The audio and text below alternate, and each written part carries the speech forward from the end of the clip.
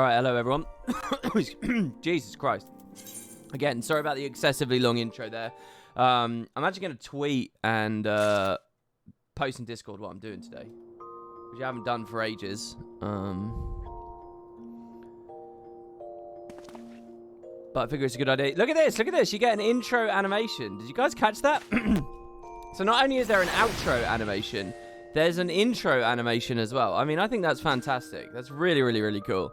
Yeah, welcome everybody. Let me just turn this down ever so slightly. Put the fan on. Woke up a lot earlier in the day today.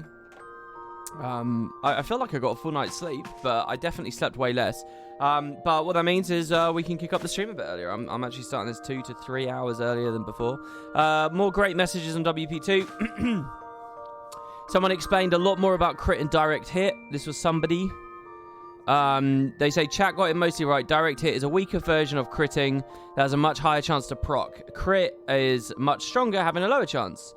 They say, from what I recall, this was Square Enix copying a stat World of Warcraft had in the Warlords of Draenor called Multi-Strike, which functioned somewhat similarly. Then Direct Hit was only added during Stormblood. During Heavensward, there were only 2 stats. They got changed. Accuracy, which became Direct Hit, and Parry, which became Tenacity. Parry was similar to most RPGs, the higher chance you could reduce damage via parry, but tanks complained about how useless it was, so it got changed to Tenacity, which is essentially a shittier determination stat. They say determination. Let's look at this. Affects the amount of damage dealt, as well as the amount of damage restored by healing. So it's a shittier version of that, but it would reduce the damage you take while slightly increasing damage done and healing received.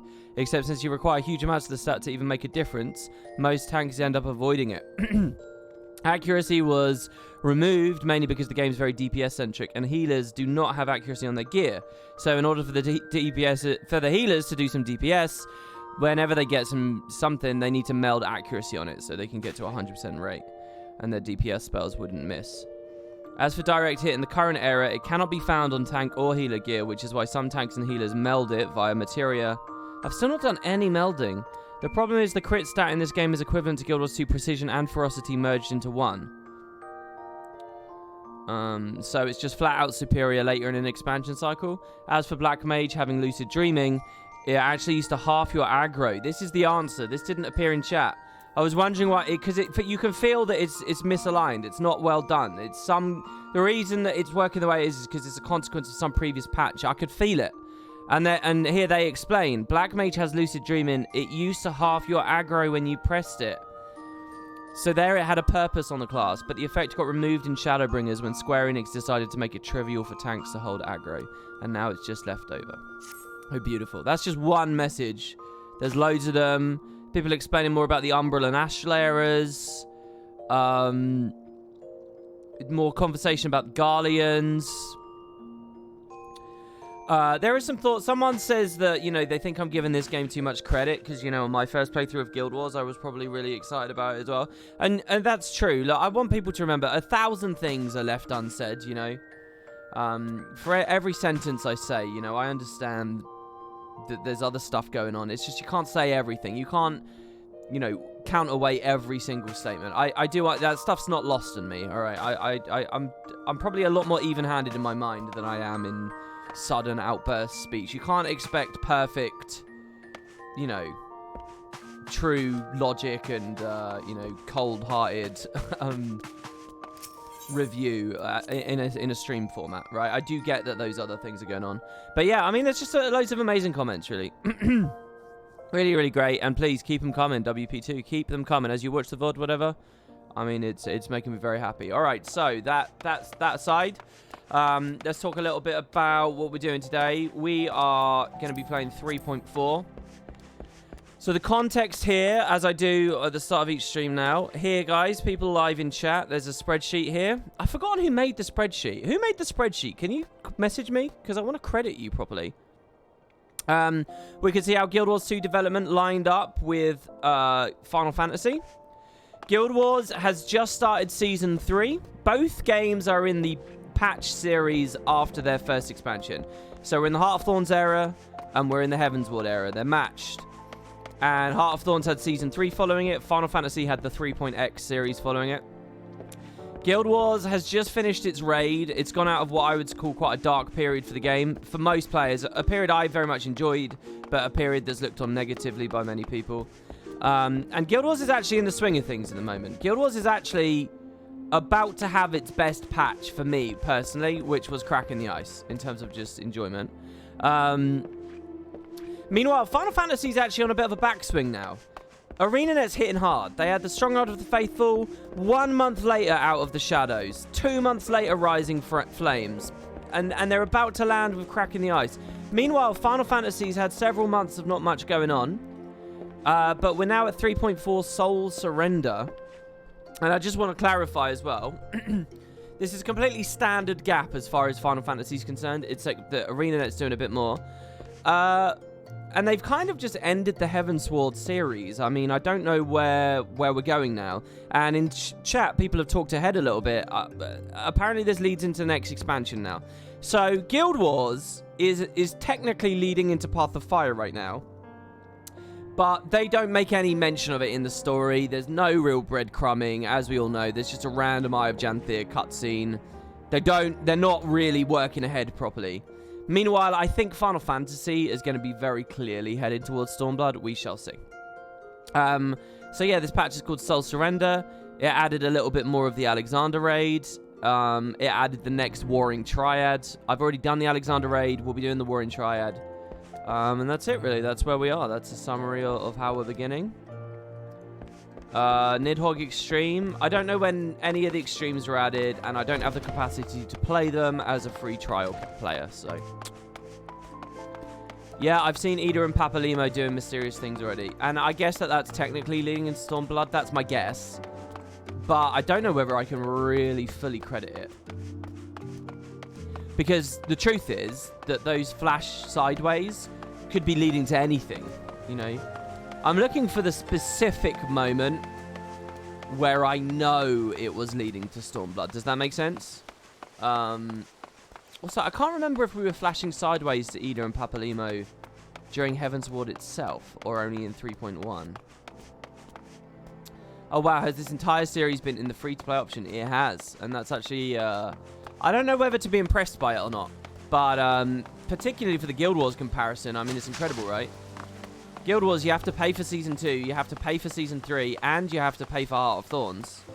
Well, you don't have to pay, but I mean, come on, there's the gem gates. We know what we think about those. This game just lets you go and go and go and go. Everything's been free. Everything.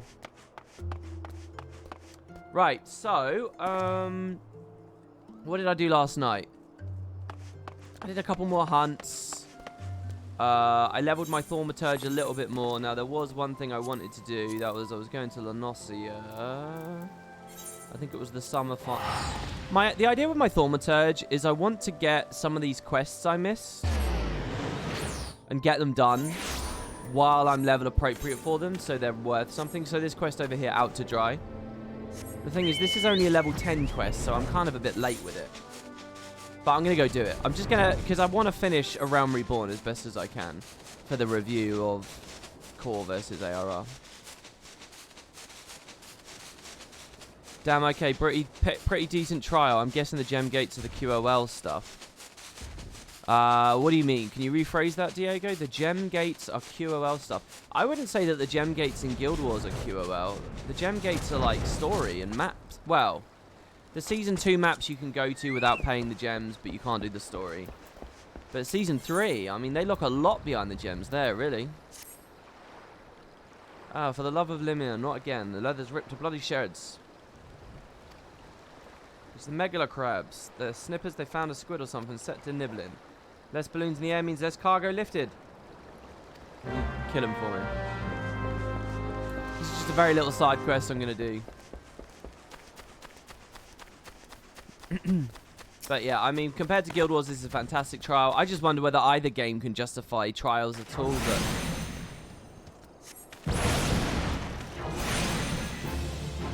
I mean, at some point... Oh my god, my game's just way too loud. You guys will have to tell me if it's too loud for you. My impression is the audio balance should be perfect for you guys, but you'll have to let me know.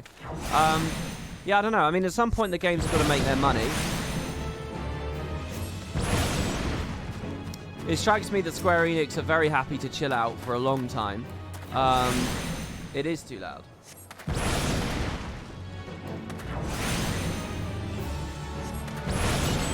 Is it really? Everything should be matched.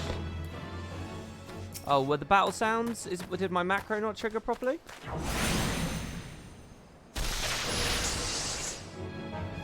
Oh. It didn't. I know why. Hold on, guys. Fuck, I fucked my thing up. Hold on. Oh my god, I'm so bad at this.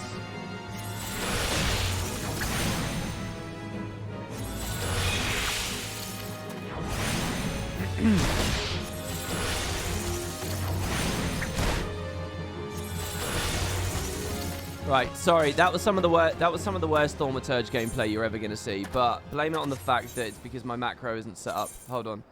My audio volume macro isn't applied. This is not a good macro, what I have going on right now. The reason for that is it doesn't work across all classes. I fucked something up. So basically, my Thaumaturge, I have to manually... If I'm going to do something like the sound thing, I have to manually... Oh, shit. Also, I've reversed that. That's wrong.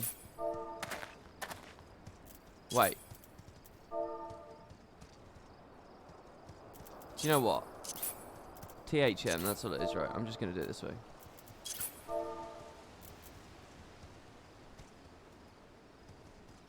THM. So, I've manually set this up for Monk, for Thaumaturge, and for,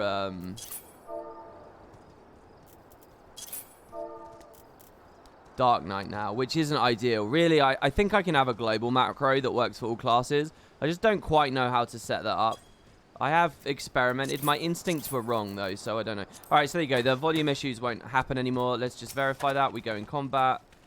It should lower combat noises, and you can still hear me. Yeah, perfect. Yeah, there you go, guys. So yeah, what were we talking about? Yeah, the free trial. The thing is, it's like both games do eventually need to get their money. I don't know whether it's in Guild Wars' benefit. I don't know. I think the opinion that I've come to playing this game is that the gem gates are a much bigger deal than I gave credit for before. And someone's going to listen to me say that, and they're going to think, oh, they're going to interpret that as, oh, WP never cared before. That's not true. I've always cared about the gem gates. Always. Probably a good amount. But I definitely care even more now. I just feel like you should be, especially to, like, people would have been much more into POF and much more likely to buy POF and much more into the Balthazar story if Fresh Blood could have played all the way up to that point and enjoyed it. I really think that less people were interested in those elements of POF because... All right, there's a double issue. This is quite a nuanced thing that I'm going to explain. Unless someone specifically reminds me about it, okay? So let's just enjoy this for what it is right now. There's two things happening with story enthusiasts in Guild Wars. You've got... First, let's look at the Fresh Blood. Fresh Blood comes in the game. They've got a shitload to learn about the lore in the world and the universe. They're let down vaguely by the personal story quality. Though, actually, I think it's pretty good compared to Final Fantasy. It's better than Final Fantasy. ARR versus personal story wins. Anyway, they're vaguely let down. Then they get all these, like, bumpy gem gates and different expansion stories and incentive to skip ahead and just all this bullshit that essentially means they don't get a full, coherent story. They skip sections. They're not invested in the story of Aurene. They're not invested in the story of... Like, it's bad enough that they're skipping around, let alone to really be invested in, say, Lazarus was Balthazar. That's a complicated enough thing that even if they had all of them, I think a lot of people, unless you were like a Guild Wars 1 fan, you're just not going to get into it. You're not going to get into it. It's a story crafted so precisely for the wood and potatoes of the world out there that the game can't thrive on that. So the new players kind of get a shitty experience. So POF comes out, End of Dragons will be coming out, the Icebreed Saga comes out. I think all of these are valid moments. And there's no one really there to on the new Blood, there's no one there to champion it, okay? So Guild Wars doesn't thrive at the thing it's trying to do most. It's trying to do story the most, and it's not thriving at it, right? So that's the one side of the story. So you say, all right, well, at least the veterans are enjoying themselves, right? At least the veterans are enjoying themselves. Except the veterans aren't enjoying themselves because they're waiting patch by patch by patch. And they're an arena that's been inconsistent. Content droughts before and after Heart of Thorns. No expansion after Season 4. Content droughts going into Icebrood Saga. The current one we're in right now, and I would call it a drought. As far as, like, actual story progression, it's a fucking drought. So the veterans are, like, getting all these higgledy-piggledy, like, wait periods, and they're becoming unenthusiastic. Look at what's happening to me. I'm fresh blood in Final Fantasy this week, right? We're only 11 days in. To this block, anyway. And look how enthusiastic I'm getting. I'm getting enthusiastic because I can play it all in series. I'm not waiting three months for 3.1 to 3.3. I'm getting it instantly. I honestly think I would have been quite disappointed about the 3.1 and the 3.2 story. I had to wait 9 months for Nidhogg to die. 9 months! I don't think I would have been very satisfied by that. Seriously. The Nidhogg patch itself, 3.3, was brilliant, but I don't think I would have been that satisfied. And so it would have been the same thing if I was a Final Fantasy fan, as I just described for the veterans of the Guild Wars 2 situation. At least they're consistent, I'll give them that, right? But it's a lot of waiting. So there's something beautiful happening to me right now in Final Fantasy. I get to play it all at once. And I'm becoming an enthusiast because it just keeps giving and giving and giving. It's like when you find a Netflix show that you love, you know? Like if you've never watched The Wire or you've never watched Breaking Bad or anything from Vince Gilligan, you just can watch through it all and you can really get into these characters. You can really enjoy them. But if you're sitting there watching Better Call Saul as the seasons go out, you're going to wax and wane with it and you might not be as enthusiastic as you otherwise would be. So, Guild Wars misses out on both ends. And the gem gates are the biggest impediment to that. But pre-POF, pre-Season 4, pre-Icebrood Saga, even pre-Heart of Thorns, there should have been the opportunity for fresh people to come in, play it all in series, and become enthusiastic. And they're not coming in and becoming enthusiastic because of gem gates. It's not just gem gates, but that's probably 65% to 70% of the full story. What's the other part of the story, you're now wondering? Divulge this amazing insight to me, WP. Well, it's the ArenaNet have fundamentally fucked up with the stories that they tell, I would say. Final Fantasy dedicated 3.1 and 3.2 to specifically talking about the fallout of Heavensward. Did ArenaNet dedicate Bloodstone Fen and Ember Bay to talking about the egg and talking about the death of Traherne and talking about the Nightmare Court? No, they didn't. They just rushed on into new shit. So they didn't properly close the stories they were dealing with. Did Season 1 dedicate itself to the destruction of Zhaitan? No, it didn't. We got a tale of Zhaitan in the Priory Archives, which was I mean, this is how different it is for Guild Wars. That was a mind blow and an excitement that they even dared to remember that subject material. Now, I interpreted that as a fan very positively at the time, but I'm now realizing my enthusiasm for the tale of Zhaitan in the Derman Priory Archives is symptomatic of a fundamental issue with Guild Wars 2 storytelling. They brought a bunch of new writers into the room who invented their own characters and didn't touch on the Orders, and they didn't touch on the Pact, and they didn't touch on the fate of Fort Trinity, and they didn't touch on the what we now know is the Unchained. We had to wait till Siren's Landing for them to just glimpse at that. They didn't do it at the end of the Zhaitan arc. They didn't do it at the end of the Heart of Thorns arc. And while they had started to do that with the end of POF, and I credit them for that, and I will credit POF as the best expansion in many ways, this is one of them. While they finally got them there, we had the Gemgate issue that I've overall illustrated, and I think that that's held the franchise back. It's not that Guild Wars really tells its story that much worse. There definitely is a quantity issue, but the real problem that's happening here, I think, is the disjointed nature of the Gemgates. Really weighs it down. So there you go, that's my point. I think that entire rant there is well deserving of being in a real structured, scripted review. It won't in the end, so just enjoy it in the VOD, I suppose. But I really believe in what I just said with that. I really think that there's a real truth I've just laid out about the game and about Guild Wars' struggles. And by the way, take heart in this truth. It's something ArenaNet can easily address in the future. Easily. You know what to do, ArenaNet. Alright. You take care of them snippers. Good bloody riddance. Nice work there, lad. Thank you. Alright.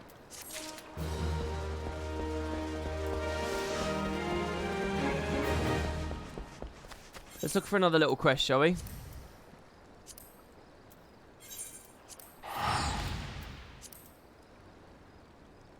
I do think the fact that it's not treadmilled or structured also doesn't help Guild Wars 2.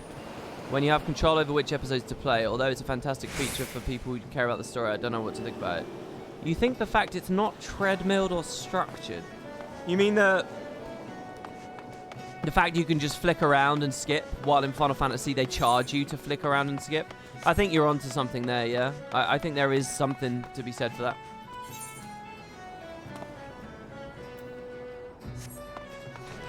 It's just... If everything was the same, if the ArenaNet might not be wrong about the blockbuster narrative. You know, I've talked a lot of shit about the blockbuster narrative approach as I've played Final Fantasy here.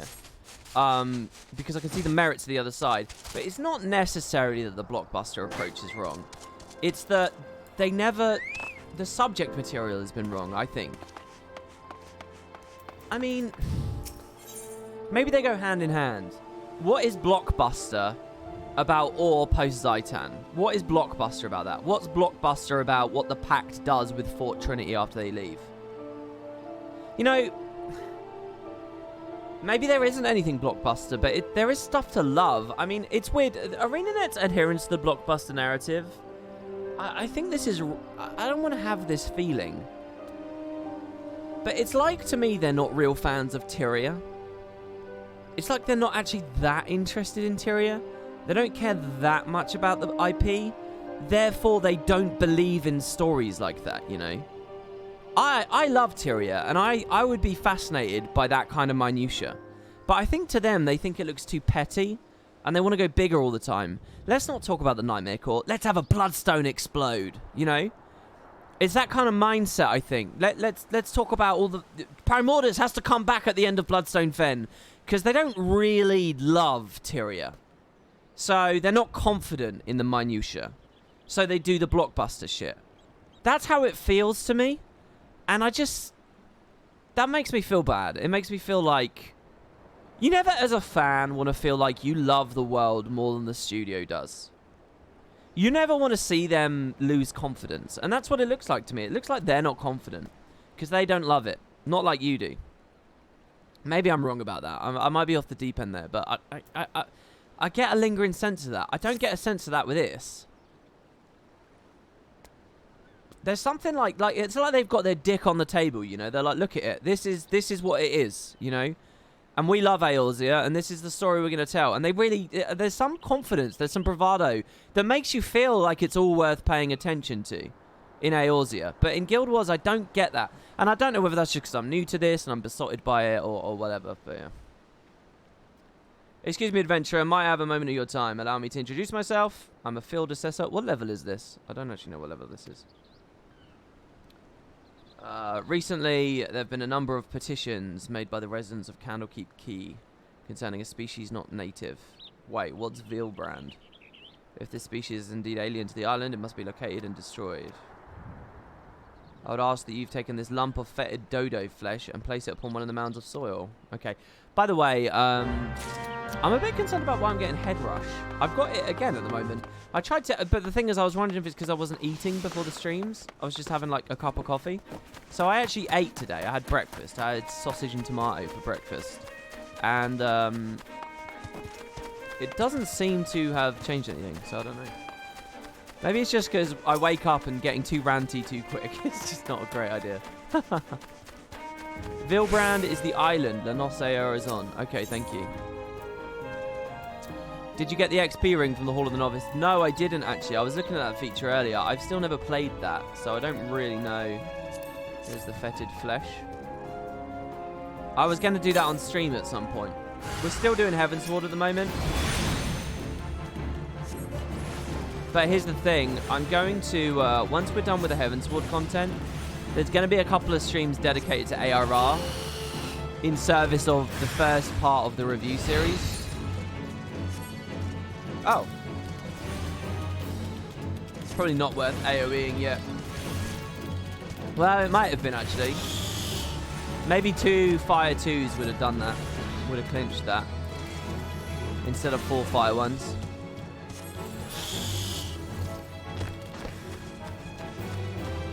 Oh my god. It's still going. I keep fucking up my transpose. Don't judge my thaumaturge. I'm looking at chat and my brain's not ready yet. Oh, we crit on fire. I like spell critting. Something about it feels good. Right. Oh yeah, I can get 2 stacks of this as well now. I've got 2 fiery orbs around me. And when I transpose, they just become 1 orb, do they? They don't become double. Do I get a transpose level 2, which takes both? Or is that not a thing?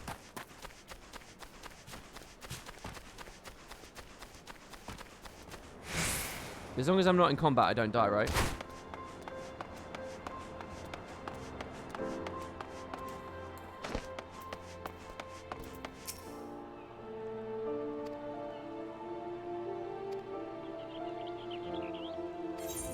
Right. Sorry that I'm glossing over the side quests. I am reading them, and I'm trying to take in the information. But I'm trying to not read it all out loud so that I've got lots of energy for the main story, which is what, you know, where I really want to pay the most attention. Let's have a quicker look at Eastern Lanosia as well here.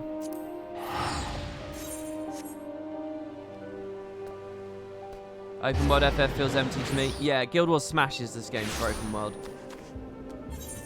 It definitely smashes this game.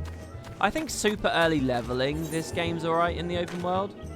So this is level 30 stuff, which is actually a little bit out of my reach. You guys haven't seen this area, by the way. This is like your, I mean, it's literally called Costa del Sol. Most Final Fantasies have an area like this. This is your Kilika in 10-2. This is, fuck, what's that port in 15? You go there really early. 7, literally, it's called the Costa del Sol again. Can't remember if 8 had an equivalent. But anyway. Oh, look, there's a shark out there. That reminds me of Guild Wars 1, looking at sharks out in the water. Okay, so this area is a little bit too high level. Let's check out maybe... Upper Lanosia? Did you start 5.3? I finished 5.3. Does the stream say 5.3? The title should say 5.4. I finished 5.3. That was yesterday's stream. Level 30, 30. So this is all a bit too high as well. Oh, 23. Perfect. How do I go there? I think I need to take a ferry. So let's go take a ferry. Yeah, we're on 3.4 today. 3.3 was yesterday and the death of Nidhogg. Which people couldn't help joking about Dragonstorm in the chat. But I can't emphasize enough.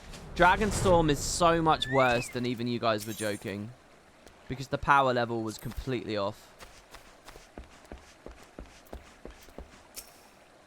I think some people will make the argument that Jormag and Primordus are too big for the engine or whatever. It's not that.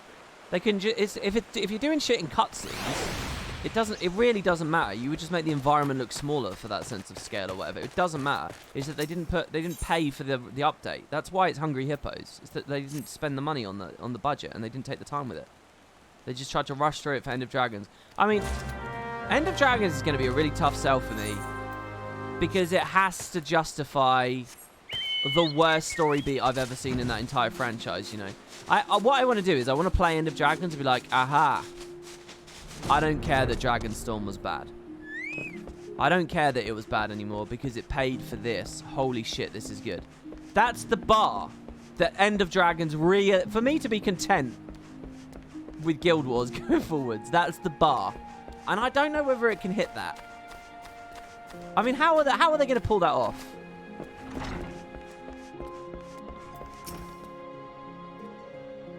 Leave me be. I'm too hungry to continue my research, let alone receive visitors.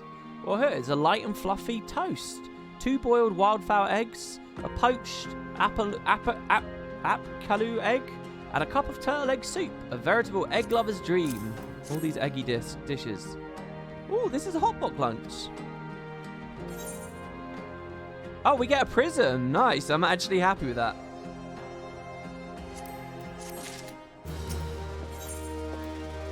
Tanga Tonga seeps help.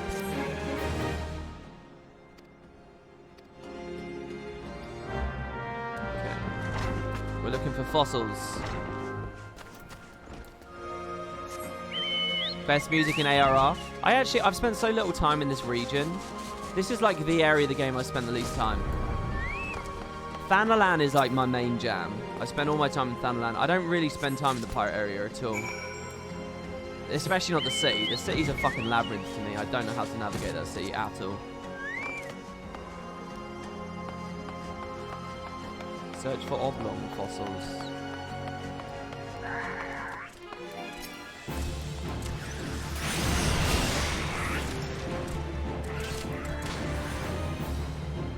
I'm a bit worried about this. I'm going to eat a Gissel Green.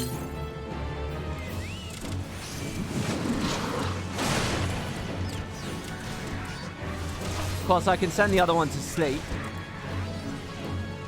Oh, shit.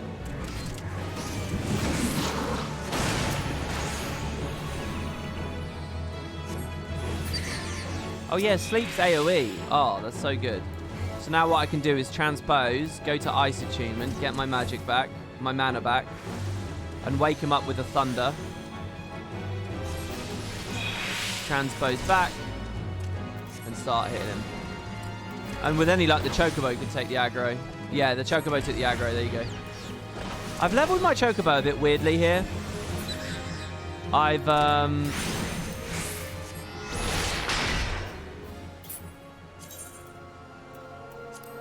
You'll see I've given him 10% HP and the tank attack, the aggro gaining attack. But I've also given him the ability to cast regen on me. This was probably a waste. And now I've also given him the damage attack too. And I kind of want to give him the strength buff. I don't know what line I want to really fill in. I don't know if hybridizing is a bad idea, but it feels good to me to do it this way.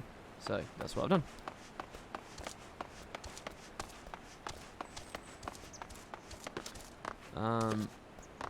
It's a shame that they changed Lucid Dreaming, because that would be really cool to shift aggro to my Chocobo. I don't really know what I'm looking for here.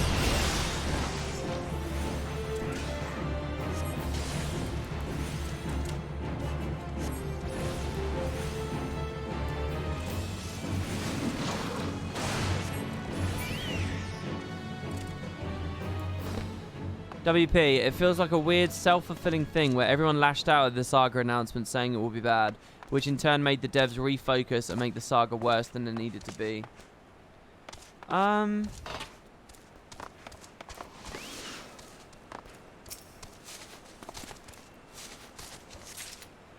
Maybe. I kind of want to believe that. But on the other hand, I don't know. I mean, the big topic about the Icebrood Saga, you've got to legitimize it, right? If you're saying, okay, there's no more expansions, we're just doing Living World forever, you have to be confident with that idea, and you have to legitimize it. And they didn't do either. So, like, they were very waffly pre the announcement to properly confirm it wasn't an expansion. Do you remember a lot of people went into that show expecting an expansion news? Do you remember? But there had been like a comment. If you were watching closely, you did know that it was basically not going to be an expansion. That it was like a Living Worldy thing. But like, that wasn't clear to people. So it was a disappointment, right? It was just bad communication over a bad sell as well. I mean, they didn't really have anything great to sell to us. So the other thing is to legitimize it. I mean, the big story is Elite Specs. I don't really know how much I believe Elite Specs are the be-all and end-all for an X-Pack. But I think in most players' minds, they are. So if you're going to go out on stage and you're going to talk to me about the Icebrood Saga and how you're not getting an expansion, sorry. I really think you need to explain that there's going to be Elite Specs or something. I mean, the theory going is that they were going to paywall all that shit and it was going to be there, and that their first paywall was build templates, but then that backfired, and that was really the big story. That when people were so sickened by the triple dip on the build templates, that killed any idea of monetizing Elite Specs throughout the saga. I don't know. I just... Looking back, it's funny. It's easy to say now with hindsight. We have to wait till 2022 for End of Dragons. We have to wait till 2022. Let's rewind the clock. It's 2018 again. What if they just went on stage and said, it's an expansion, but we haven't started working on it? We've just had the layoffs. We had plans at the end of Season 4. They didn't go anywhere. We're really sorry. We've got nothing. We want you to stay the course with us. We're making an expansion for you. We're late with it. What else can we say? We're late with it. Please keep playing in the meantime. Here's some gem store shit. We will see you, and we will be talking about this expansion. And just start it straight away. I mean, with hindsight, I really...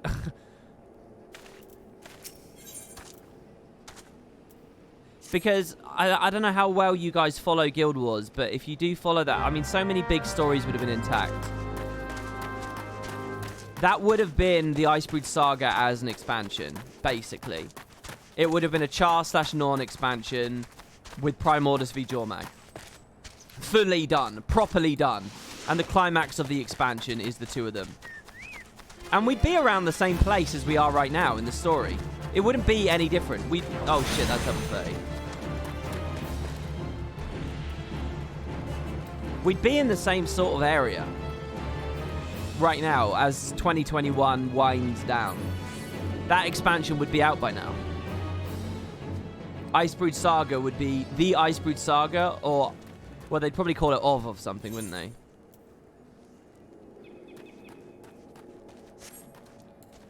But they didn't do that, and hindsight is obviously 2020.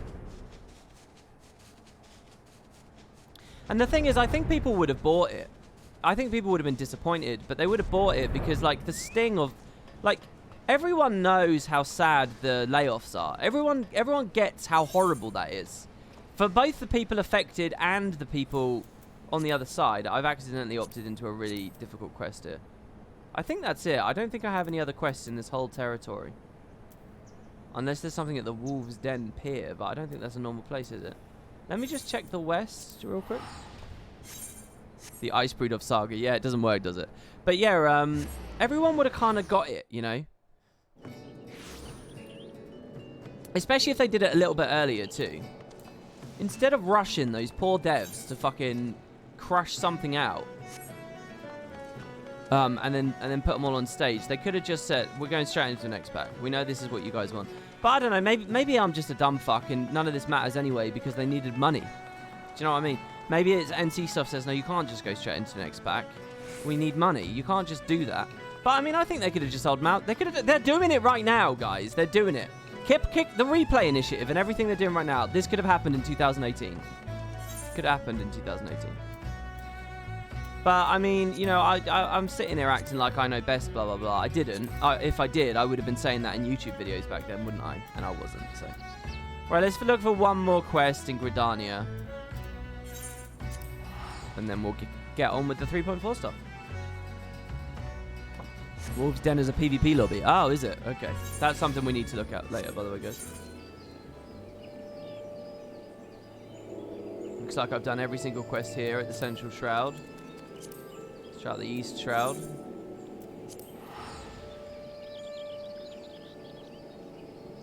The prologue for Icebrood was so fucking good. Some of the most fun you had in the game. It's interesting to me. I think it was pretty good. It was slightly below par for Season 4. People forget how good Season 4 was, I think. Season 4 was really good. And Grothmar is a step down. The back half of Season 4 is excellent. Basically, they had insane hits. I've done all these quests as well. After Corner, it's all gold. Jahai is an insanely good patch. And hopefully you guys have done the replay recently and you know what I'm talking about. Jahai is insanely good. Thunderhead is insanely good. Dragonfall is insanely good. I mean, you can't complain about those patches. They are incredible. And Grothmar's good, but it's not at that level. So I have some super early level quests. Maybe I'll get another class, though, for those. I'm level 28, and this is level 28 quests, so this is actually perfect. These are all level 28 quests, so we're going to do these. This is perfect.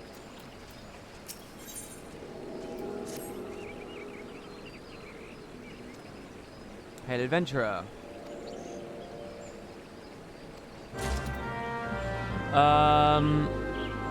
What are we talking about? New World? You reckon New World is the game Colin wanted to do with Guild of Sea? I don't think Colin ever worked on New World. He was on Crucible. I mean, maybe there was a brief window after Crucible ended and he was on New World. I don't know, though. But he certainly had no real... That was being developed in Irving, Texas, wasn't it? He lives in Seattle, which is where Arena is. Or Bellevue? I don't know. Bellevue's like a town next to Seattle, isn't it? I don't know. But, yeah, that's not right at all, what you just said. Not right, even remotely right. Just jumping on real quick to inform you in chat, there's been a major data leak from Twitch and everyone should change their password. Yeah, I did see that, actually. The entire source code of twitch.tv has been leaked. Including all their finances. So, if you've got, like, a favourite streamer, you can go see how much they earned. I don't know, you might be able to see how much I earned from Twitch. Do you go want to have a look at my 70 quid or whatever? you can look at everything. But there's like people earning millions from this website. Like millions. Apparently the passwords are hashed. There's going to be a part 2 of the leak later in the day or something. So apparently they're not plain text passwords. So, but if you guys are a dumbass and you don't use a password manager yet, I suggest you sort that out. Because it will protect you from shit like this. So I mean, I'm not really worried. Don't lie to me. I saw you had 10 million per month. Yeah, all those. I mean, it was a leak from 2018, first of all. So I mean, maybe I earned a bit of money from this website. I don't know. Was I streaming in 2018? I've never really been a streamer, have I? I mean, I did it a bit in 2016. This is the most I've streamed in years and years and years and years and years. And I'm kind of burying my head in the sand at the moment. I'm avoiding looking at my YouTube comments and all, because inevitably there's going to be a bunch of people really angry that I'm not making enough YouTube stuff. And it's going to depress the fuck out of me when I start looking at it. And these streams are going to go away and it's going to go back to normal. But for now, I'm burying my head in the sand and I'm enjoying these.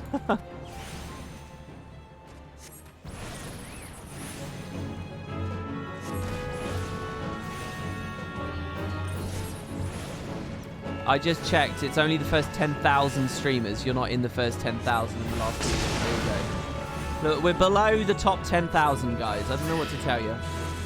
I'm sorry, but despite your beliefs, one day I'll be in the top 10,000. All right? Are you guys with me? Are you ready to see a new era of wooden potatoes?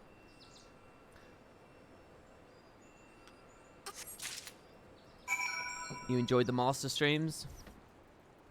Yeah, but I had whiny, covetous, jealous little boys angry about those as well, didn't I? So, I mean, there's no pleasing the internet, guys. You've just got to learn to disrespect them. What is this? 2 quests and a cash-in. WP Fortnite skin. One day. You never know. If this could be the start of something huge for me. If this turns into a decent review of Final Fantasy versus Guild Wars, that might turn into a bunch of ESO streams that turn into a decent review of that, which might turn into a bunch of New World streams, which turn into a decent review of that, which turn into a bunch of, where would I go after that? RuneScape, probably. I'd return to my first MMO ever, which would become a review of that. And then eventually I'm not doing versus Guild Wars. It's this versus Guild Wars, that versus Guild Wars. Eventually it's, you know, I'll start cross-pollinating. And there you go. I don't know what kind of release schedule you'd have to have for that, though. It might be the beginning of something new. But, I mean, there's also a very good chance it's not, because something will happen that will bum me out, and then that's it, it's over. I doubt I want to throw ale at this. I doubt I want to throw dodo flesh at this. Save the trees. What the fuck would I throw at a tree? Maybe an item, a regular item? Oh, they're all available. You want me to throw ale at a tree? Why am I throwing ale on trees?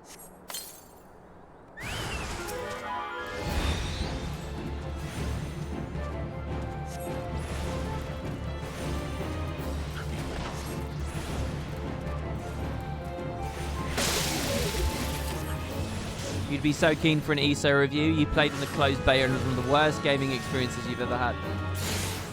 I mean, I'm sort of an Elder Scrolls fan. But not just that, I'm fascinated in these games because they've got like these long fucking stories about their development and their changes as the years go on.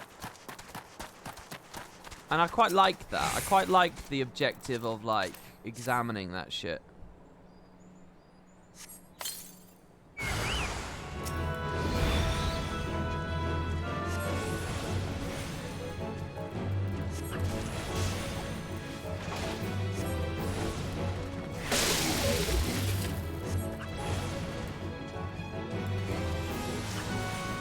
This transposed blizzard is so... Yeah, I knew that was going to happen. The fucking chocobo was going to kill it. It was just like the worst timing possible on that, really.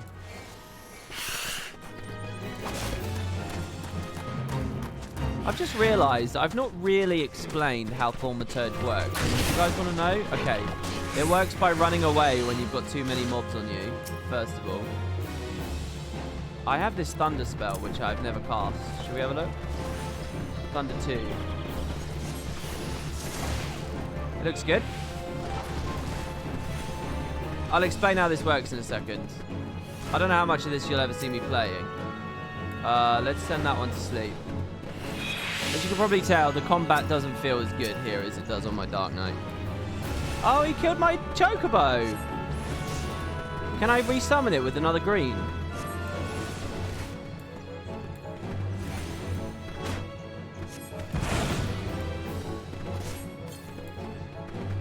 Oh, I can. Wow. Right, the other one's about to wake up, so we can deal with him now.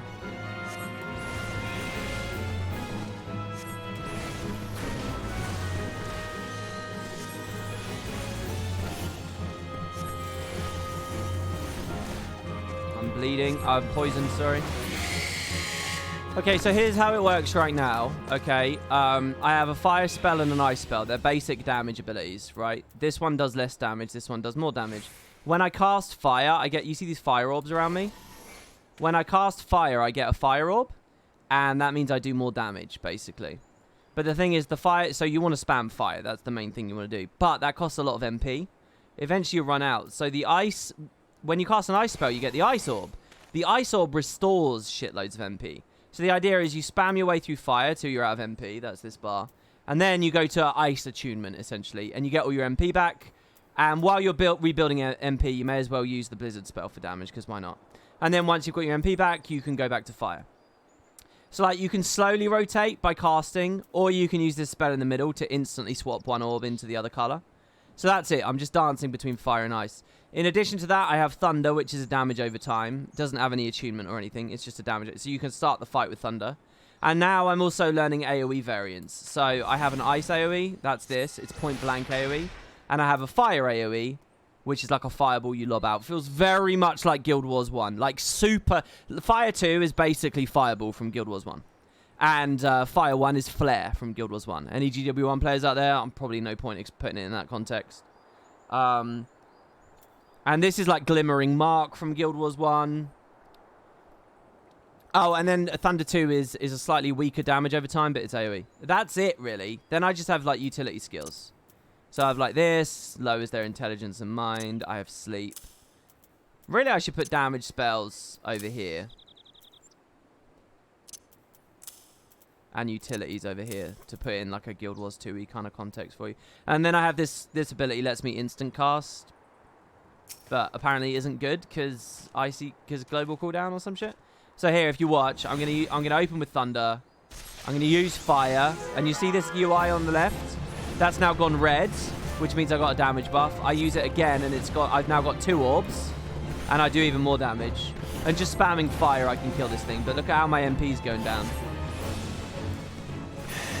And now he's dead. I don't have much MP, so I'll turn them into an Ice Orb. And you see how my MP rocketed up? That's because I'm in Ice. And in the meantime, I could be spamming Blizzard if the fight was still going on. So that's Thaumaturge. I don't know how it changes when I become a full-on Black Mage. But that's how it works. It's quite simple. It's very slow. It's very floaty. It's not good. It does not compare even remotely to Guild Wars 2 combat, and it does not really even compare to Monk, and it doesn't compare to Dark Knight, which are my other 2 classes in this game. They were both infinitely more active and fun. I really like Monk. I think Monk's awesome, and everyone talks so much shit about it in this game, but I think Monk's brilliant. If you're a free trial player and you're sort of you don't have any skills yet and stuff, Monk's great. I really like it. I'll defend it to the hilt.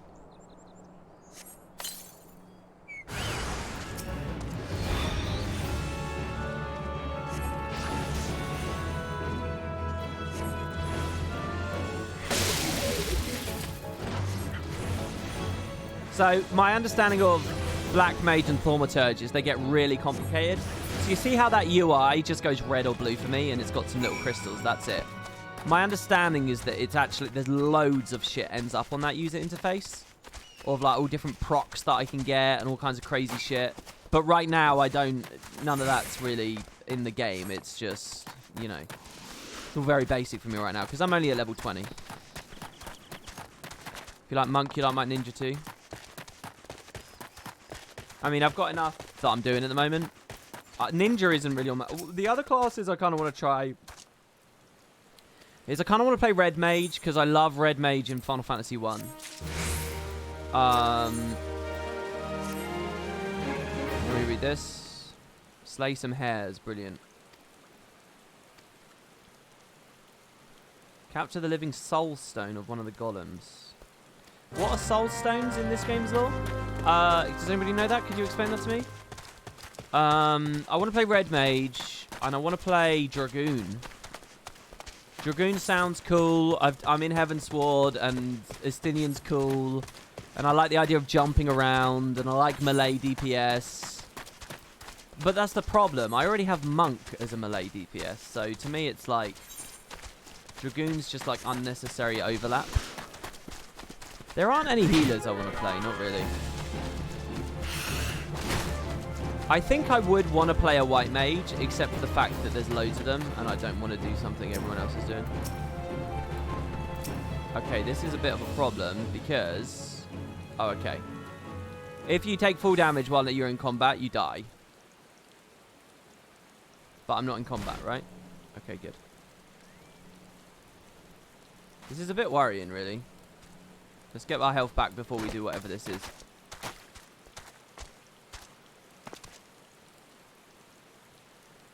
So yeah, Red Mage and Dragoon. I can't remember what the other classes are. I think there was another one that I was vaguely interested in. Summoner. I was interested in Summoner.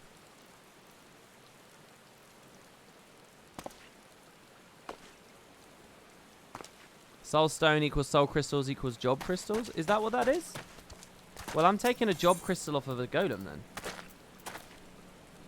I'm using Sealing Vessel on this. Oh, on a weakened Golem. Oh, I just need to right-click it first.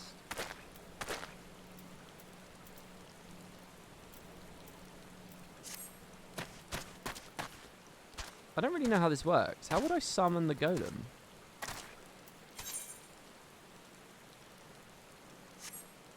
Is there just an enemy nearby that I should see?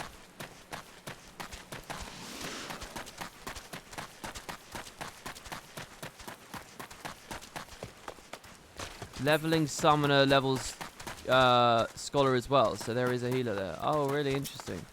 Oh, there's a big hunt guy there, a giant bear. There's no way I can kill that. Not only is it level 50, but I suck on this class. And I don't even think you can solo that sort of stuff. Use the quest item on the target spot. Yeah, but what quest item? I just tried to use it and it didn't work. I knew I was going to aggro that eventually. Go on, get in there, Garnet. Oh, okay, so another thing. Do you see this white little bar? Final Fantasy has a very low tick rate. As in, when every time basically the game is pulsing, okay? It's ticking. Very slowly, it's like snapshotting everyone's position. So as I run around, it looks like I'm moving a normal like float, right? It looks normal. But the server is actually seeing me like jump around, like flash around, because it doesn't poll very fast. It doesn't tick very fast. So and it checks very, very, very slowly and infrequently. So what that means is you're supposed, if I try and cast a spell and I move, it should cancel it because I'm not allowed to move. Now, if you've played Guild Wars 1 or other games, you'll know that it's a lot stickier and it feels a lot better. In this game, it's really floaty. They'll let you move and then it will cancel. But because the tick rate is so slow, you won't see it get interrupted for ages. So if I run over to this Ziz and immediately start casting, you see it's gonna, well, quite often it will interrupt itself at the start there because the server ticks me a little bit later. So that's annoying, but you can use it to your advantage. So this white bar, if I start moving during the white bar, the server still thinks I'm standing still, even though I've started moving, because it's ticking slowly. So you can kind of cheat. You're not meant to move while casting, but you can. That's what they call slide casting. And it kind of becomes a form of skill expression, even though the devs probably never designed for it. Now they probably think about it. So, yeah, there's a little add-on that puts the bar on so you can see exactly when it is. Because depending on the length of the cast time, you've got to estimate a little bit differently.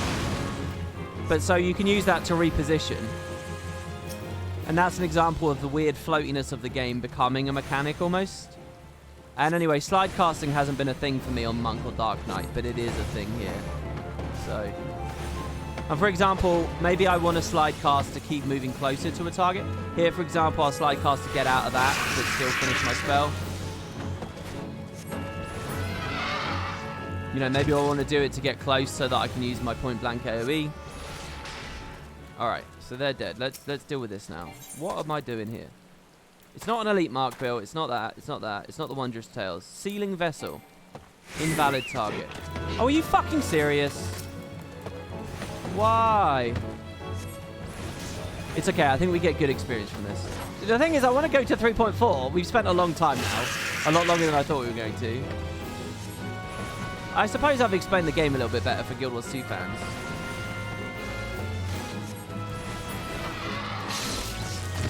Slide cast is things you cast, of course. LOL. DRK doesn't cast anything. Well, it does, though. It has spells. They're just not spells that have long enough cast times for it to matter. Thematically, of course, they're casting things. It's not like some stupidly obvious thing like you're making out there. Is it the flesh I throw on it? I guess it's the flesh I throw on it. To lure the golem out. Oh, jackals. So here I'm going to use sleep, which is AoE. This means I'll only get hit by one of them. My chocobo will be smart enough not to attack the other one. I'll wake one of them up with some damage.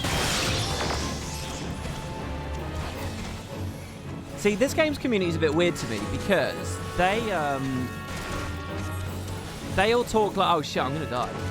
How are these things so dangerous? I'm dead. Wow. I guess we'll just go back. Let's just ignore this. Let's do this later. The community's weird because they all talk about sleep being useless, but I actually really like it. I guess it's because it's like in Guild Wars. In the end, all they give a shit about is raiding and stuff, and they just forget about everything else. And I can see why sleep would be useless in a raid environment. Right. Oh, they were level 34 and I'm only 28. I didn't realise they were 34. I thought all the quests we were doing were level appropriate there. Well, let's cash in our quest, shall we?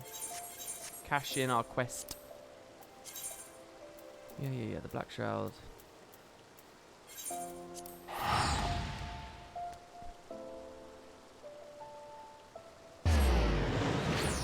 Cool, I feel a bit unsettled and chaotic today. I don't know why. I should just chill out a little bit. Is everyone feeling chill? For some reason I don't feel chill. I might get these as well, that welcome overstayed. Right, here's your key. I've been searching everywhere for that key. You're a godsend, friend. You must forgive me. The rumours of late of a suspicious masked man in these parts, and they got me and my customers on edge. Is that Odin he's talking about? Right. Let's go.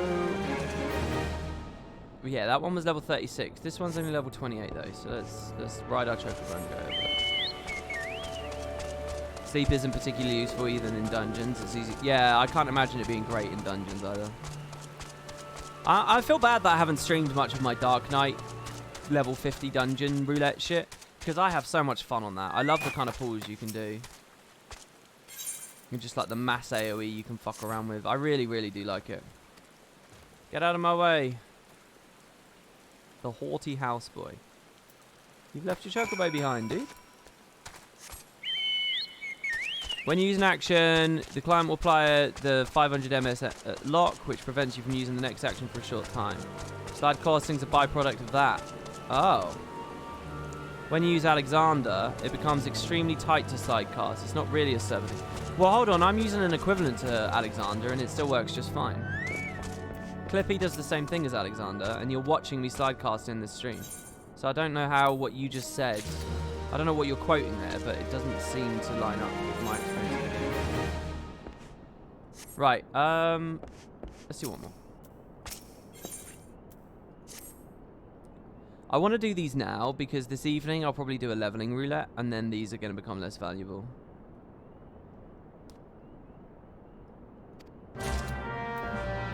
So there's still lots of features I want to play with, guys. I want to play with, like, stables and all sorts. Worried to return home empty-handed, my wife's wrath would make the calamity look like a minor brush fire. I can help you out, my friend.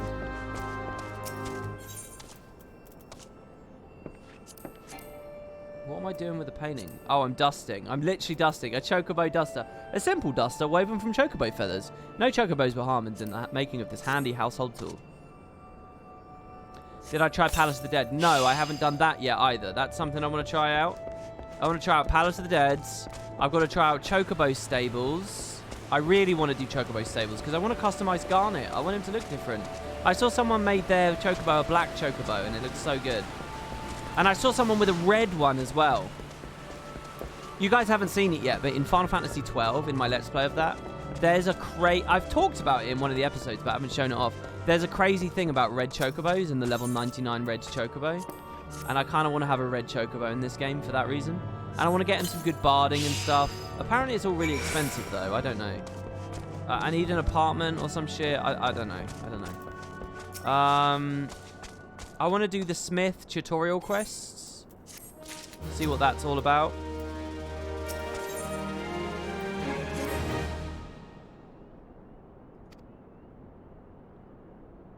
I'm going to go check on this little girl. Trouble on the road. So, level 28, 28. It says it's 28. Why were they level 34 mobs? This is crazy. Oh, hold on. No, I was here, right? I was doing Hunger is the best source. Right, I can actually do all of these then.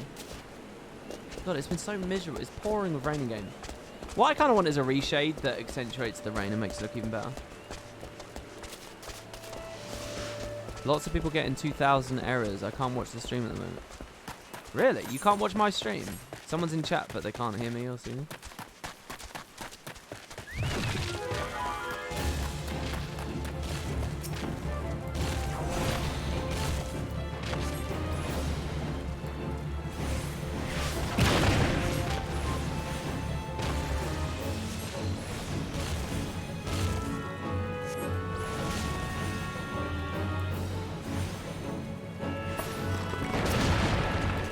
Fun. Let's kill this one as well. So basically, I have a cap on the amount that I can attune to these things at 2 right now, but as I level up, that will go up to at least 3, I know. And the higher it is, the more damage modifiers you get. So like 1 fire crystal, 1 fire orb around me, which look like crystals in the UI. That's like 10% damage. The other one, I guess, might be another 10%. You fixed error 2000 by deleting browser cache and hard resetting the page. Well, hopefully that guy can fix it. Yeah, Twitch might be having problems after the leak. That's what I was done for. Alright, there you go. Let's go have a look for this person. Let's mount up as well, shall we? I know I can fly, but I'm trying to get into the... Sort of trying as much as I can to ingratiate myself in the core game and get a sense for wandering around and the adventure that people did for years and years and years, right? I know it's not efficient, but... Okay, that is a lot of mobs.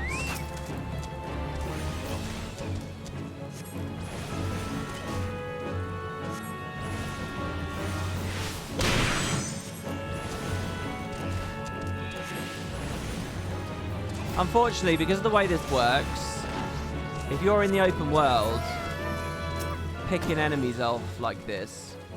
This is basically just a class of Q spam for me. It's just fire, fire, fire, fire. Open with a thunder if I can. There's so many mobs here. I've got to like... Maybe I should just send them all to sleep. Oh, I knew that was going to happen. Moving out of his AoE caused me to... Oh, I have a combo thing. Oh, I'll tell you guys. So basically, I have a chance to proc Supercast of Thunder. So like it will go instantly and do more damage. It's pretty cool. So you can open with fire, or you can gamble and hope you proc the Supercast of it. And that's just that just happens on a pure RNG thing. It's a trait I have here. Look at this. Trait. Thundercloud. 10% chance after each time you do some damage, you'll get a Supercast of it. Oh, maybe it's only with thunder damage. I'm a little bit nervous here. We're gonna start using ice. Hopefully kill them both. There we go. Perfect. Now I can go back to fire and finish this guy. Black Mage doesn't really start going off until after level 60. Fire 4 changes everything. I don't know what Fire 4... I'm assuming that Fire 3 is just a stronger regular fire, and Fire 4 then is AoE, probably. I'm assuming it alternates AoE and then... Shit. I didn't get my health back. We're going to have to sleep these two. I'm going to try and cheese this. Well, it's not really cheese, is it? It's how the class works. Send them to sleep. Get the thing. Get the fuck out. Look at that. Can I sleep stuff way higher level than me? Can I, like, sleep a level 60 mob or whatever and just walk past it? Yeah, can I ask the people who can hear me, can you keep giving advice to the people with the error 2000 in chat? I'd do it myself, but then it's going to be a bit of a weird stream because I'll just be sitting here typing to people in chat. Would people be comfortable with that? I don't like the idea that people arrive and they can't even watch, but there is a fix. Yeah, I'm not even level 30 yet, so I don't really have very much. All right, let's do this now. I think we're about to hit level 29 now. And yeah, I know I could put the UI on screen, but I don't know.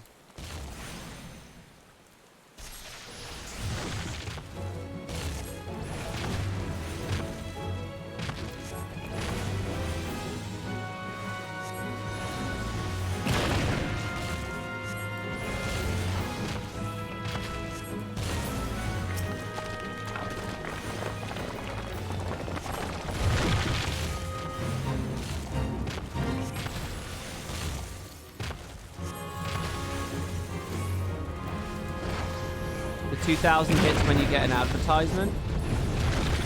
Oh. Jesus Christ.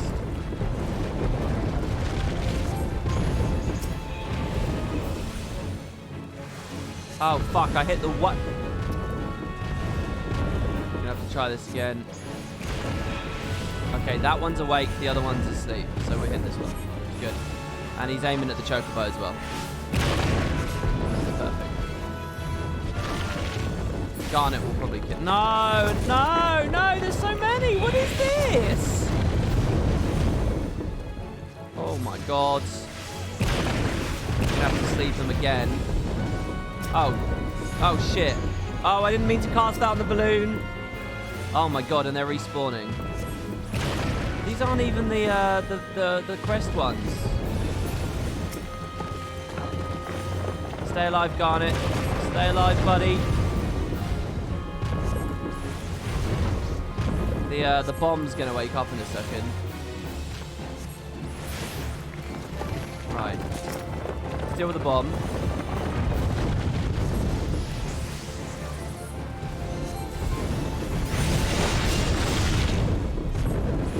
What the fuck is this? Oh, I'm in a fate.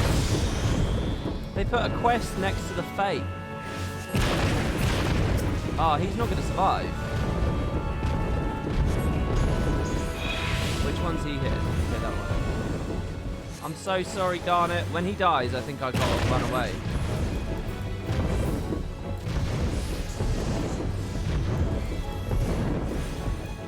Well, hold on. Can't I res him? Shit. Oh my god, I can't do it. Can't I res him, maybe? If he dies? I've got to get away from here. I've got to hit the pumice. The pumice. Right. Wow, we nuked that thing. That was awesome. Okay.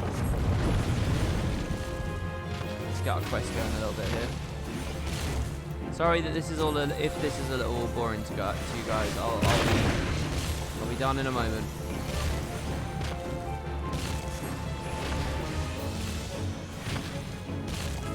I'm gonna risk this because he should die. Okay, good. Right, one more.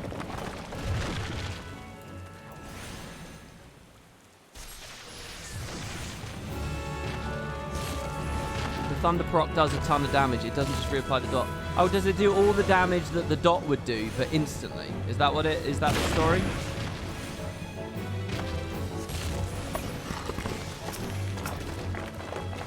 So you really want to open with Thunder then, because you want to get lucky, really.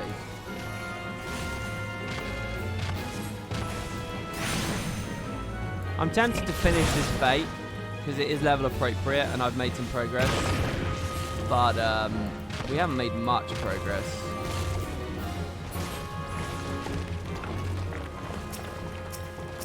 Jesus, how many of these do I have to deal with? I feel like I'm missing something about my quest. Don't I have to use the soul stone thing?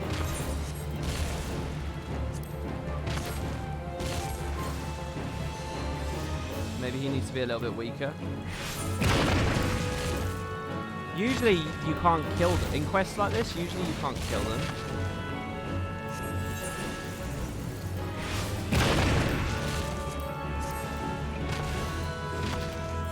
Disrupted. Don't kill it. Garnet. There we go. Got it. Right, let's get out of here.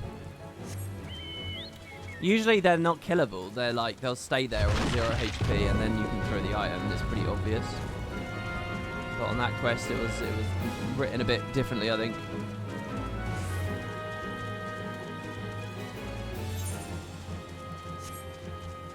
See, my Chocobo is called Garnet as well, so making him red just seems to make a lot of sense to me. Oh my god. I'm so sick of this combat music. And the heavy aggro that's going on here. Oh, this is the quest I can't do because it's too high level. Alright, yeah, let's just go cash them all in. Look at this. Lots to cash in there. Excellent. And there's another level 28 one that I could collect, but screw that.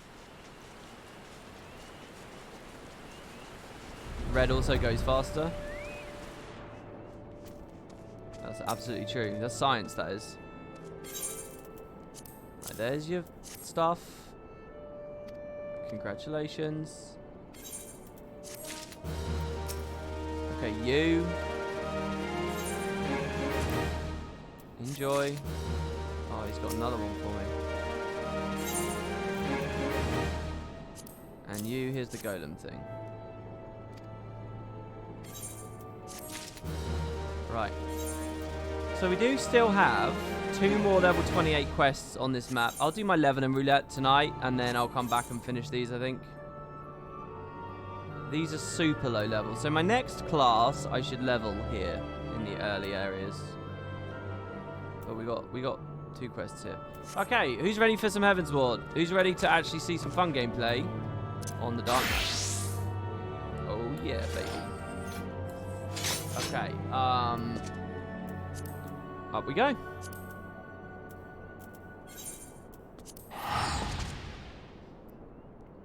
Your Chocobo is called Spira. That's cool.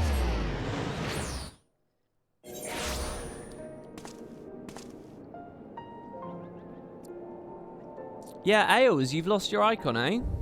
It should be 50 months, and you don't get the option to resub with Prime. You just have a Prime gaming icon. I hope you're you haven't lost anything permanently. That would suck, dude.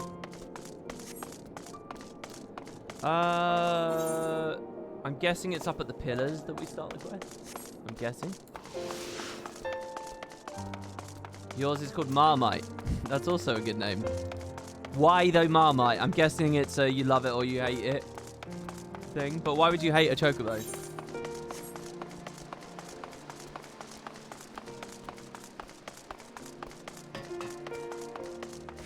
Can you rename them at will? You can't, right? Losing a sub doesn't reset progress anymore.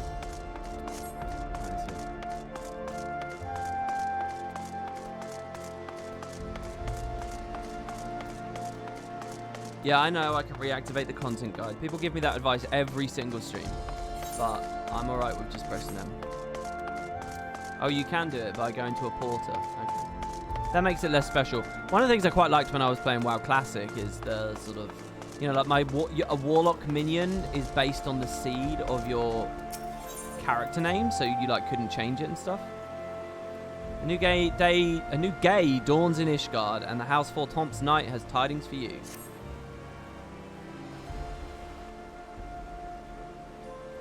Master of Gadji, you are come at a most excellent time. An invitation from a truly preeminent personage was delivered to the manor but a short while ago. Would that you'd been present to receive it, but in any event. Sir Amaric de Borel, Lord Speaker of the House of Lords, Lord Commander of the Temple Knights, and Viscount of House Borel, cordially invites Master of Gadji to dine with him at his estate. You seem surprised. The messenger assured me that his lord had broached the subject with you at an earlier date, when the agreements for the peace conference were still being finalised. Oh yeah, he asked me for a drink, didn't he? Of course, the intervening moons afforded little opportunity for leisure. With the happy advent of peace, 'tis plain the Lord Commander sees no further cause to delay. What say you? Okay. I would, but I haven't the foggiest what to wear. I should be glad to accept. Indeed. Who would not? You will forgive me if I seem envious. I shall send word of your acceptance to the manor at once. When you're ready, pray report to the Astrologicum. They will have someone escort you the rest of the way. The Astrologicum?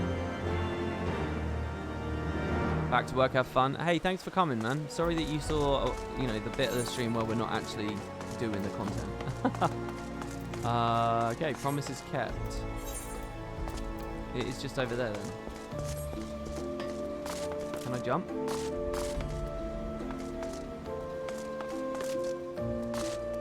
I can. I was about to say, if I couldn't go over that, I really do not have... I don't have the layout of Foundation in my head at all, despite how much I've ran around it without using Aetherites. Just your armor, no better than to dine in fine plate armor. I know. Wow, it's because I don't trust anyone anymore, you know? I got poisoned at the last time I had a meal.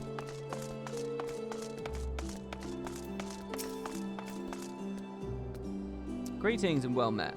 I have the honour and the privilege to serve as head steward of the house. Admittedly, our staff is somewhat smaller than those of other noble families, being countable on one hand. My lord will be overjoyed to hear that you've accepted his invitation. As soon you will see, we have spared no expense. I dare say a man of action such as yourself enjoys nary a moment's respite. Aye, the battlefield beckons even now, I'm sure, but for this day we bid you lay down your burdens and raise a glass to peace and prosperity.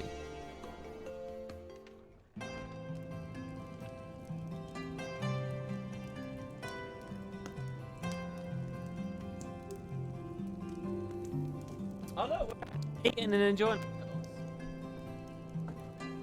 Wait, are we eating before... The guest is... Oh no, that's Amaric himself. Oh wow, he looks totally different. What? This is really weird and cozy. Oh, we're like laughing and stuff. To think the Moogles would prove such harsh taskmasters. Forgive me. I did not know you had suffered so in your quest for the horn.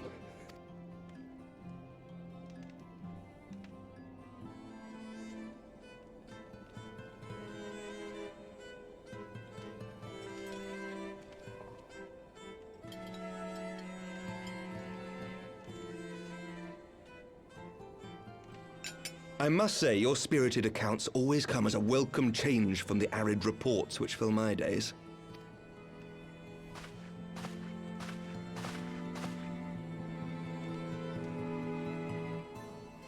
Oh, look, we're going to say no to the wine.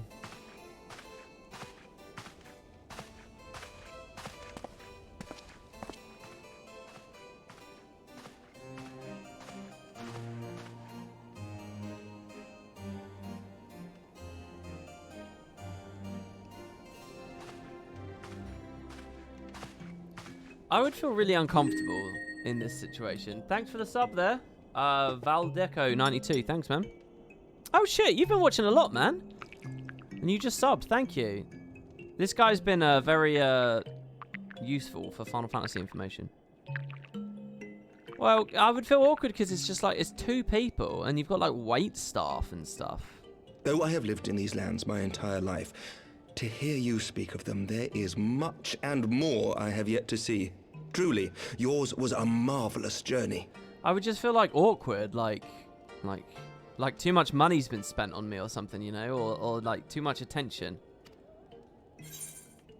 Yeah, are you gonna join the Scions?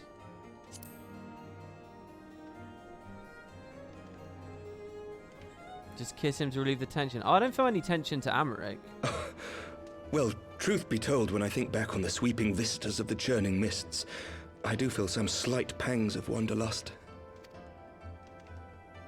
Alas, much as I would like to accept your invitation, I fear my present duties with the House of Lords demand my undivided attention. Someday, perhaps. All right. Someone said, why not buy the game and remove your guild cap? I was actually looking on the Steam store about buying it. By your deeds, you have helped us to lay the foundation for lasting reform. We had that donation yesterday. As far as I can see, it's going to cost me. I have to buy the... there's no one price. I have to buy Shadowbringers and Stormblood together. And then I have to pre-order or pre-purchase or whatever Endwalker as a separate package if I want to play those before November or whenever it is, November 10th. So, yeah, I don't know. It looks kind of complicated to buy this stuff. I play on Steam, not on the Square Enix store, so they don't do sales so often, and their package options are a bit different, I think. The formation of the Republic is but the beginning, for it is not only our system of governance which must needs change. We, the people, must learn to let go of our hatreds and rise above our bloody past. I only pray that I live long enough to see us achieve some measure of success, that I might know the lost did not die in vain. I can still see you there on the steps of faith, striding fearlessly towards the worm. If you could do that, who are we to balk at the challenges ahead? I like that they referenced that, because that was the coolest thing about the end of the last patch.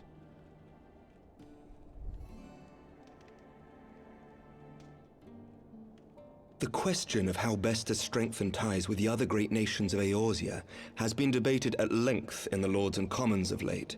No, guys, in chat, you don't understand what I'm saying. When I say complete edition, I mean I want to buy, for 40 quid, Endwalker, and I want to get Shadowbringers and Stormblood with it. That's a complete edition.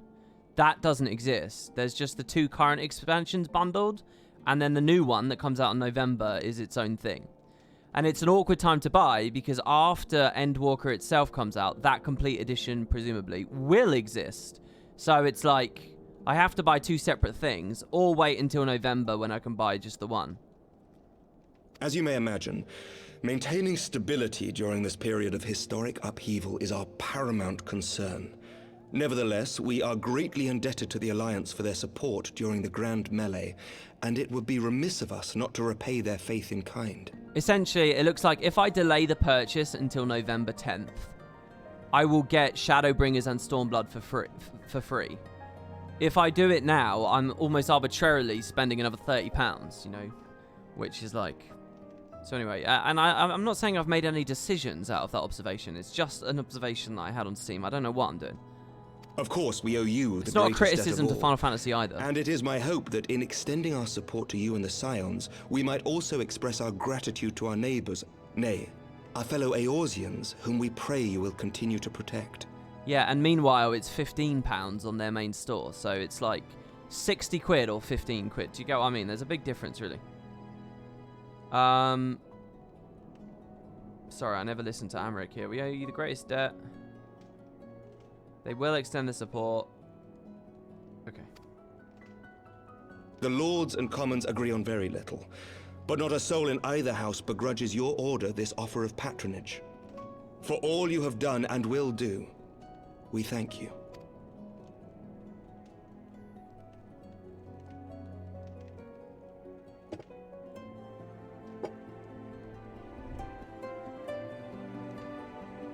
Yeah, exactly. Crick said, no idea why they don't give you access to all the expansions when you buy Endwalker. They do, but they don't let you redeem the code until November 10th. That's the point. It's like I could buy the one thing and I would get it all in one, but I can only redeem it on November 10th. Question? Or I can spend 30 quid for the privilege of playing like 5 weeks early. Now you sort of see it, right? You see the... Now that the dust has settled, what will you do? Not as a scion, I mean, but what do you want for yourself? I want to be a yes man and follow what everyone tells me to do. Lord Commander, pray forgive the interruption. News from House Fulton. That's just 1 month. I see no need to split hairs. Well, no, but I do, though, because, like, in 2 streams, I'm done. We're at Stormblood. This is 3.4. The only other patch is 3.5. Then we're there. So, and I'm a bit nervous about, like, I want to get the review out. I want to do... I mean, I can do the review in the interim. I don't know. I don't know. An urgent message for the Warrior of Light. I was instructed to deliver it without delay. Master Thancred returned to the manor a short time ago, bearing an injured maiden. Master Leveilleur and Mistress Tataru are tending to her wounds, but they like not her chances. Respectfully, my lord, they have requested the Warrior of Light's immediate presence. You must go to them, my friend, and I shall go with you.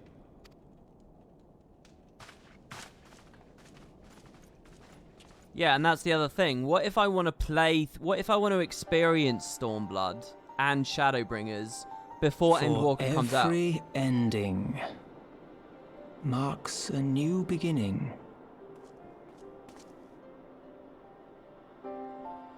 Like, do I want it to be Endwalker release day and I'm still sitting back on friggin' Stormblood? From tragedy and sacrifice, we rise to greet a new dawn. As did he. I mean, maybe I'm just being picky. We had that lovely donation yesterday. Maybe I should just put that. Maybe I should just say, okay, that's for the possibility of buying the game as soon as the trial Only ends. to be drawn unto another battlefield, another cause, as if by fate. It just seems a bit frivolous, you know. I'm not really in a position to be frivolous. Am I enjoying FF14 more than Guild Wars 2? Well, I'm only on my 11th day of playing this on a spree, so I don't think it would be fair to 200 hours does not compare to like 30,000 hours, does it now? Across all my accounts in my Guild Wars 1 and Guild Wars 2 playtime, that's the investment I've got in the other franchise. I don't think I could turn around in 11 days and say, oh yeah, I like it more. I know that people like to think it's that easy, but it's not really.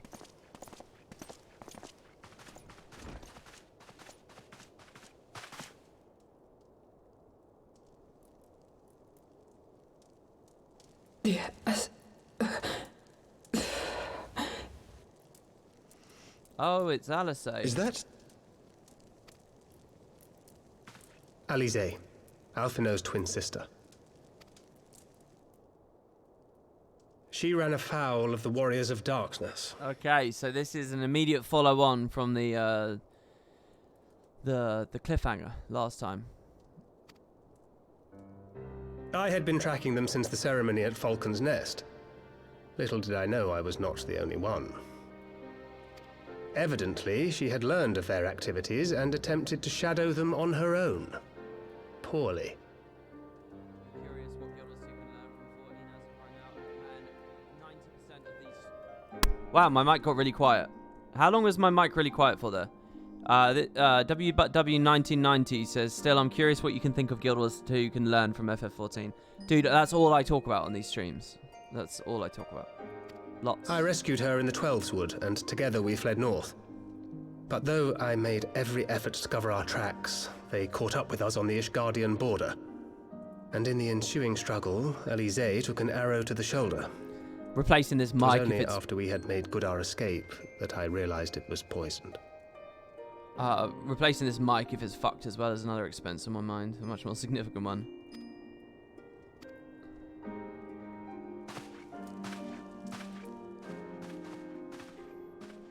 Thank you for coming so quickly. And you, Sir Emmerich. Think nothing of it. How is she? We have done all we can for now. Although the immediate danger has passed, the poison yet lingers in her blood. He sounds quite different suddenly. Also, we have a new narrator, right? Definitely. We came to Eorzea together, hoping to bring salvation to the realm our grandfather gave his life to protect. But when confronted with the bitter realities of its politics and its petty powermongers, she was driven to anger. Oh and my to god. doubt. Oh my god, I've just realised. I remember this. This is like a cutscene in earlier Realm Reborn. It's the Elder Seedseer given like a speech. I remember seeing these two in the crowd. Oh my god, I now know who they are. I remember looking at these two in the cutscene and being like, who are these randoms? And like just wholly being pretty uninterested in everything and everything the game was showing me. That actually blows my mind that I now know, like, I now have context for who these two were. This is like right at the start of the game. I remember being supremely uninterested in these two. I mean, I can't tell you how random and irrelevant they seemed. But I now know they're very big characters, and I get them. Wow, that's crazy.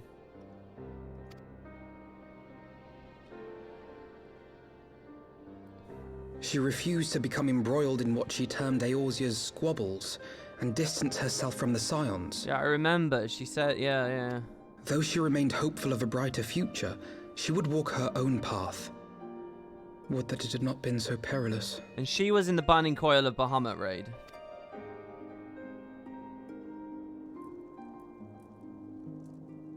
For all our differences, she's as dedicated as any Scion to the salvation of Eorzea. But more than that, she is my sister. To be reunited with her, only to lose her forever.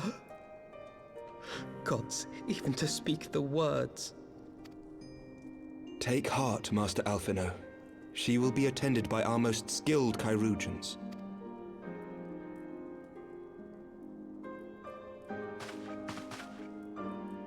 Bear Mistress Leveilleur to the infirmary at once. Apprise Captain Whitecape of the situation, and inform him that she is to be treated as my personal charge.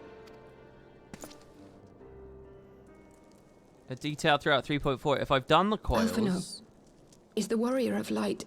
Is he with you?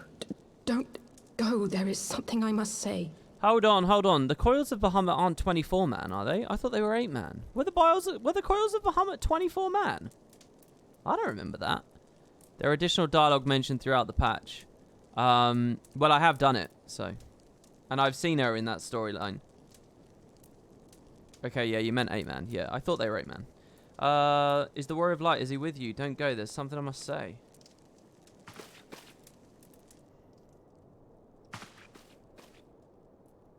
She's been spying on the Warrior of Darkness. Ooh.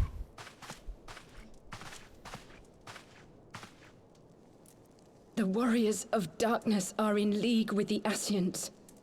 Slaughtering the primals is but the first step in their plan. Hold on, I think she's wrong, though.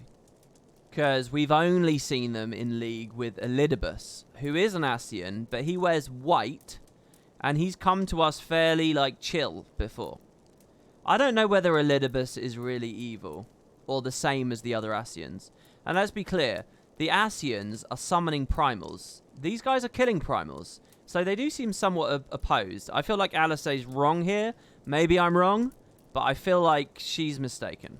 That's my interpretation as we currently... They make for Zelvatol to bring about Garuda's summoning and to kill her. Oh. Mate, okay. So they're summoning and... Is there a purpose to summoning and killing? You must stop them. Was the Ascians' end goal always to have them killed? They summoned just to defeat them? I thought they summoned them... Why did I think they summoned them? I shall inform the others at once. Just to bring chaos, right? And usher in an umbral era. They don't give a fuck whether Titan does it or whether Master Ifrit does Thancred, it. I would ask that you accompany Mistress Leveilleur to the infirmary. Your knowledge of her injuries may well prove useful in determining her treatment. What a boss Thancred was, by the way, saving everyone. Of course. What a boss. I like Thancred a lot suddenly. He's probably my favourite. In fact, he definitely is. And Alphino's probably my second favourite. Surely they won't let her... Yes, I know, we must... And Estinian's maybe my third. We must trust Captain Whitecape and his chirurgeons. Did they not bring Estinian back from the very brink of death? I'm uncomfortably reminded of how he mocked me for praying at his bedside for days on end. What say you, my friend? Shall we turn our attention to a matter whose conclusion we yet have the power to influence? Yeah, okay. Alright. It's that time where we pick some food. Heavenly Eggnog. A decadently creamy concoction crafted from raw eggs, thick cream, honey, and, if you're feeling adventurous, a healthy splash of dark spiced rum. A favourite in Ishgard's vault. Okay, that sounds kind of meh to me. Wildwood scrambled eggs. Fragrant mushrooms sautéed in a generous pat of creamery butter and served upon a bed of fluffy eggs, scrambled to perfection. Or spaghetti carbonara. Tender wheat noodles slathered in a rich sauce made from egg yolks and pungent cheese. I'm going with the carbonara. Sorry, team. Eye level 250 food, by the way. What the fuck? Eye level on food seems a bit weird when all it does is give you like a % on a thing or whatever. Maybe it's because the max amount it will give you is upgrading as the eye level goes up. We're going with the carbonara today. I like the idea of an edit of my streams where it's just every time I'm reading a food description out and it ends up being like an hour-long YouTube video of just me reading foods, and it's like a Marks and Spencer's advert. As Alphino and many others know all too well, there is no rest for the righteous. So the Warriors of Darkness and the Ascians are conspiring to bring about Garuda's summoning that they might purge the sword. Garuda again. It's such an odd primal to just pick. Then when we first encountered them in Lothas Nath, they were confronting Ravana. Gods, has this been their aim all along? To summon in order to kill? What do you intend to do, Alphino? There's much more, and there is much, and more I do not understand, but I know this. A primal summoning cannot be ignored. Alice risked her life to uncover this plot, and we squandered her gift at our peril. Macon, will you accompany me to help stop the Ixal's ritual?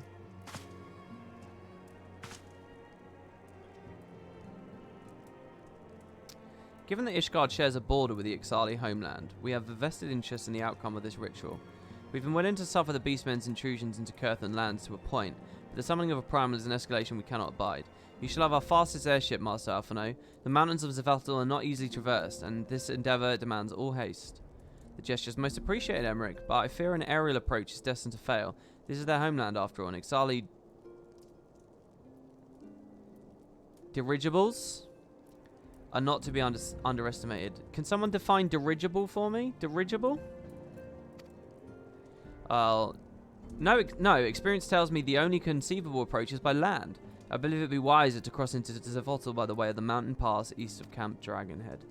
In that case, says Edmund, I shall send instructions for a contingent of the camp's knights to be placed at your disposal. They will secure you safe passage through the mountains and escort you thence to Zavathal. Dirigible, capable of being steered, guided, or directed. Okay.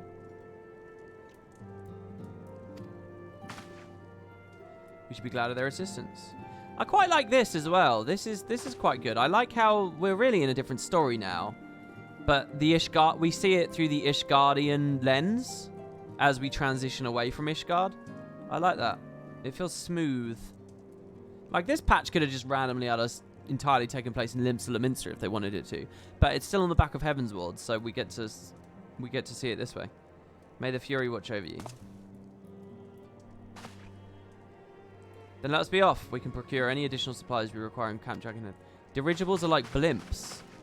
Oh, that's interesting. What? Because a blimp is capable of being steered, guided, or directed? Yeah, do boats count? Do cars count? Is a car a dirigible? That's an interesting term. There's an interesting cross-section of how that can be used to describe a personality or disposition and describe various vehicles.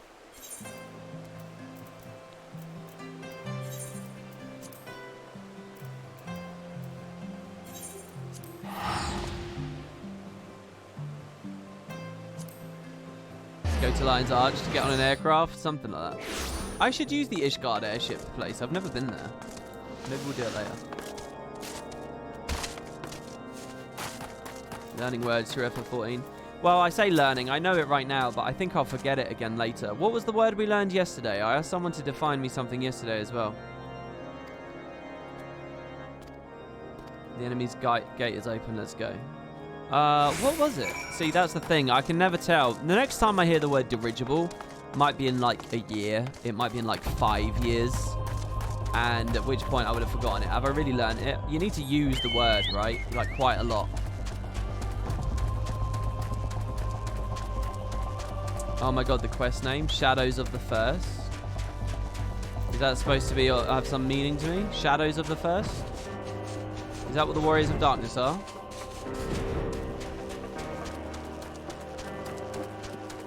Wait, who did we learn about? Bahamut was the... sorry, Nidhogg's was the first brood, wasn't it? Is it reference that then?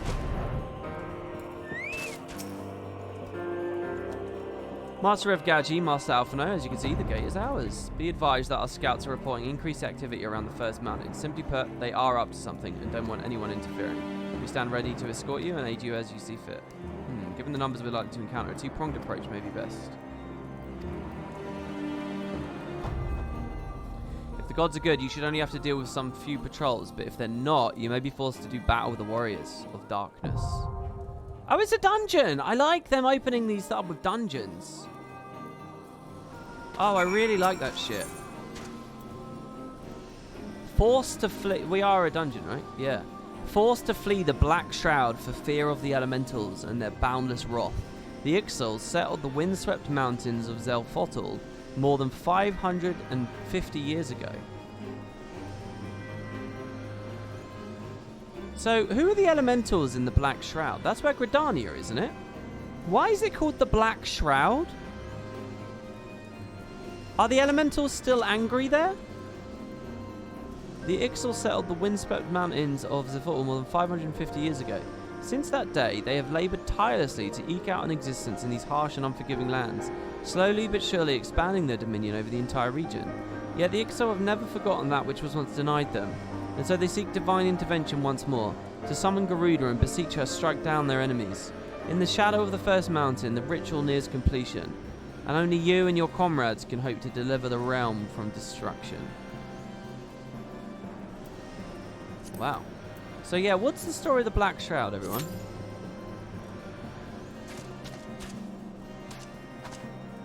Dirigible is essentially a German balloon aircraft which burst into flames in the 30s in the USA during landing. Oh my god, why am I forgetting the name of that disaster? You mean that the incredibly well-known... Fuck, what was it? The Hindenburg. Are you talking about the Hindenburg disaster? It was called the Hindenburg. It wasn't called the dirigible. I guess, was the Hindenburg a dirigible?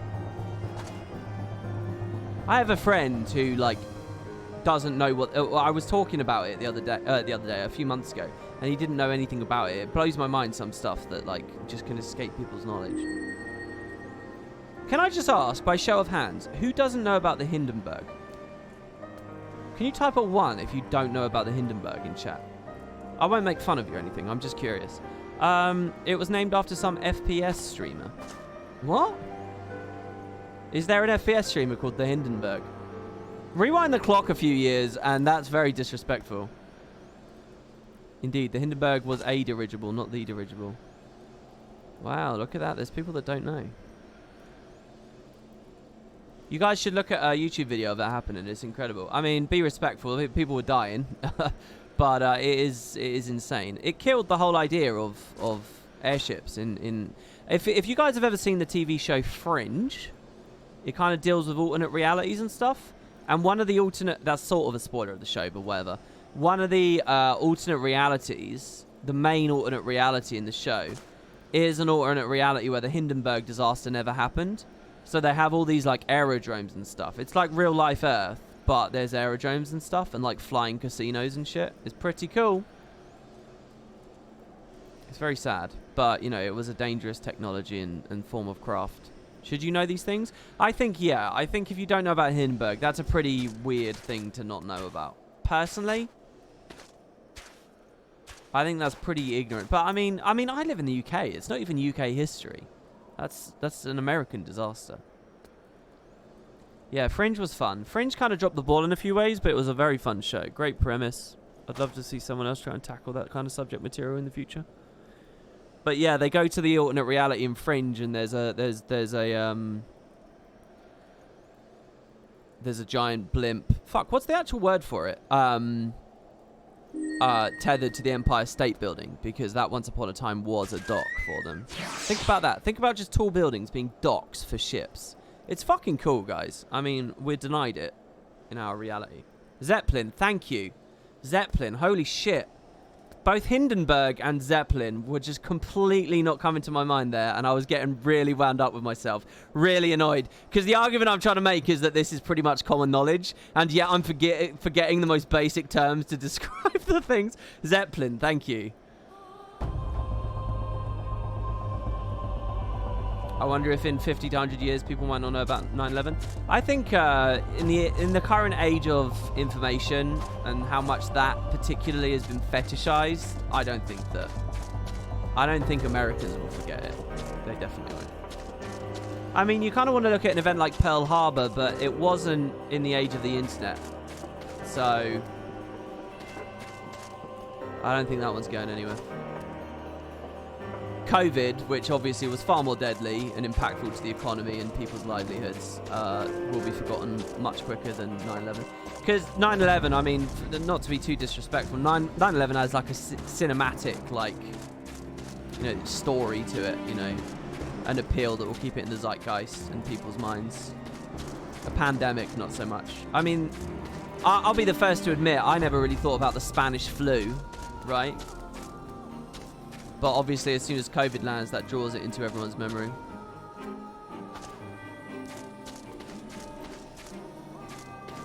Make it another 50 years and COVID hadn't happened, I don't know how many people would be thinking about the Spanish flu anymore. Okay, yeah. Talk to me about the Black Shroud. Come on, this is a fun fantasy stream, damn it. Not the ill-gotten guesses about serious real-life shit. What the fuck is the Spanish flu? Are you serious? Type a 1 if you don't know about the Spanish flu. You got no excuse, by the way. I know what my demographic is. There are almost no teenagers in this chat. All right? There are very few young 20s in this chat, all right? You got no excuse. Black Shroud, because the branches and foliage block out the sun from reaching the ground. Such is its density. Oh, there's not even... I thought the Black Shroud, it sounded like, you know, there's some magic to it. Okay, but then what's the story of the elementals? What's the elemental side of it?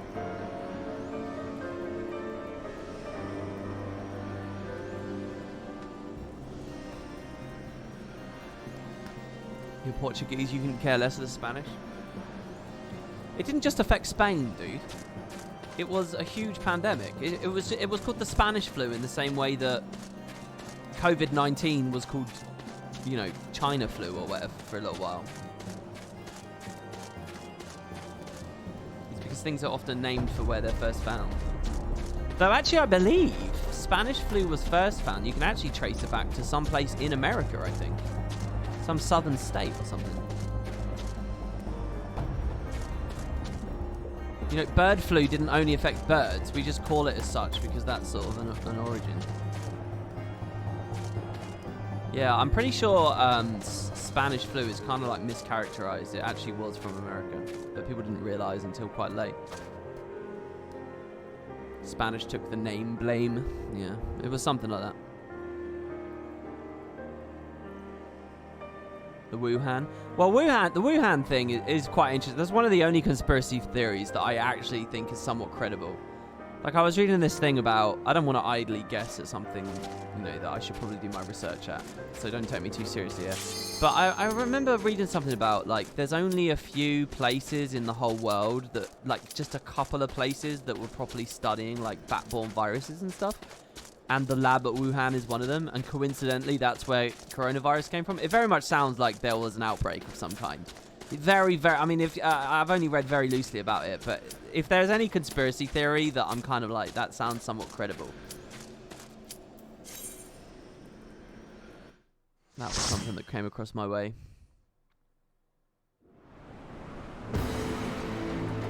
This is quite pretty. Zel Fatal. So is Garuda just going to be a random boss here?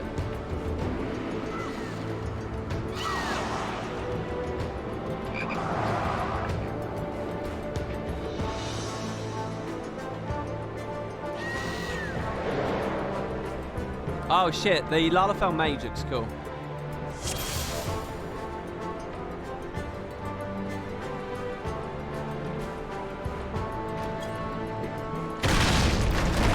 Oh shit. As a streamer, I really like being a tank because I can sort of control how fast we move and see all the animations and stuff.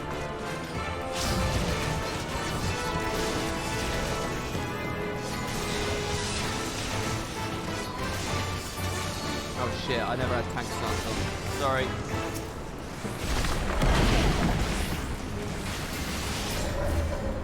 Hell yeah. Chasm Harpeia.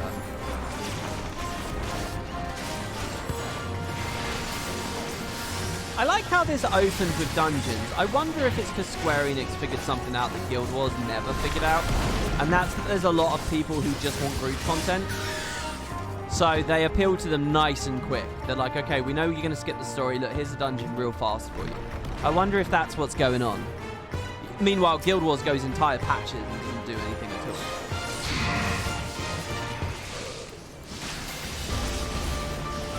And it's not about elitists, and it's not about hardcore players or that kind of shit. It's just group stuff. It's just co-op stuff. It's fun. And ArenaNet's always been scared to mainline co-op stuff, which has been such a mistake. I mean, are you making an MMO, or are you making an MMO?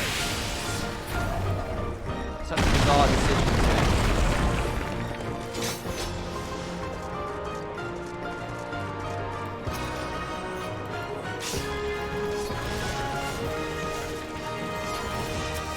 Go for a slightly bigger pull here.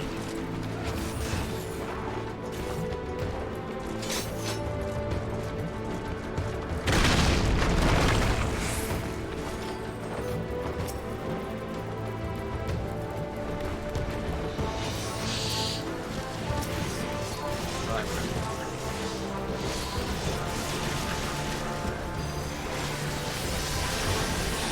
Oh, that abyssal drain. Oh. I love that skill, man. I'm interested to see what Dark Knight ends up like later on. Apparently all of the tank tooltips were leaked last night as well. There's lots of leaking and breaking of these. So if you like, if you consider that kind of stuff spoilers, you can see all the Endwalker details now. And assume it's not fake. I would assume that the Final Fantasy community fakes stuff just as much as the Guild Wars one does. We got a boss. Everyone ready? I only see two people. There's a third guy running in over slowly.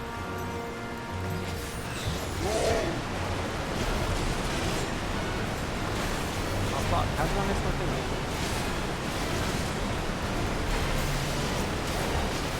Is it the healer that's back there? Let's see, what was the love heart icon again?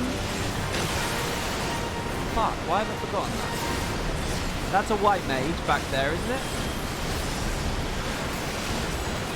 What's the love heart? From on high, we rain down death.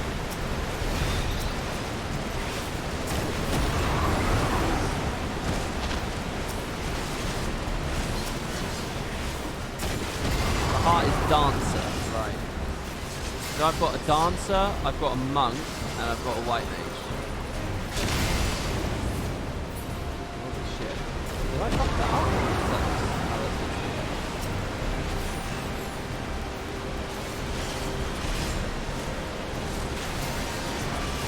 I appreciate debuffing that guy with some.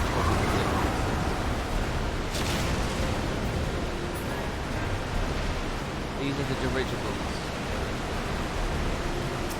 Oh, they weren't using it as an insult. Oh, I thought he was using it as an insult, like there are people who are easily swayed. But he literally meant investment. It doesn't strike me moving away makes that any easier to mitigate.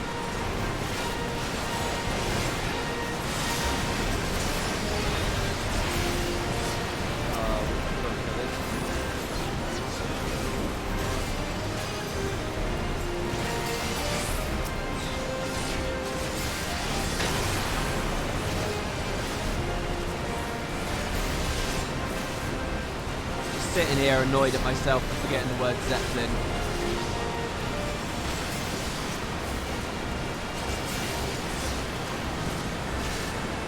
I swear you're getting quieter and quieter. Me?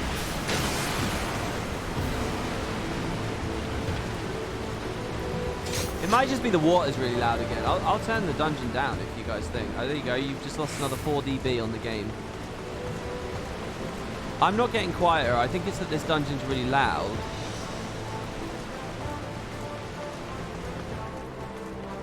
I don't have a compressor on my microphone. I only have a compressor on the game to stop the game getting too loud.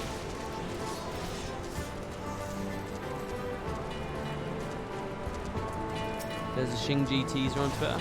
I actually heard there was some stuff going on with Guild Wars. In Halloween, there was some updates.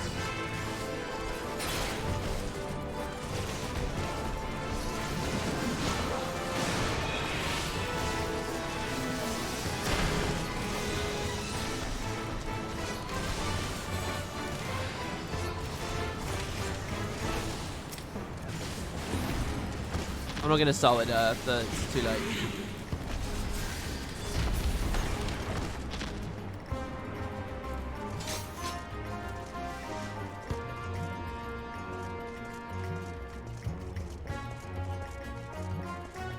I have a really comfy chair. I keep diving. No, I'm sitting up straight. I'm talking right into the microphone right now.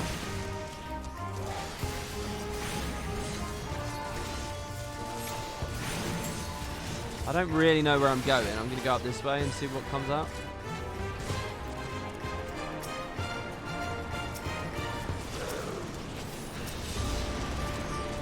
Got aggro on all of them. Strikes me no one else is around, so let's stand still and nuke these.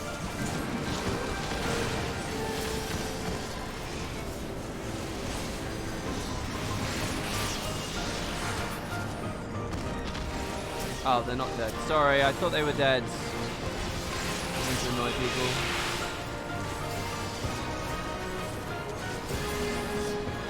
Okay. Imposing gate. We grab the key.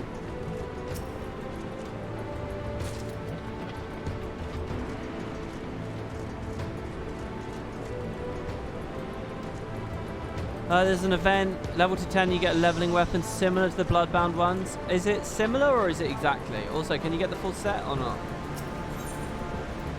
Is everyone here?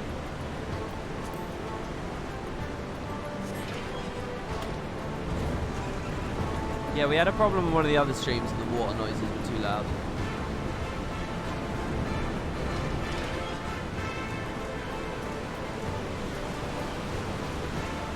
Skins aren't unique. Why didn't they just literally give you Bloodbound weapons then?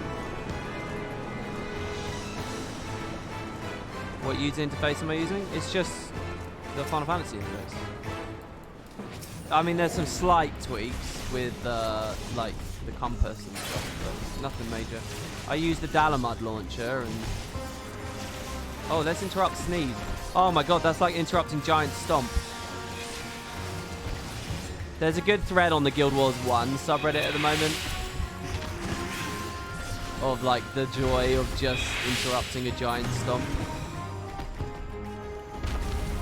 I like that they made that sneeze ability interjectable. That's awesome.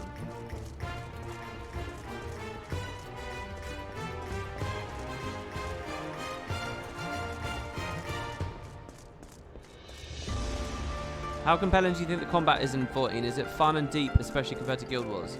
Solo and open world is rubbish.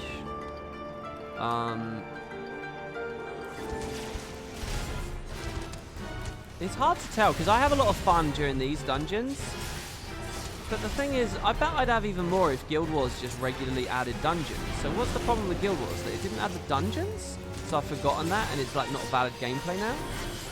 I mean, I'm tempted to say it's that. Guild Wars is just better all round.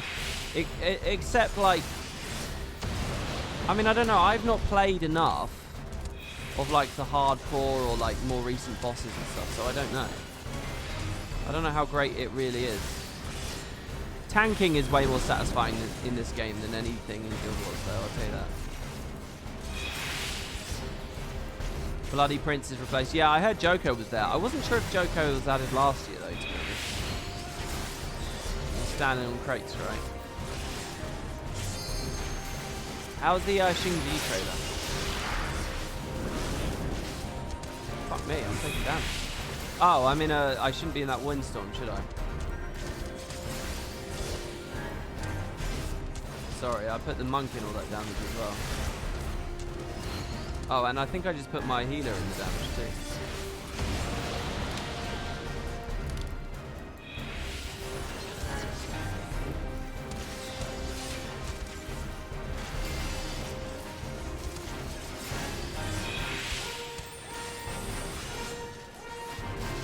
So far, I would say, when comparing the combat of the two games, I'm still largely taking it on faith that Final Fantasies gets really good. Because right now, in the open world, it's definitely not better. Generally questing, it's definitely not better. I mean, the sort of harder Trinity makes these dungeons a bit more fun, I think. But also, all of like the trials and raid, this game's got much more cinematic combat, I'll tell you that. And it's got much cleaner looking combat. But in terms of actual like strategy, and there's no buildcraft in this game, so I mean in a lot of ways I think it's a lot worse. I think people don't respect how good Guild Wars is in this game's community.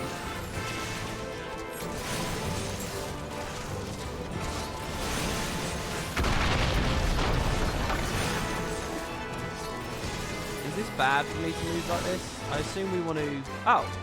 I thought each of those tiers was going to have a thing for it.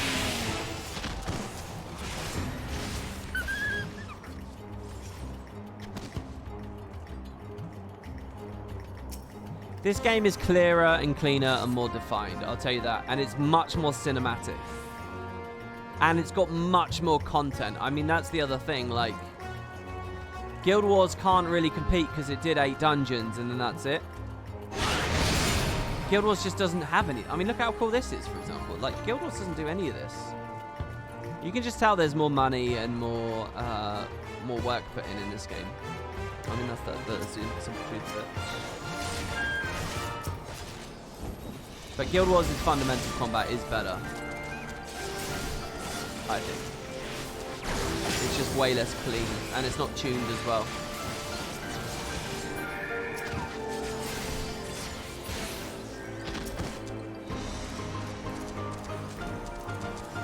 Sorry to the guy who went and aggroed all this. We've done that.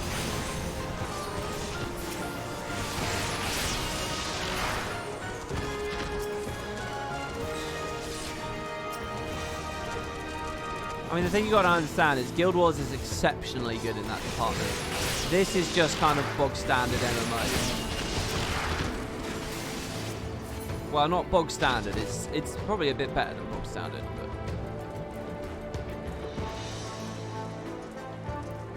This feels the same as the last thing you did with the cool jumping transition between areas. I imagine it gets old quick. No older than any other content, though, I would say. And this is fundamentally way more fun than running around the open world. All these Heavensward dungeons have been too easy, like way too easy. I think the leveling dungeons have actually been more entertaining to me. But overall, this is good. This is the best content that the game's had to offer me so far. I wouldn't get bored of this for a long time. And they're constant. I mean, look at it. It's cool. It's pretty. I've never seen this before. I'm fascinated by it. Sure, you could make the argument, oh, WP, this would get boring if you were doing it 20 times in a row. I'm not, though. It just keeps throwing a new dungeon with new environments, new enemies, new animations. It just keeps going and going and going and going and going and going and going. Do you know what I mean? Like, I mean, if I was playing these patches when they were new, maybe I'd have a different experience. But as it is right now, it's just like an orgy of beautiful environments and fun new places to go. And I look forward to the dungeons. A minute ago, when I saw I was starting a dungeon here, I was really excited. This is cool to me. This is really good.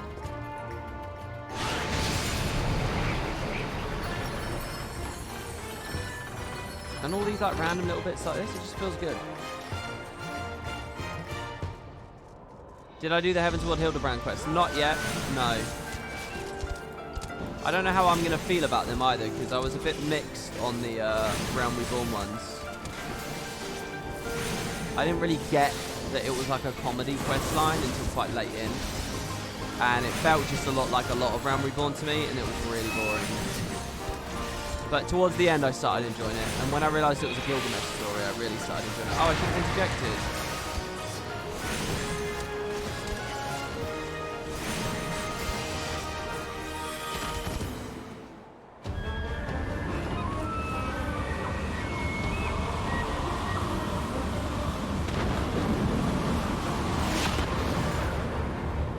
Like, let me put it this way. I'd much rather be doing these dungeons than spamming Aetherites and right-clicking NPCs. I mean, let's be real, right? Because that's what it is. It's spamming Aetherites and right-clicking NPCs, or this. At least here I get to play the game, and I get to play my class and stuff, and in a co-op environment, and it's pretty and stuff. I think it's good. I like the dungeons a lot.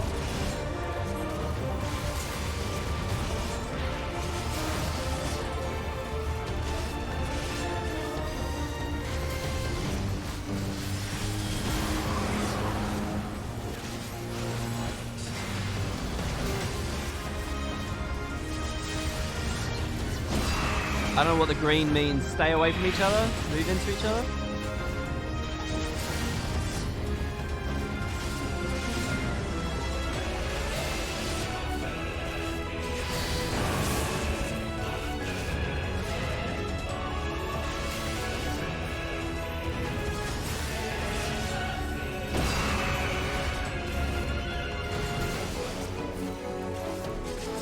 This monk isn't even trying to rear and flank.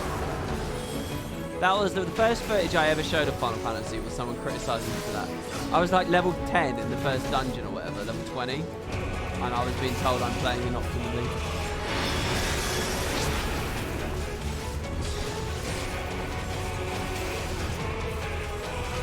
Oh shit, is that Garina herself? She's not an actual enemy, is she?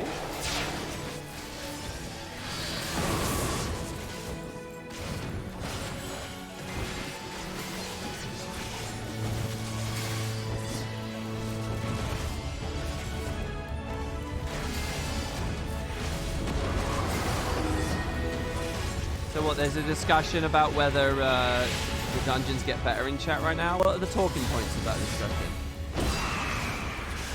What's the idea, that they don't or they do? Or is that the opposing viewpoint?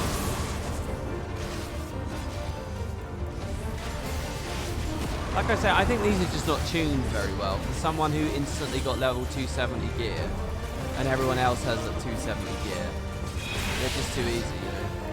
I do sort of feel like they've become a bit tanky and a bit slow if I was weaker.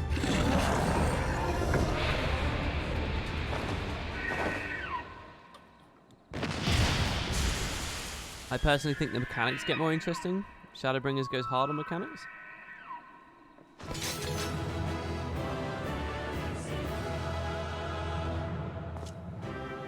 In my opinion, Guild Wars 2 has the best open world, FF has the best story, WoW has the best instances. Final Fantasy has good raids, specifically, but their dungeons are way worse than WoW's dungeons. I have a friend who I think would have the exact same opinion of you. He was a big Final Fantasy player who just started playing WoW, and he's amazed at... Two things amazed him about WoW as a Final Fantasy player. Thank the gods. What happened? One of them was how different all the classes feel. And the other one was how fun the dungeons are, the small scale.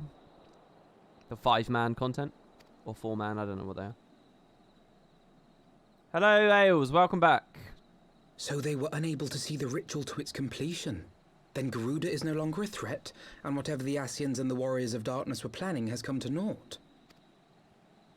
But we should not tarry. The knights have secured our path to safety. Why do I feel like this is a trap? Well, well. What do we have here? You'd better not have killed the primal without us.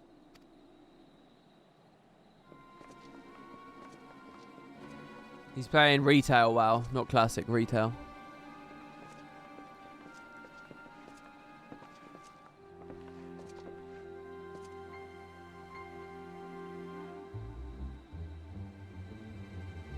You! Wait, I know you. Still walking, I see. I could have sworn my aim was true. Just what is your game? Leading us a long way so these fools could step in and claim our prize? Now, let's not make hasty accusations. By the look of things, the ritual was proceeding as planned. Hold on. Why does it matter which team kills the primal? Why does it matter if we did it or they did it? Why don't they want to collaborate? It's like they want to take the kills from themselves, but I don't understand why. Even if I can understand that their ambition is to let them be summoned so they can break them. I don't... And why wouldn't they just explain all of this to us? We arrived at the appointed hour. 'Twas they who erred. Our preemptive strike. It is hopeless. We cannot face them all. I think I can, bro. Do mine ears deceive? A boy! So that's the way of it. Twins! You had me worried for a moment there. The Ranger of Darkness. Know that I will happily make it quicker for you. If you just stand still. Oh, fuck. When he's called the Warrior of Darkness, I mean, that's like a... Enough, Jarumul. We wouldn't want to upset the man in white with any unnecessary bloodshed now, would we? This literally means warrior profession warrior. Class warrior. Because they got the Ranger and stuff. Right? That's weird. That's almost like saying canonically the Warrior of Light should be a warrior main. Almost. It's not quite. That would be to suggest an equivalence and so on.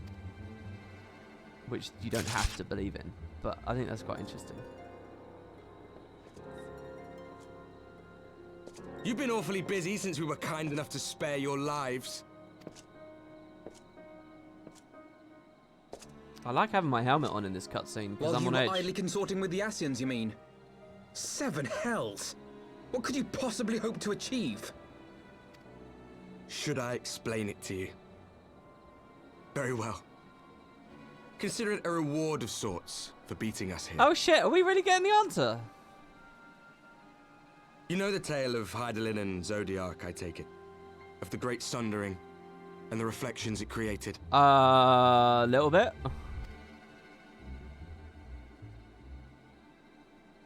Across 10 and 3 they were divided. Reflections of the source, each possessed of shards of light and dark.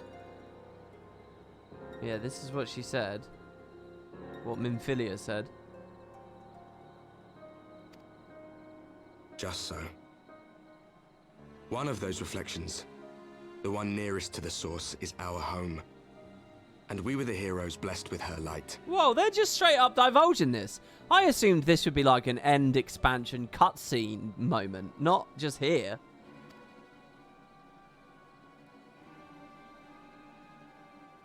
But not all worlds hold light and dark in equal measure. In ours, the power of light was greater by far. So when they say worlds, what are we talking about? Other realities or other physical places in this universe? And I think that's an important question because we've seen Elidibus on the moon. So, is that their world? Or was the moon once okay? The other thing is like, oh God, the smiley spam. Okay. Well, that's quite a fundamental question, isn't it? Is it physically in our reality or is it other dimension? Okay. I feel like they're full on... I feel like they're primal realities So the or something. Ascians, who once threatened our home, were no match. And they fell before us, one after another, till none were left. Victory, we thought. He's saying his home, his world, whether that's this dimension or somewhere else physically in space. He's saying it was close to the light. What does that mean, close to the light? It means that they had a lot of power, right? So the Ascians couldn't do shit, and they died. And then came the light. A flood of pure, blinding radiance, annihilating shadow and color and life itself. Ere long, it will consume our world, leaving naught in its wake but blank perfection. So this is a world where the balance has shifted too much in Hydaelyn's side? That cannot be.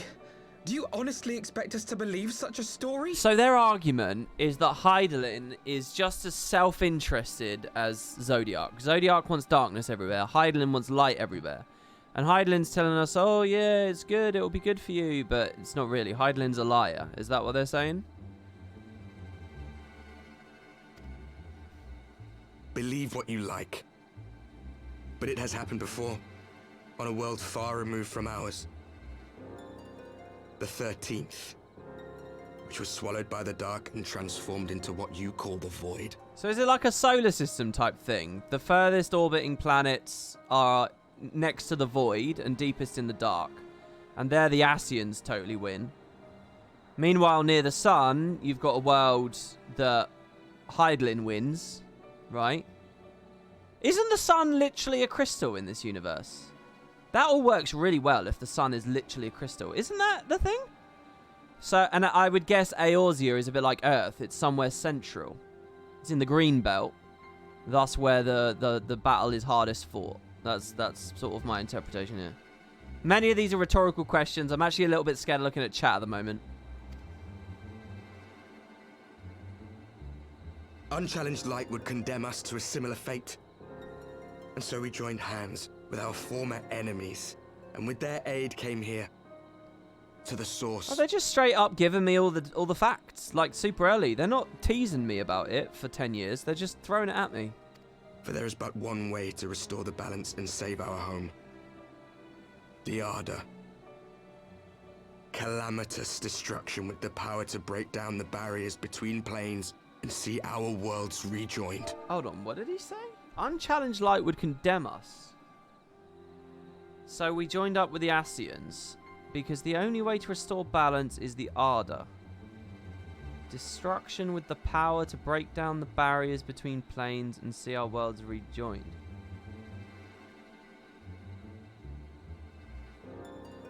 So they summon and kill primals just because destruction is all that matters? Destruction joins things? How is that? What? Oh. You would doom our world to save your own? What would even become of us? Of you? Enough. I tire of talking. I need to know more about the Ardor to know whether this makes sense or we're just in crazy Final Fantasy contrivance world. The Ardor. Isn't Ardor a spell? Cause. You know what is at stake. We are prepared to do whatever it takes. Are you? I don't understand why bringing darkness here or bringing destruction here helps their world.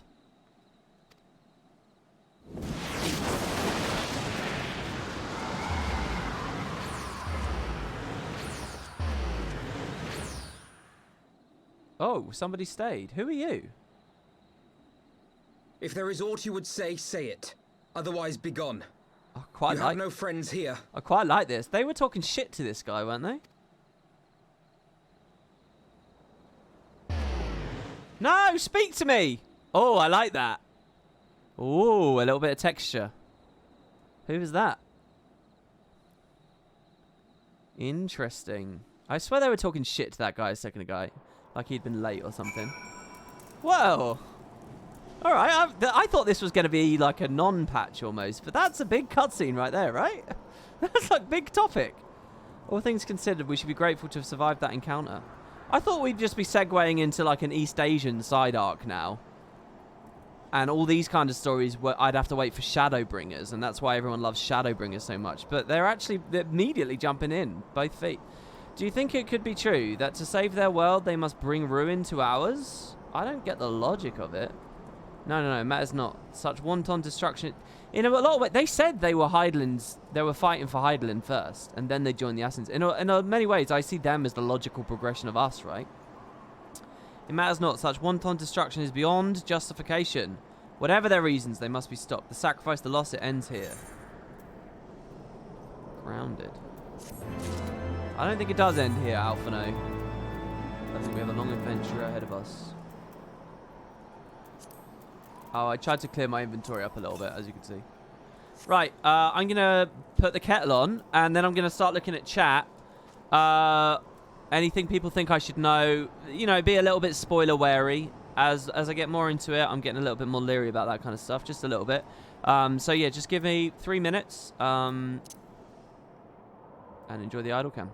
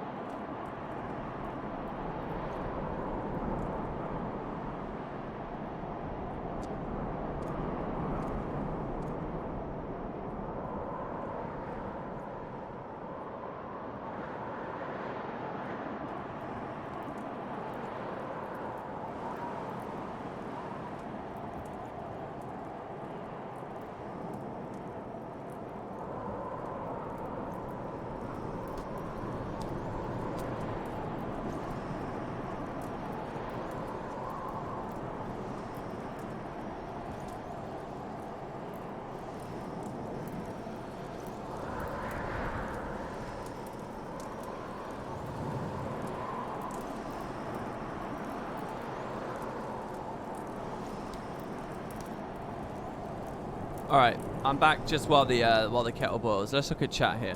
So what I'm thinking is, like, I need to... Can I guess more about the Arda at this point?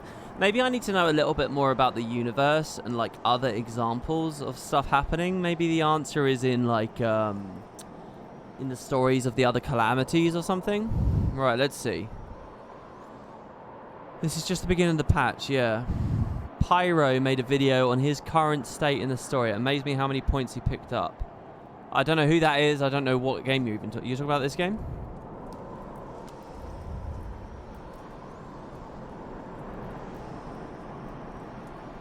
When you read a book, do you skip forward 100 pages to understand page 10? Do you understand what a rhetorical question is? Do you understand that a story can cause you to ask questions? And it's okay that you don't have the answer immediately?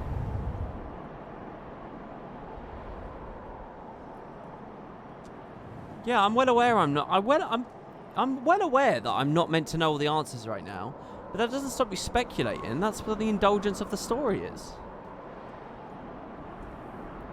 This is the next Warring Triad patch, right? So, yeah, I'm quite curious about that. One of the reasons people didn't like Stormblood is because they've teased all this crazy stuff now, and then there's going to be nothing about it in Stormblood. You do need to wait for Shadowbringers for answers. Ah, so my sort of suspicion about it is correct. Right. That seems pretty unevenly dealt with. Usually they've been pretty even about their progression of events and stuff in this game. I can understand that would sort of upset people a little bit. Arda in this context is used as a reference and it means its own thing in FF14. Yeah, I think Arda is a spell in 12. It's like an especially dangerous black magic spell. That's the only thing I know about it. As someone who's an outsider and detached, a lot of these plot points I managed to predict. It's because I'm not bogged down with the rest. I mean, yeah, I mean, what we just learnt there, I say in quotes, it's kind of, I mean, the gist was pretty clear. I mean, they've illustrated a little bit more detail there, like with the worlds thing. The idea that you can have one place close to light, and the idea that one place can be close to darkness. They have gone a bit further with it, and they've been less roundabout with their description. So, I mean, I like it. I like it was a good cutscene. The Ardor is also what the Ascians were calling the rejoining. Alright, well, if there's anything that, like, within the current information I have, you guys think would be good for me to wonder about, let me know. You know. If there's, like, a dot I can connect here to another thing I've seen, obviously, let me know. Alright, the kettle's boiled. It has been for a bit here, so just give me 1 second, I'll be back, and then we'll continue along.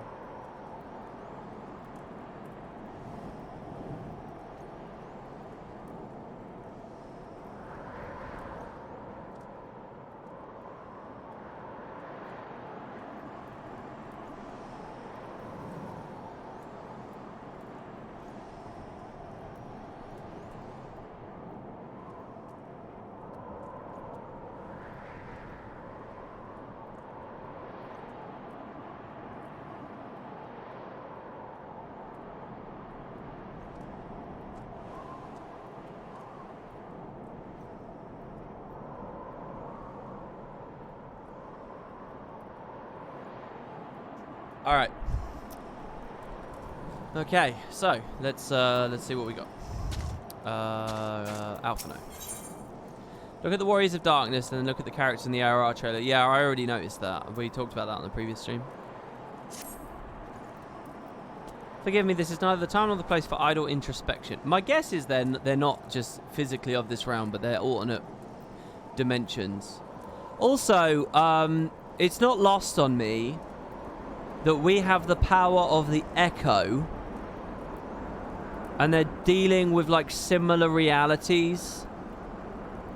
I think the idea is it, like, echoes, like, the world echoes further and further out and, like, reflects each wave of the Echo or some shit, and it gets fainter and fainter and fainter like an Echo does, and that's why the outer worlds are, like, dark or on the edge of darkness. Some shit like that. I'm sure that they'll draw that line at some point. It's not a coincidence that we have the power of the Echo, and then because all the themes match too closely. More importantly, I should like to see my sister's conditions improved. Take a moment if you wish. Oh, I did take a moment. Two sides of a coin.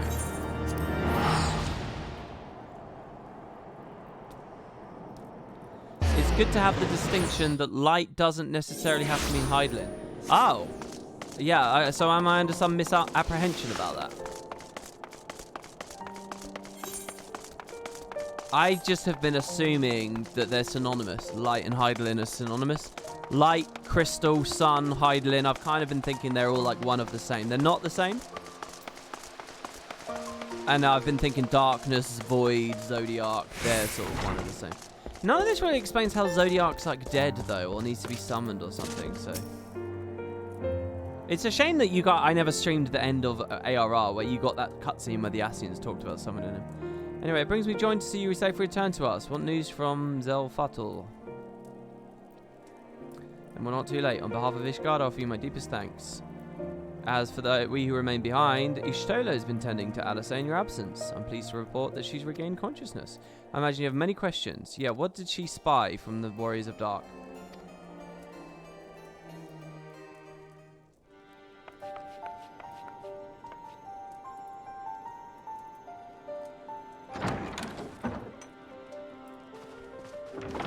Alize, how are you feeling? Well enough, brother. Thanks to the kindness of our hosts. Let's just take a quick straw poll. Who do you... Chat, I want to know. Who do you prefer? If you're a Final Fantasy player and you're all the way up to the newest story, which is your favourite character? Alice or Alpha No? Which do you guys prefer of the two twins? Because Alice now is like a big character for me, right? She's going to become a big... So I'm wondering on balance who people prefer. Alice or Alpha No? That's hard. See, look at all the Alices though in chat. Lots of people prefer Alice. Both. Is it coincidence that they're twins and they're echoes of themselves? When they told me you had departed for Zelfatol, I found that I could rest. The outcome seemed a mere formality, as did your safe return. Thank you, my friend. Chat simping for Alice. I take it your mission was a success. She's been barely in it for me. Barely in it. I'm like 200 hours deep. I've barely interacted with her. So the fact that everyone says Alice is interesting to me.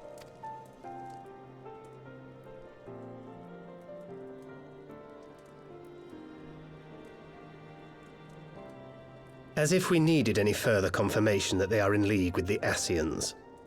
Yup, I prefer her just because she's cute. Smiley face. I hate that. Like, if that's sarcastic, then well done. But if you're sincere about that, I fucking hate that. I hate that surface level, superficial bullshit. That aggravates the hell out of me. But to save another world? I think not. I too thought his story fanciful at first. But it is possible there may be a kernel of truth in all of this. At the very least, none of his claims contradict the word's account. You were following these people, Alice. Why? I like Ushdola a lot, actually. During my travels, I had oft enjoyed tales of the Scions and their exploits. But after a time, I began to hear whispers of a gifted and theretofore unknown band of adventurers. So they've been here a while. Adventurers who had supposedly sworn to travel the realm slaying primals in the Scion's stead. The Warriors of Darkness. And in the course of investigating these rumors, you stumbled upon the Ascians' involvement.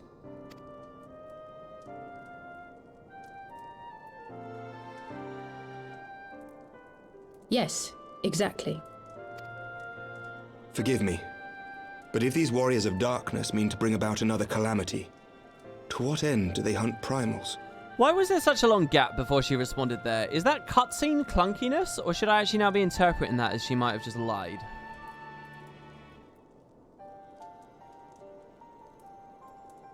Amric asking the big question.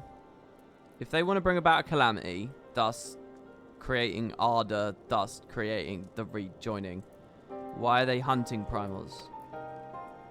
To prompt an escalation. To deepen the beast tribe's feelings of helplessness and despair, and thereby drive them to summon ever more powerful gods. Right. And lest we forget, these events do not occur in isolation. With their patron deities being slain left and right, the news of man's victory over Nidhogg must surely have sown panic in the minds of the beastmen. 'Tis no wonder they wish to defend themselves.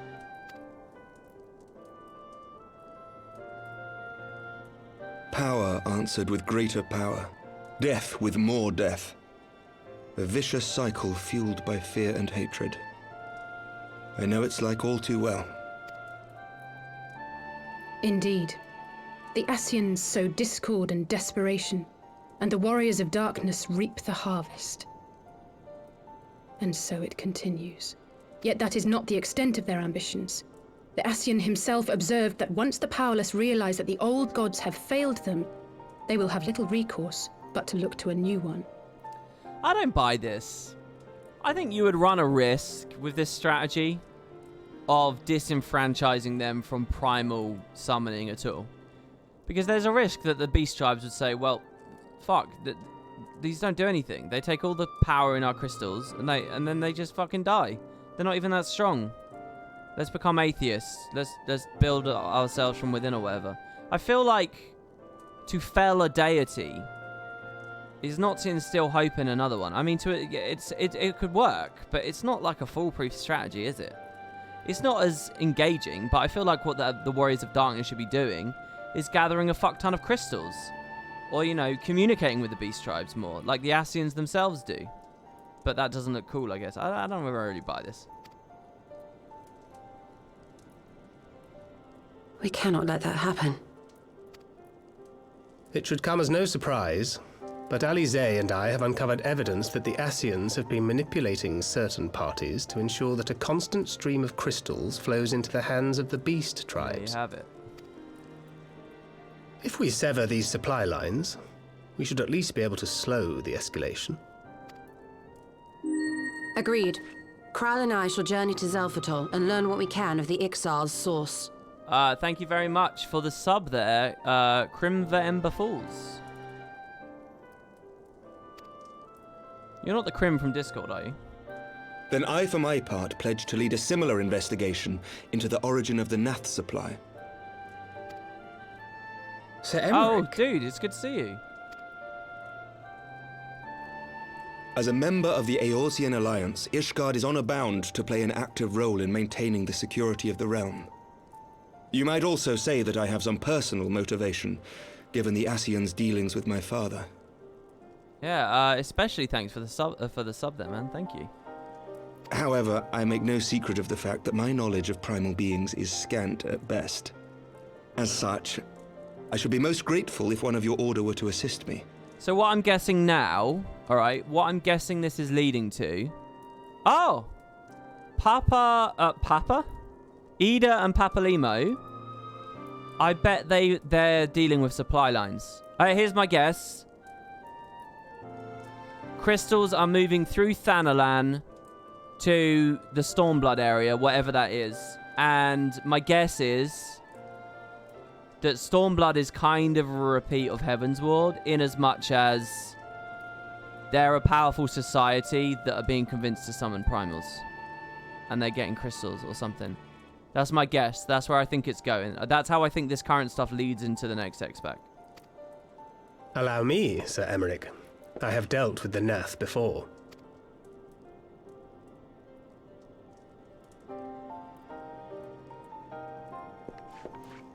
Let us consult with Orianja then. Given his dedication to the study of primal beings, I should be surprised if he could not tell us something of value. You know, I quite like Thordan, to be honest. He was a dick and stuff, but... You know, the Ascians are just using him to make a primal. And he does it, and he just kills the Ascian. He's like, I'm not your pawn, though. I quite like that, you know? I quite enjoy that. It's a shame he was a complete dickhead. Allow me to accompany you, brother. And before you think to refuse, know that I am not the girl I once was. I shall not be a burden. You have my word. Oh, we got another sub. Arium, thank you very much. I'm amazed that we're consistently rising in subs. I'm really amazed. On our way to 350. Thank you, guys. Thank you very much. But Alize, you...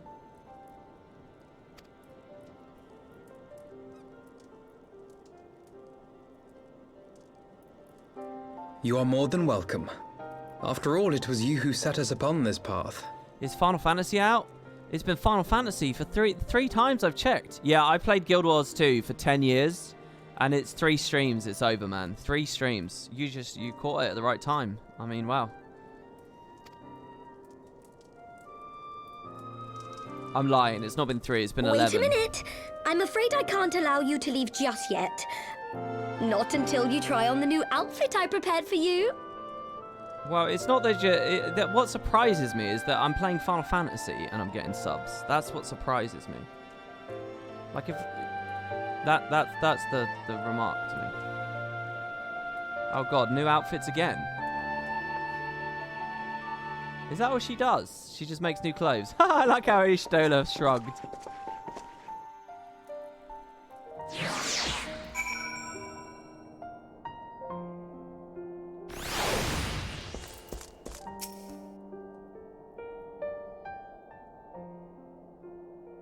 To think that the 3 of us plumbed the depths of the coils and confronted... Oh, here you go.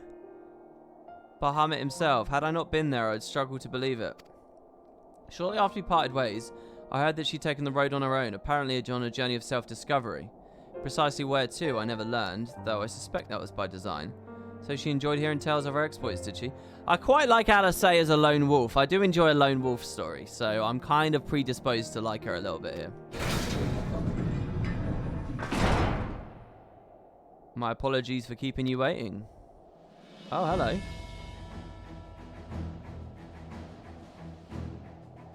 Oh, I don't like how bare her legs are, though. I mean, don't get me wrong, this is like one of the sexiest areas of a woman's body. But I thought she looked like a badass adventurer for a second, and now it's just like she's showing too much thigh. Tataru never ceases to impress, though for a moment I fear she might furnish you with an identical outfit. Praise at 12, she did not. Mother and father were rather too fond of making us wear matching clothes. Do you remember that time at the Studium? Oh, they're referencing this thing again. That time at the Studium where that girl of yours crept up behind me in the hall and whispered, "Sister, please!" She was not my... Can we not have this conversation in front of the Warrior of Light? What is this story? Who's this old girlfriend that he used to draw pictures of? Is that what it is? He used to draw pictures of her? He was Leonardo DiCaprio drawing a topless Kate Winslet? Do they get to show Nippy at a PG-15 or whatever this is? Are we building to that? So be it, another time perhaps. To be honest, Macon, I wasn't planning on seeking you out just yet. When I set forth on my journey, I did so with grand ambitions. As you may recall, I promised I would not disappoint you. I'll pray you will forgive me if I do.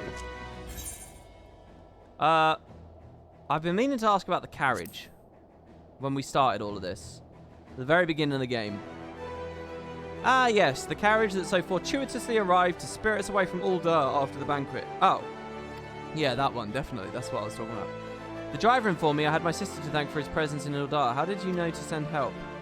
Oh, drunken brass blades are even less discreet than sober ones. Unfortunately, by the time I learned of the plot, it was too late to do anything more. Frankly, I'm still amazed Brent managed to find you. New garments, that's all a part of the story you guys missed because I didn't quite stream it. New garments aside, I must say you seem different, more resolute than last we met. You have the look of a woman who's ready to fight for the future of Eorzea. To the extent of my abilities, perhaps, but I have no delusions of grandeur. Nor will I pretend to have found myself or any such thing. I'm here today because I'd regret if I weren't, that's all. Fair enough, let us depart to the Wakened Sands and see if Urianger can be of assistance. Urianger. Okay. So, given our new information about the intent of the Warriors of Darkness, that they basically are trying to bring on a calamity, right? They seem 100% Ascian motivated now. They're killing primals so that the beast tribes summon bigger ones. That's their idea. Well, that's our theory about what they're doing, and I don't quite buy it, but fine. And they're consorting with Elidibus, and Elidibus is consorting with Urianger. It doesn't look good for Urianger right now. And he's managed to sort of not be too in the story the whole way through this expansion. But I wonder if that's about to change.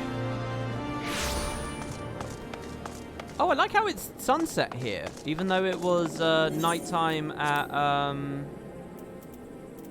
Ishgard.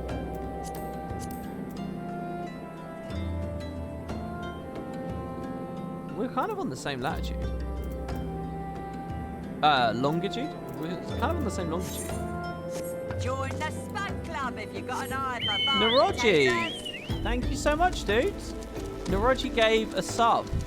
Dude, Naroji, you've given so many subs. Sun rises at 6 AM. Oh, it's just because I was teleporting right as the sun was rising.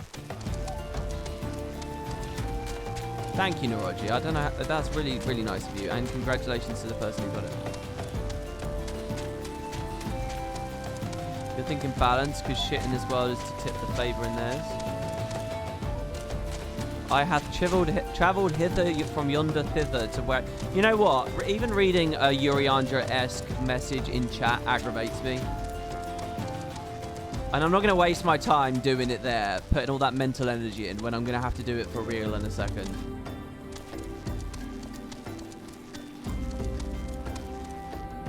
Oh, Dark Knight on a black chocobo. Name a better combo. Why thou thinkest that way? For the love of God.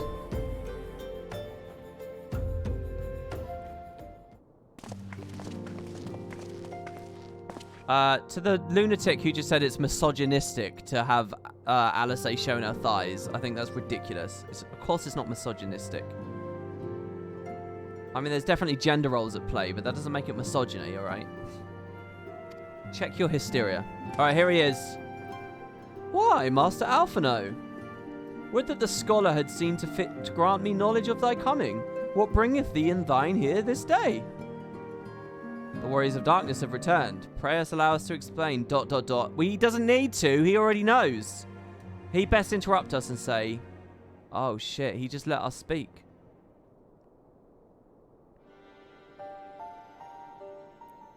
I too have heard tales in recent days of primal beings rising up only to be cast down by forces unknown. Alas, as thou didst observe, this serveth but to spur the beast tribes to pursue their goals with redoubled fervour. It feels like that's a little fake mystery, that thing of why they're hunting primals. We have two objectives this time, to identify and remove the source of the beast tribe's crystals, and to take direct action to prevent any further summoning rituals from reaching completion. The second is easy, like... Oh no, it does make sense. The second is easier said than done, of course. While we were fortunate enough to learn of the Ixal's plans, I should be surprised if the Warriors of Darkness and the Ascians did not have similar designs of elsewhere of which we have no knowledge, such as in Stormbloodland. Whatever that is. Thank you for the sub, Captain Papaya. Wow, they're really coming in the moment. Thank you. Thou wert wise to come hither, for this very day did I receive tidings most troubling from across the Strait of Merithor. Oh, look at this! Totally predicted. True genius on display here. I'm assuming that that's... Actually, I don't know. What is the strait? O Gamora stirreth, and there are whispers that the Lord of Crags neareth his return. Mere rumours, mark thou, but in thine light of own discoveries, thou canst ill afford to turn a deaf ear to their claims. Aye, we must ascertain the truth of the matter for ourselves. Let us consult with the Maelstrom forces stationed at Camp Overlook Macon. Thank you for your counsel, Urianger. Pray inform us should you learn aught else. I shall. Oh, she's looking at him suspiciously. Oh! Get him! Fuck him up! If I may, brother, Urianger, is there anything else you would like to say? Oh, I like her. That's right. Come on, dickhead, speak. Oh, this is really good. It played like the music and everything. Alice, eh? If not, then never mind. I only ask because you're normally rather more verbose. Slap him. Nothing to add? Very well. Ere we depart, I wish to make a request. The Warrior of Darkness spoke of how the Arda had the power to break down the barriers between planes, that our worlds might be rejoined. I would ask that you research this for us. Being nowhere near as well read as you, I'm sure I wouldn't know where to begin. That being said, I've heard of a promising tome, the Garun Oracles. Mayhap you could start there. Wow, Alice knows a lot more than she's letting on. Because in that flash sideways, we saw that's what Elidibus was talking to Urianger about. And Urianger was like, this shit's apocryphal. This doesn't mean anything. But Elidibus is, no, it's real.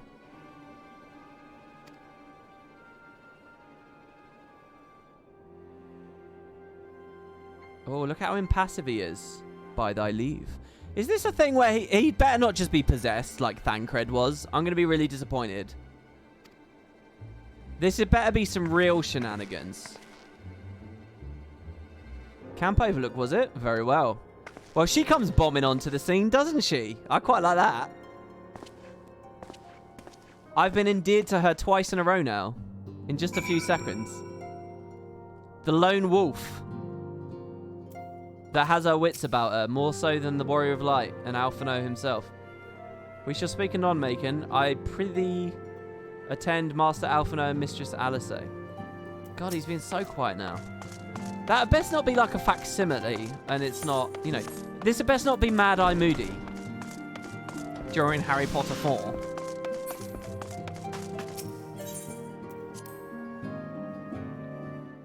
Sorry for the spoilers there, everybody.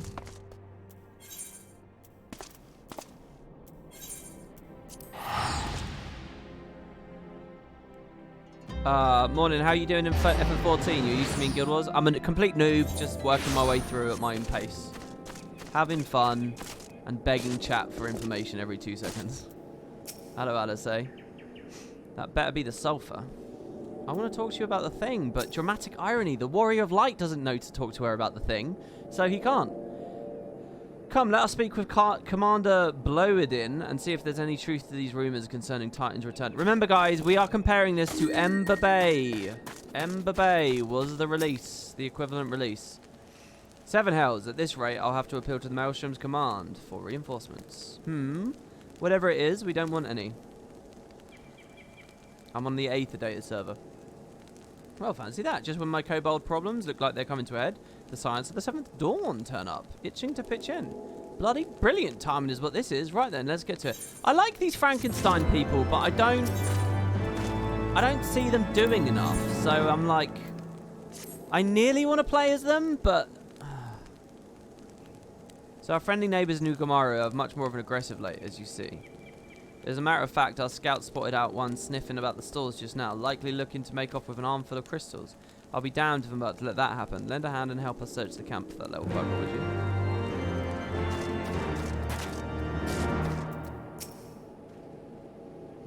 Our Maelstrom friends seemed notably more agitated when we first arrived. Do you happen to know when that might be?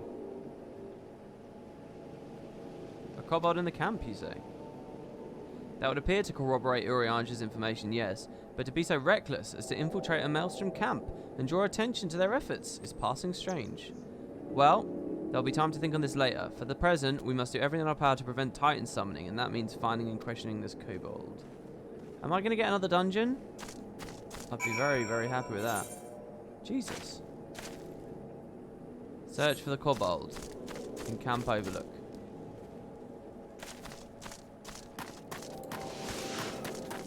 Where are you?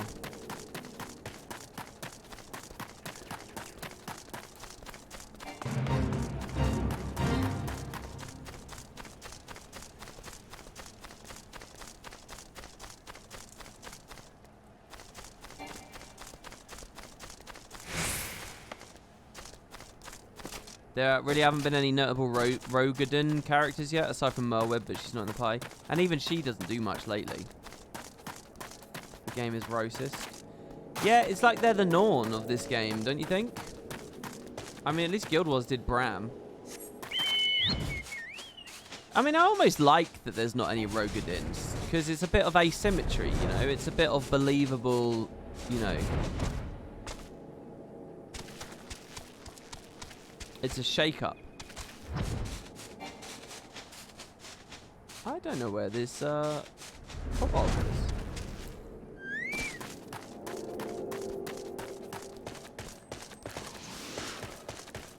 There's an airship thing there. Can we go in the house? No.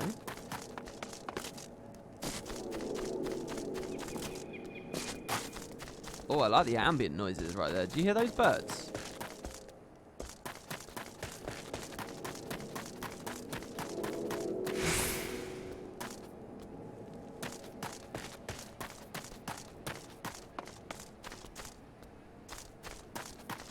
What on earth?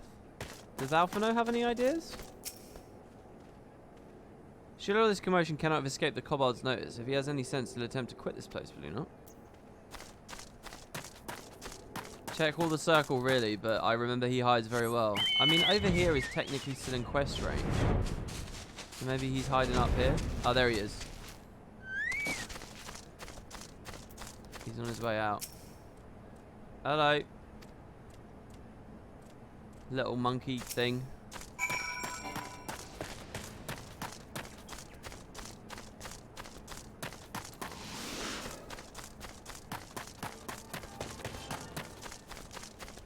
Oh my god, Ailes did a donation. Okay, sorry guys, I know this has suddenly become very, very quiet and slow. Let me alt tab out real quick. Ailes says, there we go, WP. This is for Stormblood and Shadowbringers. If you decide to go with it, let the story go on. Discussing it together has been entertaining and a great preparation for both Endwalker and End of Dragons. I look forward to them both. Ailes, thank you so much. Okay, so Ailes basically just bought us Shadowbringers and Stormblood. Thank you. And yesterday, Schoenfob bought us Endwalker. I will put every penny that you guys just did there into those editions of the game. And the first month sub fee, I think that would be as well. I can't thank you enough. That's really, really very generous of you. And that makes the decision very easy for me. Thank you very much. Thanks, Ailes. Can everyone give Ailes a big thank you? That takes the stress away. Thank you very much. Alright, here's the kobold again. So yeah, when we get there, there will probably be a little bit of a gap between Heavensward and the start of Stormblood. Just because in that gap I'm going to do the review, or two videos of review.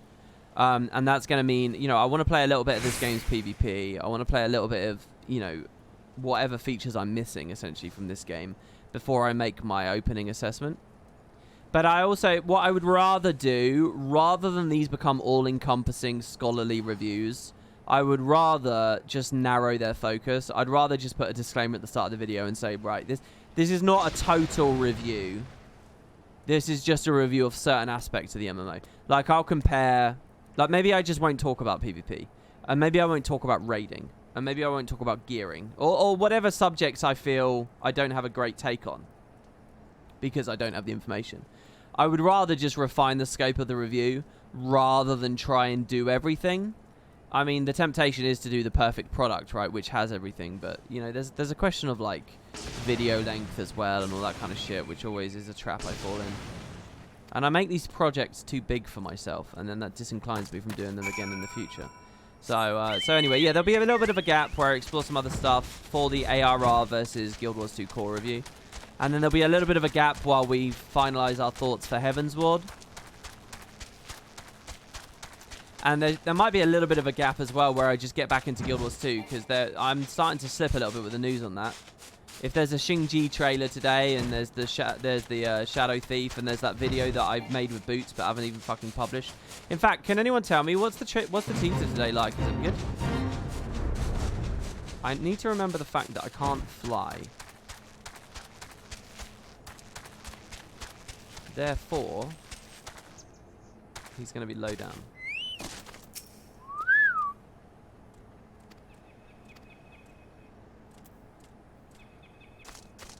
So last time we had a dungeon, this time we're just going to follow a little kobold. You think it looks oversaturated? Really?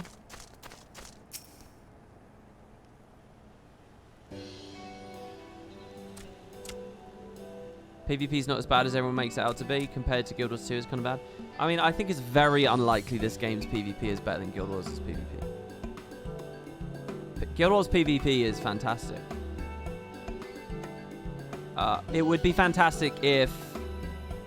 Well, let's not get into that whole topic.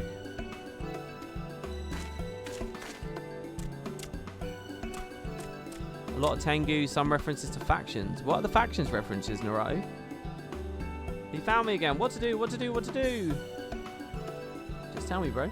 I come in peace, only to talk. Speak, say, talk. So please do not hurt me. So this is our wily kobold infiltrator, is it? No wonder the soldiers were on the edge. He could give us, well, give one of them a bruised knee. Huzzah, we got him. Fine work, Simons. So little one, you thought you could sneak into my camp, did you? Plotting to steal my crystals, were you? No, I came to talk, to ask for help. But when your soldiers saw me, they drew their weapons and shouted, and I... Now, let's all take a deep breath and discuss this like civilized individuals. What's your name, child? Pikmin Gabu of the 620th Order. At least I will be a Pikmin one day. Well met, Gabu. I'm Alphino, and this is my sister, Alice. Macon, the man who found you, is our friend. And now that you know our names, we can be our friends too. Now, Commander Bloden here thinks that you wanted to take his crystals, Gabu, but you said you came for help. Why to us, and why not your own people? What happened, Gabu? Can you tell us? I feel like Alice is just going to punch him or some shit and be like, speak! Alphino's been very diplomatic there. Oh, no one's going to hurt you, alright? Not while we're here, I promise.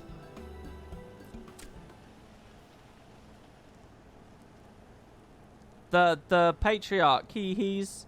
The Patriarch is going to summon the Grandfather again, and you have to stop him! Beat him, fight him, stop him!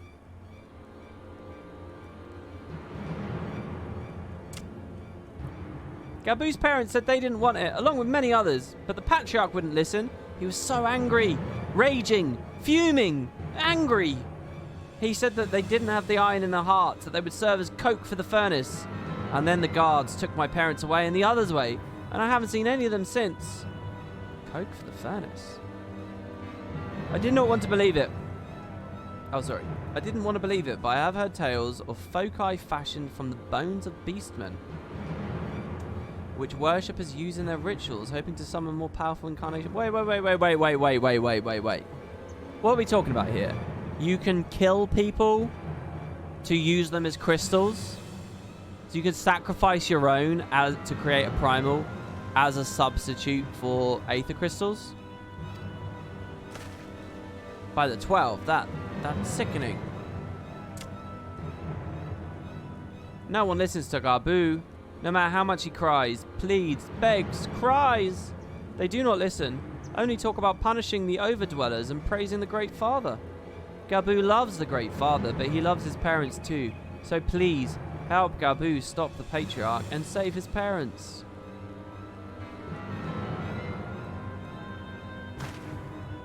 Commander, advise the Maelstrom to command that Titan summoning is imminent. Should the worst come to the worst, we will require the support. Are we going in reverse order? Is Ifrit going to be next? I'd love to see Ifrit again. I love Ifrit. Time being the essence, we three will attempt to infiltrate the Kobold stronghold, secure their crystals, and free the prisoners. Well, if you're sure, you'll forgive me if I don't seem optimistic. We'll make ready just in case.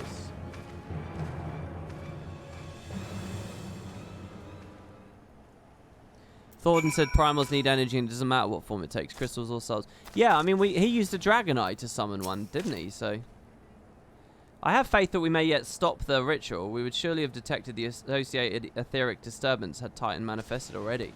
But I cannot speak for the prisoners. 12 had mercy. That they would even contemplate sacrificing their own flesh and blood, brothers and sisters, mothers and fathers. Time is of the essence. We must see what Gabu, what else he knows, and formulate a plan without further delay.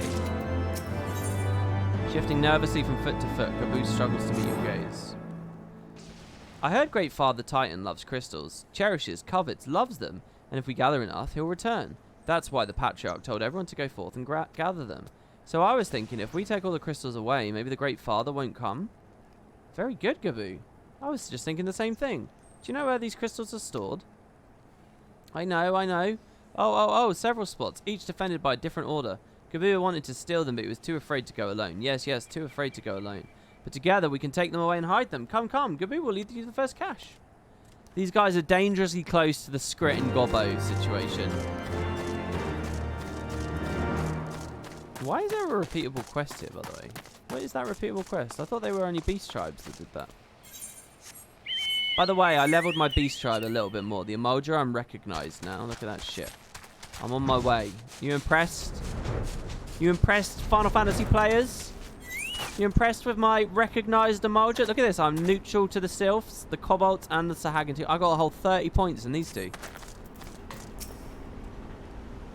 Quickly. Oh, this is it. Oh. Do you have them all? Good. Lead on, Gabu. This way. I thought we were going to have to do a fight.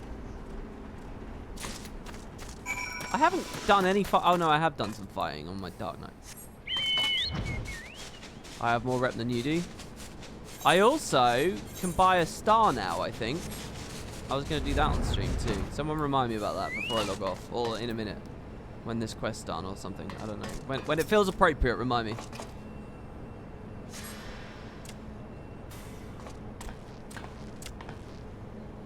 Time is short. If you have the crystals, we should move on to the next cache. The reason I'm doing the Beast Tribe stuff is because apparently you can buy mounts, which cost loads of gil. And I have nothing to spend gil on. Like, nothing. So, I may as well buy mounts. Did you hear me, brother? Brother! Aye. It's just that... In fact, does anyone know? Can I buy the mount already? What ranking do I need with the Beast Tribe to get the mount? Am I already high enough?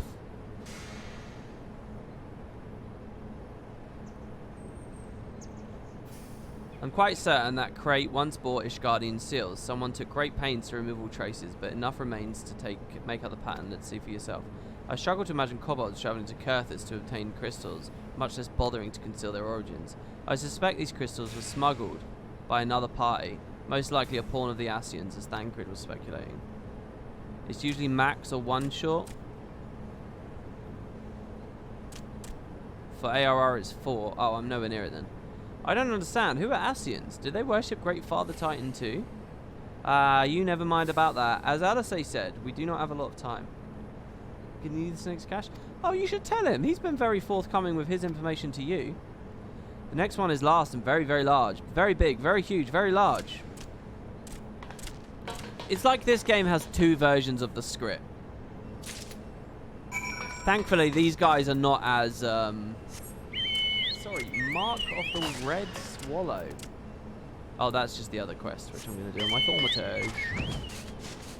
Or something else. I don't know what.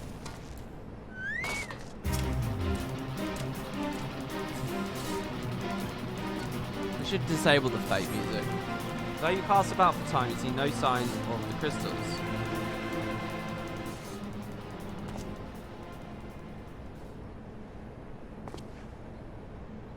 Confound it. What about you, Macon? Any luck? Nothing, nothing, nothing. But this cannot be. Gabu saw them. Spied, spotted, saw. Think, brother, think. They must have moved them, yes? The question is where to and why. Within Ogamoru, where they summoned Titan once before and mean to do so again, is the only explanation. What about Mother and Father and the others? We have to help them. And we will, Gabu. We will. Stay calm. We still have time. They have yet to call for the remaining crates, yes? If they had, then they would have found the other caches empty and sounded the alarm. Alarum. What's an alarum? I believe the time for stealth has passed. We must breach the navel and seize the remaining crystals. There's no other way to prevent Titan summoning. But first, give me your crystals, that I might deliver them to Commander Bloden's custody. We dare not take them into the bowels of the mountain. It's an antiquated term for alarm. Oh, okay. Is there any further detail to that? The crystals, Macon, if you'd be so kind. Okay, a large quantity of crystals intended for Titan summoning.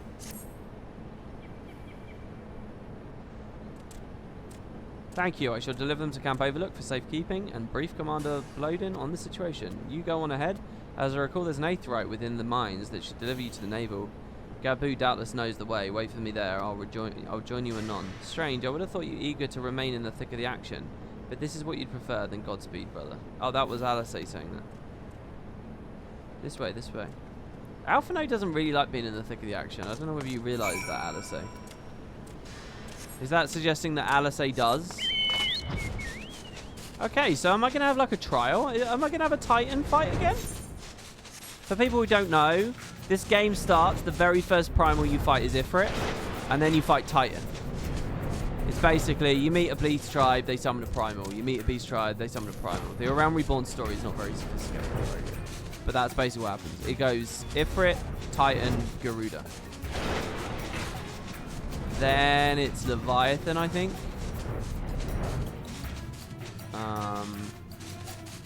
And they kind of come out in a conga line. There's a lot of crap and boring story in between all of it, but that's essentially what they do. Sorry, why am I not allowed in though? This is currently on my mind. Am I on the wrong level? Oh no, there you go. Hello. I hope the patch up on my parents there. Is the idea I'm meant to be fighting through all of this and its content? I take it this is the aetheryte? Right then. As soon as Alphino arrives, we go. I trust you're feeling suitably heroic, Macon. There's no telling what sort of resistance we'll face in there.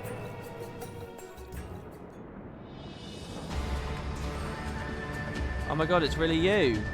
I was watching a lot of your Guild Wars 2 stuff. Thanks very much. I hope you enjoyed my Final Fantasy stuff. Quickly, you clods. Briskly, swiftly, quickly.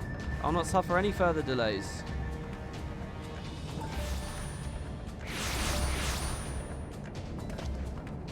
Lay down your arms and surrender. We have your crystals. There'll be no summoning this day.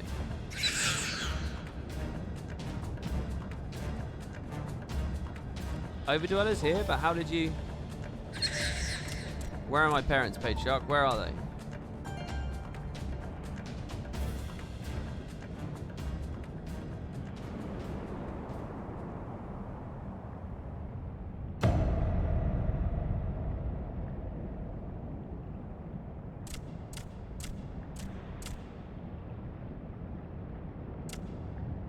Mother? Father? Oh, it's so sad. Coke for the furnace, you monster. How could you? Aye, we are but servants of the Lord of Crags. We are his, that he may drink of our blood and partake of our flesh, that he might draw upon the strength of his children and defend them from the tyranny of the overdwellers. No, Alice, not yet.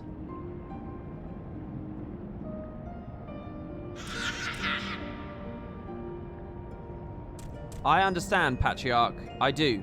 Your fear, your anger, your hate.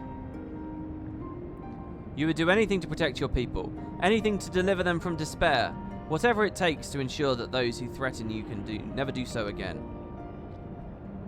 But in your single-minded pursuit of this objective, you have brought suffering on your own kith and kin. Kith? Now, kith, you have sacrificed the lives of the very people you sought to protect. But it need not be this way, Patriarch. Renounce this bloody course. Cease your attempts to summon your god. Work with us, together, to build a lasting peace. Another peace to be abandoned at the overdwellers' convenience? Oathbreakers, all of you! Liars, betrayers, oathbreakers! You take and you take and you take, and when you've had your fill, you sue for peace. You promise that this time is the last, until you grow hungry again. And when we dare to defend ourselves, you declare that this beast tribe cannot be suffered to live, that our god drains the land of Aether and brings naught but suffering, death, destruction, suffering upon us all. I will hear no more lies from you and yours, Overdweller. You've ruined your own lands. You'll not ruin ours. I quite like this. I can see why their worldview is what their worldview is. I said I'd come for you, and I did. I'm here. I'm here. I'm here. Mama, say something, please. Please.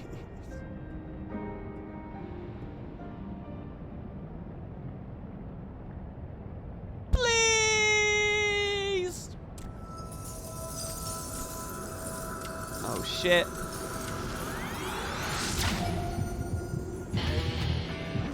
Oh, fuck the Titan music. Oh, shit. Wake up, wake up, wake up, wake up, wake up, wake up, wake up. Wake up. I don't know where this is going.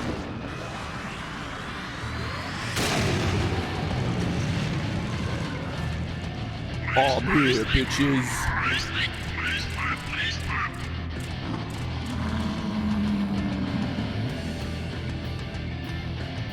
Titan is so comically thick in this.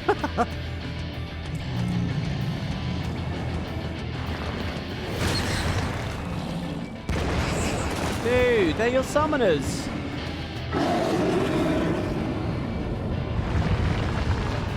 Do you know what? Do you know what I just considered? Do the Void Scent have primals? Wait.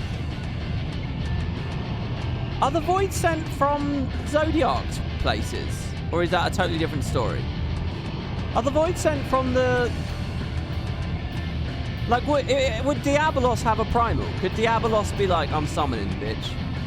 Like, I summon Diabolos and then Diabolos summons his own thing if he had enough crystals or whatever? Oh, that's creating smileys. That's interesting. 7 hells.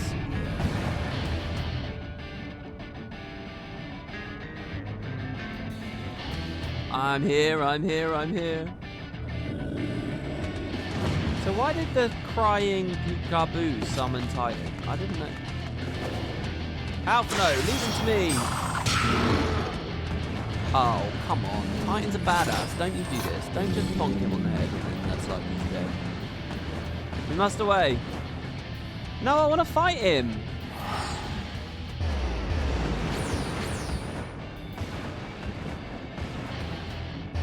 I did do Crystal Tower, but I only vaguely... I know that we go to like a shadow realm there or whatever, but I don't know if that's the same. That's where my friend is. The cool guy. The cool Garlemald guy whose name I keep forgetting. Why do I keep forgetting his name? What is it? I keep wanting to say Nail, but it's not Nail. That was some other person. I think it begins with a G. Yeah, that's the Void. But is that the same Void that the Warriors of Darkness are from? Nero, thank you. I will remember that eventually. Nero. By the 12, he's basically pulled a Cormier. He's stuck in there now. I should have known better than to let Gabu accompany us, given what we were likely to find. His anguish and despair have served to birth a primal, and just as surely as with the supplications of the faithful, whereas being born of such tumultuous emotion, this incarnation of Titan seems incapable of naught but violence. So the way you summon it changes its disposition. Is that important? If we have one cause for optimism, it is that while many crystals were present, they represented but a fraction of the quantity intended for the summoning ritual, meaning Titan must be far weaker than planned. Be that as may, he is yet a primal. So once a primal exists, it won't just gobble up crystals. It is defined by what it was at creation. That's an interesting nuance that maybe the story will play with later. The longer we leave him to bleed the land of Aether, the stronger... Oh, no, never mind. He'll grow. Never mind. He can keep getting stronger. And should Titan... Just like Alexander could get stronger now that I think about it. And should Titan be permitted to leave the mines? Yeah, I'll kill him.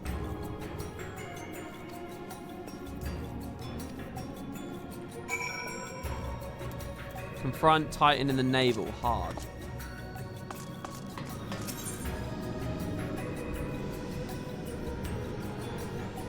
So there's now 3 modes. There was the original fight, the extreme fight that Urianger gave me as like post-game content, and now we've sort of looped back to a hard version of it from Heavensward.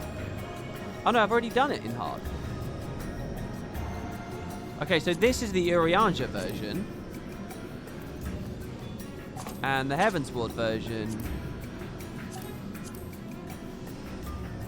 Wait, is it just making me go replay old content?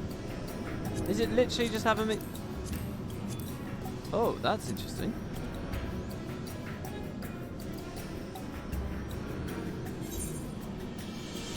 Oh, they straight up copy-pasted content. Wow, how did the community feel about that? I've not seen this game do that.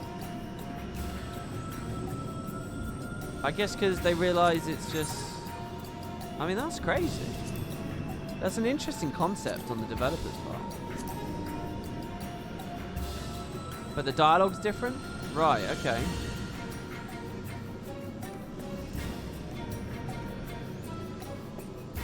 Even the description here is talking about ultimate weapon. Well, whatever. I mean, I'll do it. I don't mind.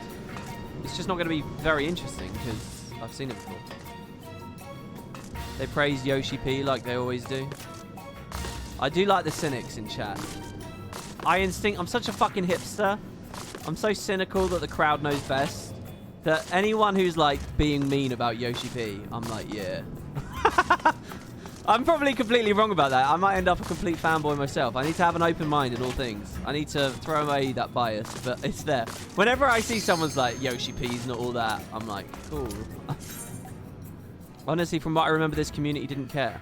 Guild Wars community freaked the fuck out when they reused content. Do you remember in Season 2 when they reused a meta event in Frostgorge Sound? Do you guys remember that? Jesus Christ, the one. ArenaNet might be held to a higher standard, I don't know. Or back then. Hello! I know this one. Let's put our tank stance on.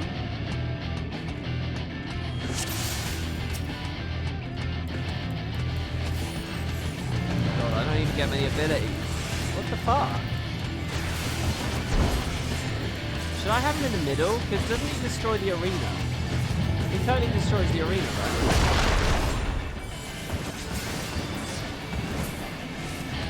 He jumps into the middle, right? And we need to stay away from the middle. I can't plunge. I'm going to aim him this way because no one's behind me.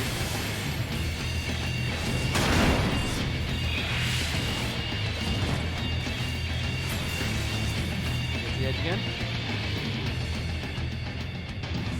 At some point, like, his heart will be targetable.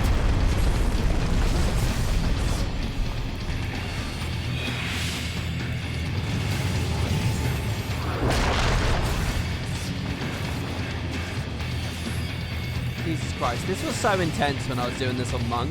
Like learning how to fight on Monk while fighting him and being vulnerable. This is so simple by contrast. This is a completely different experience to the fight I'm having right now. I think we kill these, don't we? Maybe I shouldn't move those if we don't want Titans first.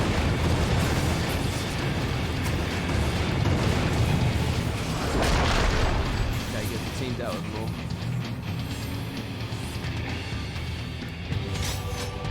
I said I'd hear uncommon. I need to read the dialogue afterwards. Mother, father, I can't find you. Okay, here's the heart, see?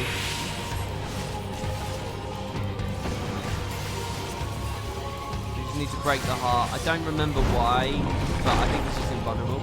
Oh, and then there's this jail mechanic. That's basically a player's in prison.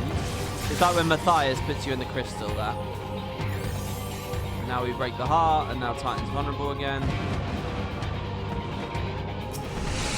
Wake up! Okay, he's invulnerable for some reason. Oh no, there you go. Maybe it's just because it was a transition, maybe.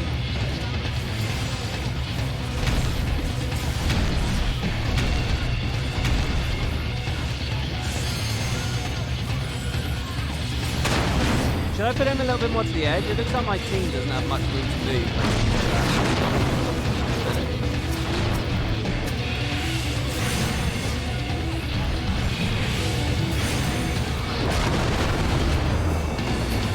I don't know whether I need to hit that or not.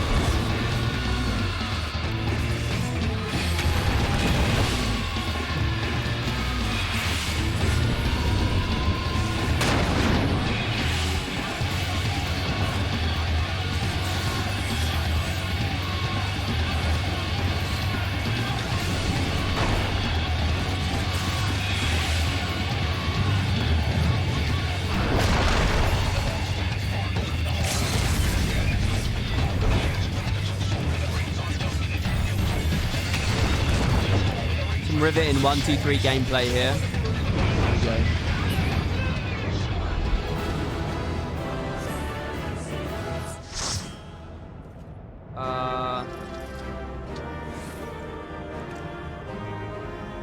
Oh, the dialogue wasn't printed on the bottom left, unfortunately.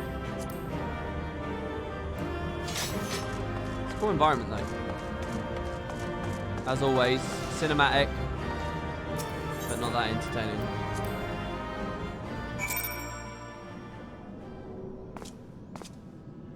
Those bombs drop and explode after a time. You're meant to avoid and move. Oh, well, they're DPSable, so I assumed it was actually a DPS race. But I guess there's two ways to mitigate it, right?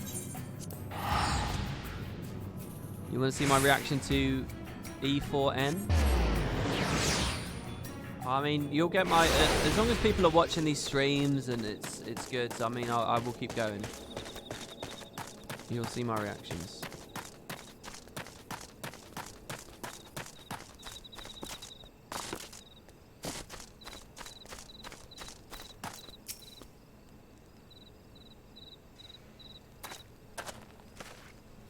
Ah, there he is. Did I not tell you he would return safe and sound? The deed's done then, Titans no more? Indeed. Good, there's been enough tragedy this day. We don't even... If we were around the clock and you see the first time you fight Titan, how much they are, like, wanking off over how insanely amazing that feat is. And here we just get, like, one sentence. Yeah, well done. Moving on.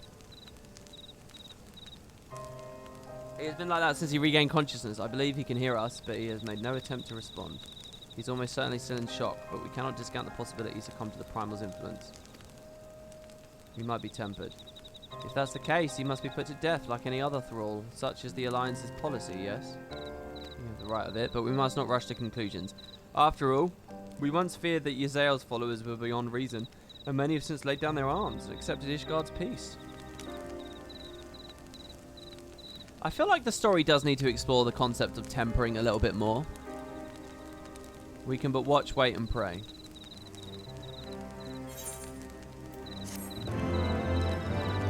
Which is exactly what they're doing here. This is what this arc's about, right? It's quite sad, honestly. Sweet little thing. I want to hear what Alice has to say as she looks at him at the fireplace. I know what happened. God's help me I was there, but the thought that we might have to do 7 hells, he's just a child. Dot, dot, dot. Oh, let's just take a minute to appreciate this little beat. With the setting sun. Hello, Alphino. Alphino would rather not worry about what may or may not come to pass. There's naught to be gained from dwelling on an eventuality over which we have no control, much less one which may never even come to pass.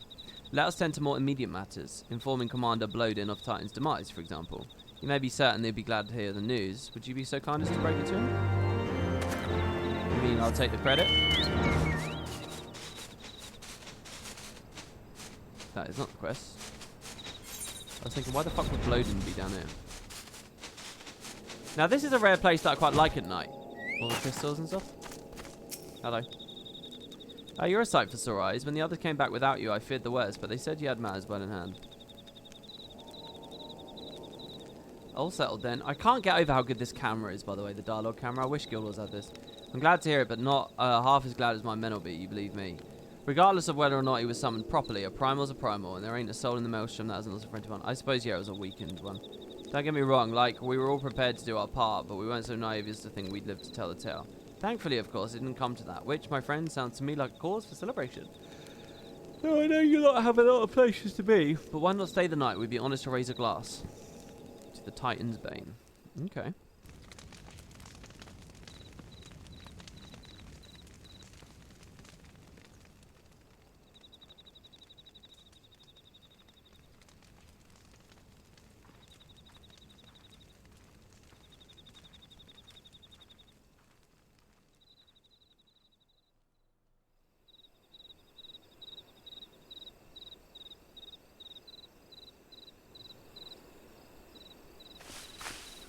Who goes there?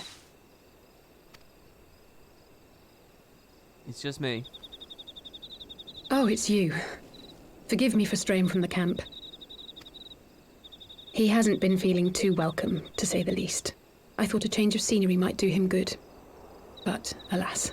I quite like this. It's very quiet and melancholic.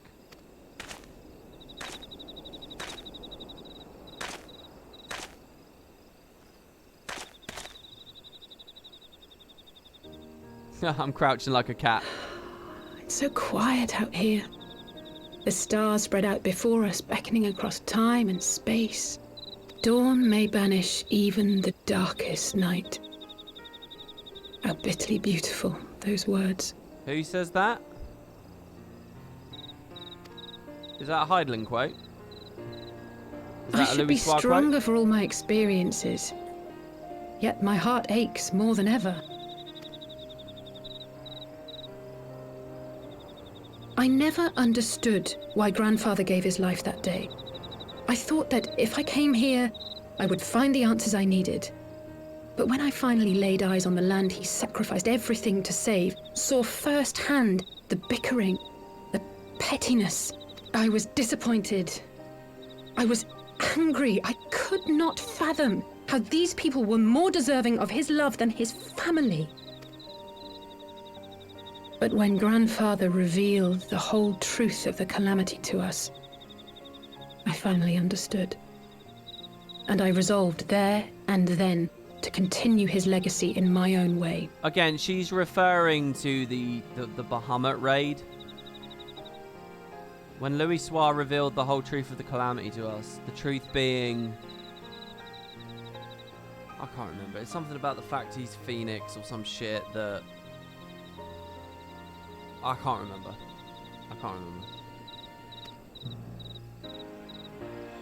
My travels have been enlightening, but I cannot say that I have enjoyed them. I have lost count of the many petty crises that I was helpless to resolve and of the people whose actions I could not understand. This cutscene is most affected by the Coils progression. There's even dialogue adjusted if you've started Coils but haven't finished it. Wow. There were others, of course. Good people. People with whom I felt a kinship, whose lives I could not save. I found myself asking what it was all for. Why try if I was doomed to fail in the end? But then I recalled Grandfather's words to my father, years ago, before he left Sharlayan behind forever. To ignore the plight of those one might conceivably save is not wisdom, it is indolence. We must all protect that which we hold most dear in the manner of our own choosing.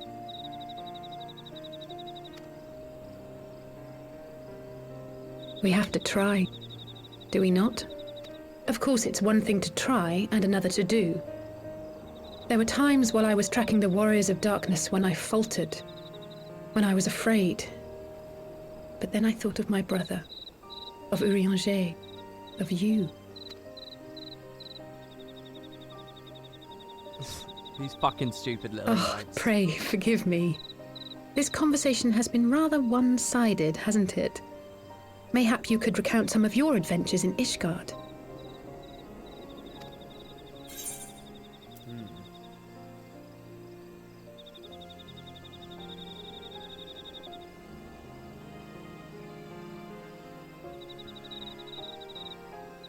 Should I talk to her about her brother, maybe? Each of these options features a character, so Estinian Ysael, Emmerich, or Alphino. Does she want to hear about her brother? I don't know. I feel like she'd want to be as independent from him as possible. Maybe this is just nothing, and it's well, obviously it's nothing, but it's just what part of the story do you remember the most? I think it was being with Estinian Ysael. That was the best part of it.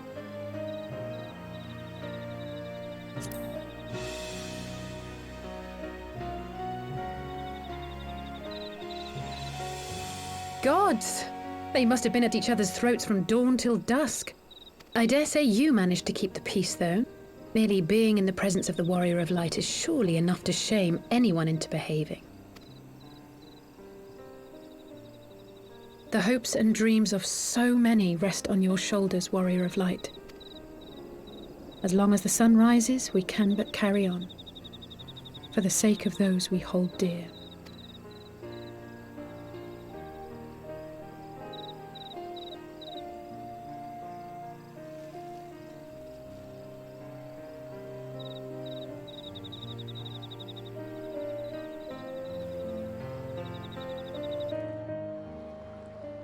Man, this dark screen and the bright sun in real life shining on my monitor makes it very clear how much dust is on my screen. Oh, shit! Meanwhile... Dude, this is on the house at the Waking Sands. I know where this is. This is the Waking Sands. Right? Fucking Urianger. To what end dost thou cling to the tainted gifts of the Mother?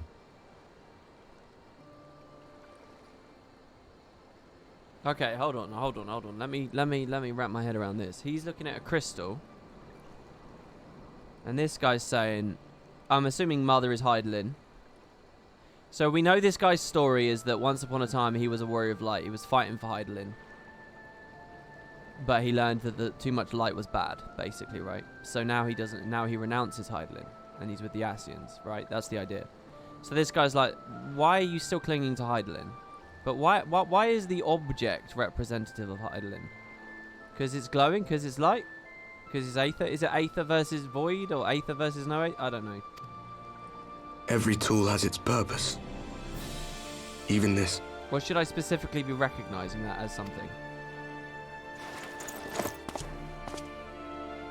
Well, what is it? The seeds sown in Vilbrand have been plucked from the earth and left to wither. It strikes me that there's no love between these two. Okay, what's Vilbrand? Oh, wait. Didn't I ask that earlier? Isn't that the island? Isn't that the Limsa Island? Or was that something else? Alas, Titan's demise sufficed not to drive the kobolds to deepest desperation. Okay, yeah, I did ask that earlier. So it's just what did we... the man in white have to say? They're just saying what we did. They're talking about what I've just done. The man in white. Is that me or is that... Oh, that's Elidibus. That we are to proceed as he did first set forth. Elidibus only ever says that. He has a role to play. You have a role to play. It's a role. Just play it. Play the role. Just go ahead. That's all Elidibus has said. Well, that's easy for him to say. It's not his bloody world on the brink of destruction, is it? Be thou well reminded that with an end to Ishgard's unrest, naught now remaineth to preoccupy the Scion's thoughts. And thus may they devote their every energy to thwarting thee and thine. I foresee only greater difficulties ahead. Foresee? Are you sure you don't welcome them? I'm starting to think you might hold a candle for your old friends after all. Hmm? In what way? Oh, is that Urianger? No, is that the craziest thing I've ever said? Who is the guy? Who's the masked guy? He's not an alternate version of Urianger, is he? Or some shit? Pray do not This mistake guy. mine intent. I but look upon the path which lieth before us. Dude, with he new speaks like him trepidation. too. That's Urianger, right? That's like alt-world Urianger. Because where I'm mistrustful of my Urianger, he's mistrustful with his, because they're like crossing over or some shit. Both of them are like following a path in which they end up learning about the people of the other reality and like being sympathetic to everyone's plight. Alright, Urianger's not a bad guy. He just sees the bigger picture. As all scholars might. Shouldst thou be of like mind, pray consider then another course. For the power to invoke the ardour belongeth not unto the Ascians alone. With thine own hand strike down thine enemy, the so-called hero who would see thy home lost to light. Do but this, and thou wouldst at a single stroke disrupt the all-too delicate balance of this realm, plunging her straightways into chaos.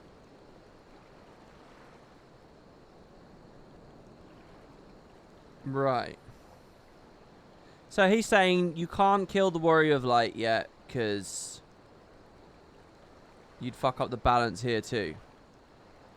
Hold on though, this guy's world, right? Do we consider that to be balanced now, or chaotic now? Because in a way, if his whole world has just fallen to shadow, I mean that's a balance of sort. Isn't that the balance that Heidelin illustrated to us?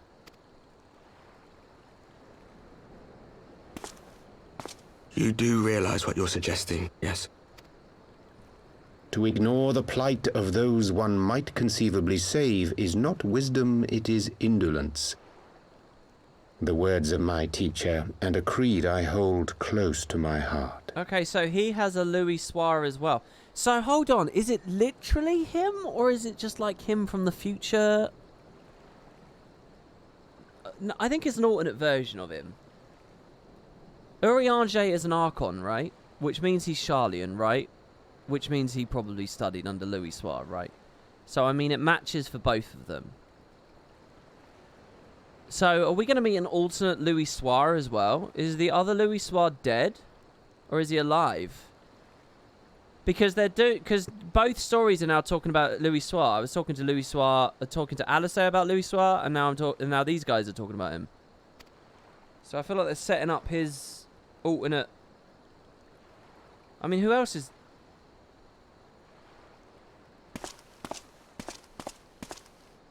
Very well. Draw him out. We'll make it quick. I can imagine the game developers, they made 1.0, right?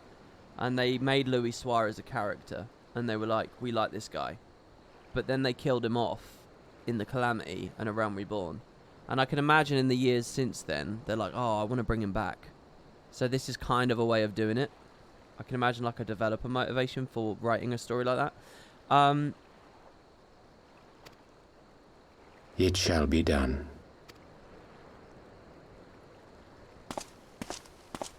I think I've just spent so long thinking about implications of things there that I haven't paid attention to what they're literally saying. What good a creed one cannot uphold? What hurts soothed? What lives saved? Oh, hapless fool, what hast thou wrought by thine own hands? Minfilia, my friends, I shall not now beg your forgiveness. Wow. Full deeply though it paineth me to walk it, I shall not stray from my chosen path. As Moonbreeder remains steadfast, so too shall I. But is he talking about our Moonbreeder? And who I don't even really remember, to be honest. Has she got some story coming up? Is he talking about our Minfilia or alternate versions of those people? It's definitely Urianger, though.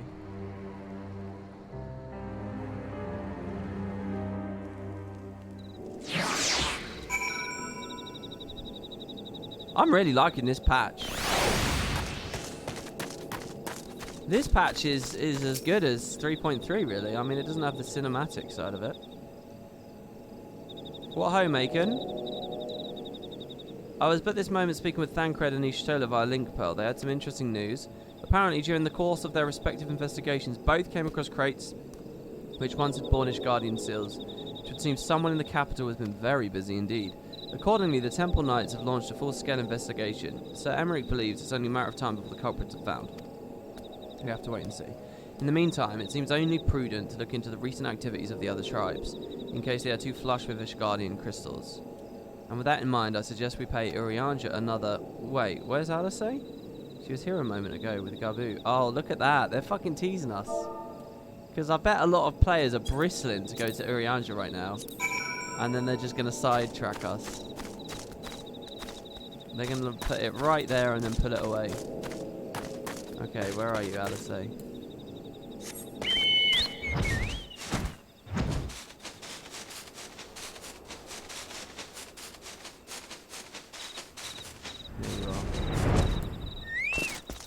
How's the Gabu? Is he detempered now?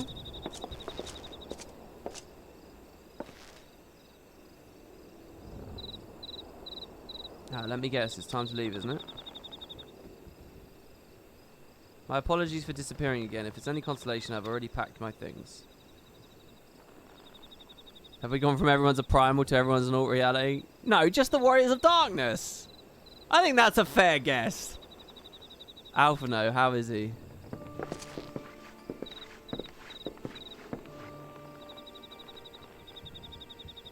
Brother, Commander Blodin, something tells me that you're not solely here out of concern for his welfare. But to answer your question, there's been no change. He'll not speak or eat. I'm not even sure if he slept. If he did, he seems none the better for it. He just shuffles with that same expression on his face. You will look after him, won't you, Commander, and treat him with every kindness? He's still in there, I know it. Beneath the anguish and despair, he's still fighting with all his heart. He deserves to be given that chance until he comes back to us, until we know for certain what has become of him. Aye, aye, you needn't worry. If he hadn't risked his neck to warn us and help you secure the better part of the crystals, this could have turned out a damn sight worse than it did. We'll not soon forget that, nor will the Maelstrom's command. I'm so sorry, Garbu, I truly am, but you never should have been made to, and I know I cannot possibly understand. Mayhap there's nothing I can do or say, the pain, the anger, the helplessness. Hold fast to the memories of better times, remember them as they were. And when it hurts so much your heart feels fit to burst, let it burst. Let it burst and fill up again with your love for them. Never ever forget. No, don't let it burst. Don't show any emotions. Emotions aren't productive. Okay, everybody? Come along, little one. You bottle that shit up, and you get back to work. I will remember them. Thank you, Alice. Thank you. I do not agree with this story's theme. Conceal, don't feel. Exactly. Have faith, sister. Your words have reached him. In time, he will recover. And those who orchestrated these events will be made to answer for their crimes. Yeah, so who is it in Ishgard that's doing this? I mean, we know it's Ascians pulling the strings, but who precisely? 1,000 times over, there will be a reckoning.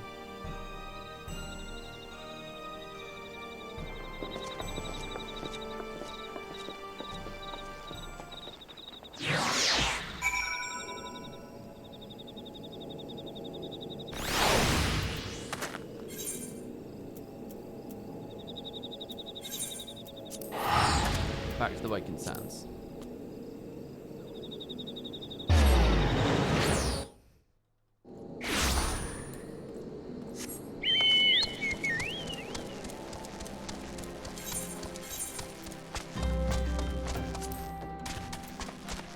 Where are my, oh, I remember.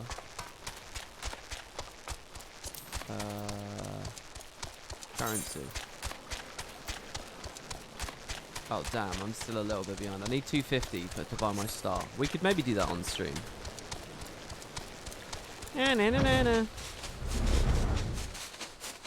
Oh, wait, what am I gonna... No, I'm still gonna write.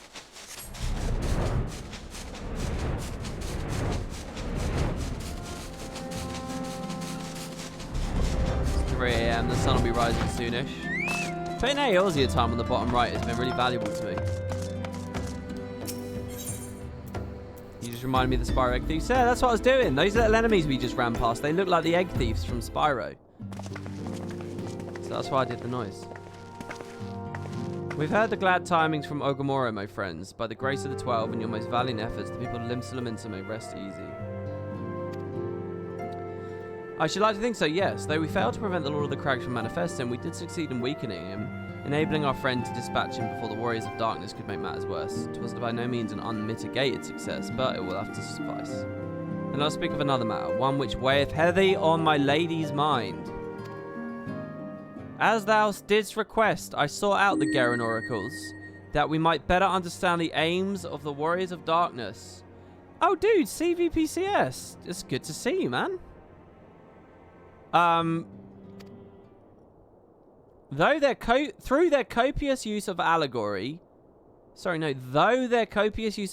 defieth any single interpretation, the oracles paint a most disturbing picture, one of worlds parallel to our own, apart yet linked, reduced to ruin with every humble calamity.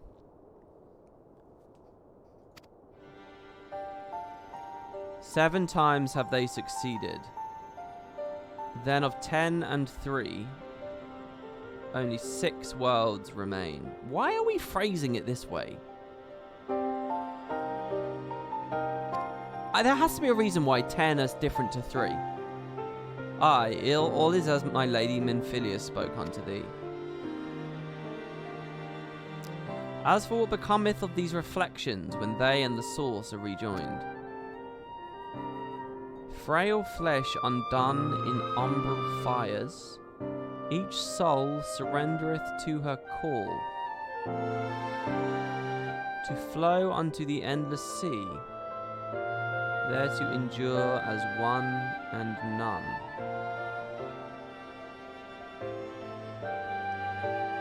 So this is like Coke for the fire, right? What is that saying? That's essentially saying, get burned up, your soul will go into the life stream or some shit. And you'll join the hive mind of all the other souls. If the Warriors of Darkness succeed, everyone in the world will die. In essence, the verse speaketh of the reunification of the flesh and the subsequent return of the life stream, to the life stream. However, this fate may yet be preferable to the alternative, for if the first were to fall to transcendent light in the manner the Warriors of Darkness described, it would give way unto a void wherein none may know either life or death. Far better to die, they reason, for in death there is life. The essence of a soul which returneth into the source may be born anew, saved. As such at least is their belief, I surmise. If that's true, then gods, no one should ever have to make such a choice. Ere we speak further on this subject, I would share with thee another recent discovery. It would seem that several sizable shipments of crystals have been delivered into the hands of certain Alamegan parties. Alamegans? Oh shit, Alamego's in Stormblood, isn't it? Strange. And you believe this to be the work of the same Ishgardian smugglers who supplied the beast tribes? I know beyond a shadow of a doubt. Unless thou wonder at their motive, I would remind you that the Ascians did once attempt to bring out the summoner of Ralga. Who's Ralga? The individuals who took receipt of these shipments are refugees belonging to a group devoted to the cause of Alamegan liberation. It may also be interest to thee to know that their Ishgardian suppliers appear to be none other than the remnants of Eileen Raoul's network of spies. Surely you jest. And yet it's not surprising. Bereft of leadership and hunted by the Alliance, I can imagine why such villains being desperate enough to conspire with Ascians, assuming they even know or care who their new employers are. All of which is irrelevant, forgive me. We must seek out the resistance group which received the crystals without delay. Macon and Alice, will you come with me to Little Alamigo? Alice is still suspicious. Yes, of course. I should like to hear what they have to say for themselves, firsthand. May you ever walk in the light of the crystal.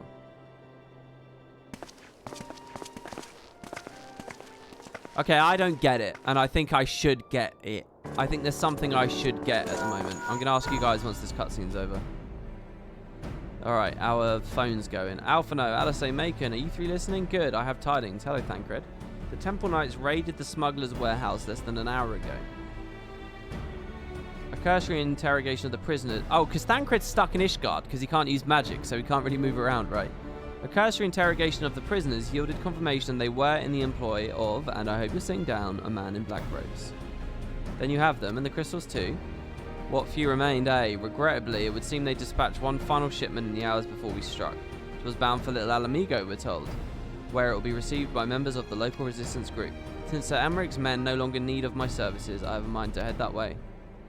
As do we, by happy coincidence. We learned of the shipment's boat but a few moments ago. Ha! Nero was thinking I might finally be one step ahead of the Warrior of Light and his little helpers. Ah, wait a moment, there is more, and I defy you not to be surprised by this revelation. The leader of the Ishgardian smugglers was formerly in the employ of Eileen Raoul, the infamous Ivy herself. Yeah, we did know. Once again, Thancred, I fear I must inform you that... Thancred, with whom else have you shared this information? About the smugglers? No one. As I think I mentioned, the raid was less than an hour ago. I was planning to contact Ishtola next, but is there someone else you would have me notify? Oh, is Alice now wondering how the fuck Urianger knows about all of this? No, there isn't. Alice's onto Urianger, because she's like, how does he know? If Thancred hasn't shared that with anyone. Right.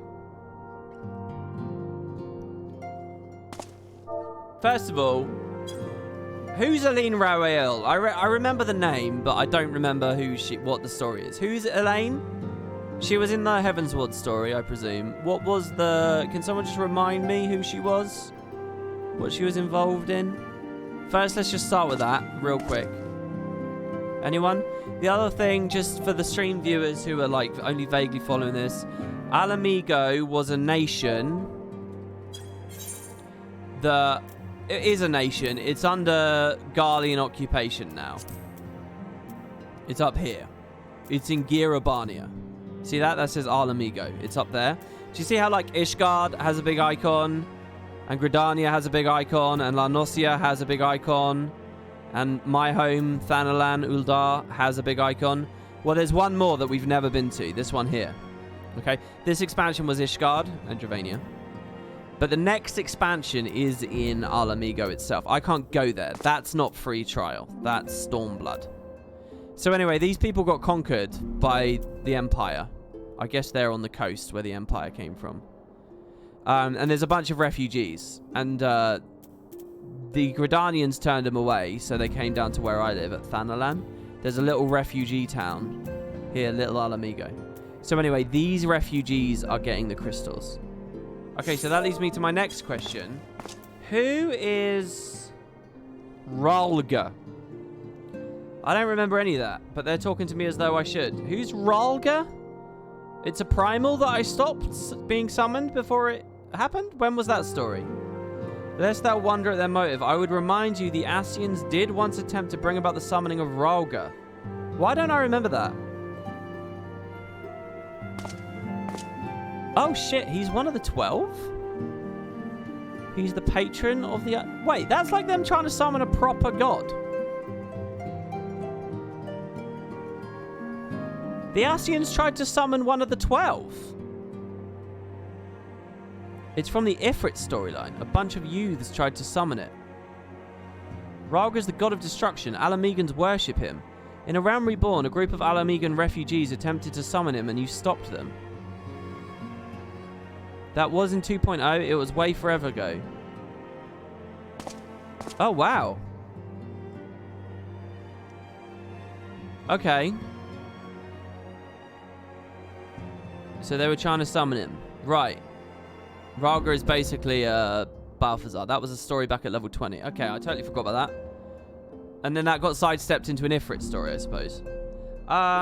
Okay, so that's Raga. That's Alamigo. Right, what the fuck is this? 7 times have they succeeded. Then of 10 and 3. Only 6 worlds remain. Aye, all is as Lady Minfilia spake unto thee. As for what becometh of these reflections, when they and the source are rejoined. So, 7 of these worlds have been blown up already. It happened with the previous calamities. The umbral eras of the past. So, I don't know why that... I don't know how that works. Eorzea is here. And then a calamity occurs here. Like, you know, Dalamud or whatever. And somehow that blows up other worlds? Other echoes of this reality, I guess they are? I don't know what that is. Anyway, what happens when they are destroyed? This book said, frail flesh undone in umbral fires, each soul surrendered to her call, to flow into the endless sea, there to endure as one and none. If the warriors of darkness succeed, everyone in their world will die. So the warriors of darkness want their worlds. Their world's already fucked, and what they're trying to do is get everyone's soul into the life stream, so that at least they can be reborn in another world, in another part of the metaverse or some shit. And that's better than just stasis. They're in stasis, are they? This fate may be preferable to the alternative. For if the first were to fall to transcendent light in the manner the warriors of darkness described, it would give way into a void wherein none may know either life or death. So why is he calling them the first? So the warriors of darkness are from the first world, i.e. a world right next to the crystal, the Hydaelyn or whatever. It's the first. And it got so overwhelmed with light that everyone now is in a void wherein none may know either life or death. What they're trying to do is plunge it into fire so that everyone's souls go into the life stream and then they're okay again, sort of. That's what they're fighting for? Okay, do I have the gist of it? Alright, so chat, help me out here. What do you think? What should I know? Obviously, we're dealing with stories later, and I know there's spoilers and blah, blah, blah, blah, blah. I'm just trying to talk in the context of the information I've already been given. Is there anything I'm missing? Am I speculating in the right area? What are your thoughts? Yes, or else it would share the same fate as the 13th shard. The 13th shard being the one really far away, in which it's all dark. It's not all light, but it's all dark. And they're in stasis as well. On the 13th world, are they in stasis? So the Warriors of Darkness are actually from the lightest world. Does that mean there are Warriors of Light? Not meaning us. But are there people... Do we meet people from the 13th world eventually? Oh, that's the World of Darkness. That's from the raid. I already went there in the Crystal Tower quests. That's where the Void Scent came from. Oh.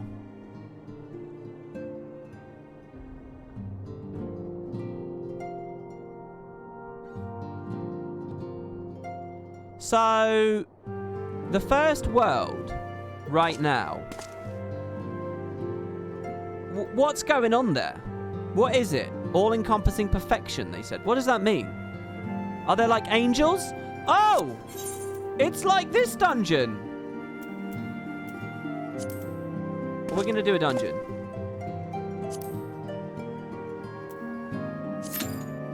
Amdapur, right? Amdapor, this is where Diabolos was. And then in this patch, they added hard mode, and there's an angel there, isn't there? There's like an angel thing there. Is that a version of Diabolos, but like a light version of that? I don't know what that is. I think Diabolos is like a... Is Diabolos the warrior of light from the world that got destroyed? That would be quite interesting. Is he the same? Is that the same? Oh no, but what about that void cloud thing? You bet it pops for Titan. Oh, I've got Titan on. Well, whatever. That's a stupid idea anyway. There was an angel thing there. I wish I didn't do that off stream. Sorry, everybody. Let me withdraw. Withdraw. There we go. Right, let's just keep going. No, Warring Triad's next. What in the world has gotten into her? It's twice now that we've sought Urianja's aid, and twice she has treated him as if he were a stranger. The Archon was one of the Grandfather's most dedicated pupils. One of Grandfather Louisoir's most dedicated pupils.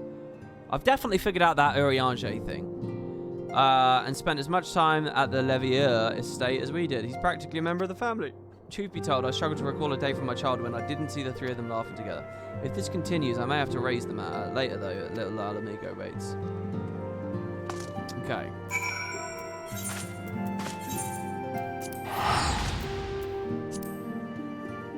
You didn't even think of that dungeon? Good stuff. Well, I think that's what it's hinting at. The dungeon, the Amdapor Hard, is like, it doesn't explain anything. It just says, I mean, literally the summary here is pretty much it. There's something else there, except everyone's like all light and stuff in there now. I'm guessing that's a reference to the first world or something. I don't know. I will get to the bottom of this. So there is such a thing as a reverse demon in this. It's so similar to 12, by the way, guys. I can't tell you how similar all of this is to 12. If I ever get through the 12 Let's Play, you should pay attention to all the story of the summons in that game. And there's basically like light gods and dark gods. And in 12's lore, Zodiac is like an extra one. Zodiac is like...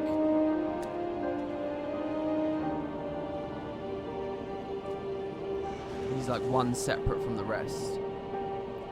Oh, forgive me, I was. It's been a long day. Do you have something to say? Let's keep going. Urianja?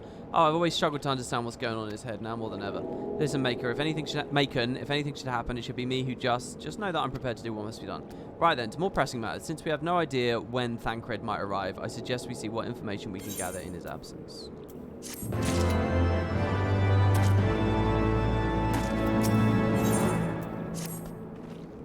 So to review. We're reliably informed that members of the Alamegan resistance operating here have taken receipt of several large shipments of crystals. Our task is to figure out who and why. Given the size of the settlement, I find it hard to believe anyone here could be wholly unaware of the resistance movements. The challenge, of course, will be finding individuals who are both able and willing to share such information with outsiders. It would seem sensible to divide our forces. Macon, why don't you question the residents in the eastern half? Alice and I will do the same in the west, and we'll come back and share our findings.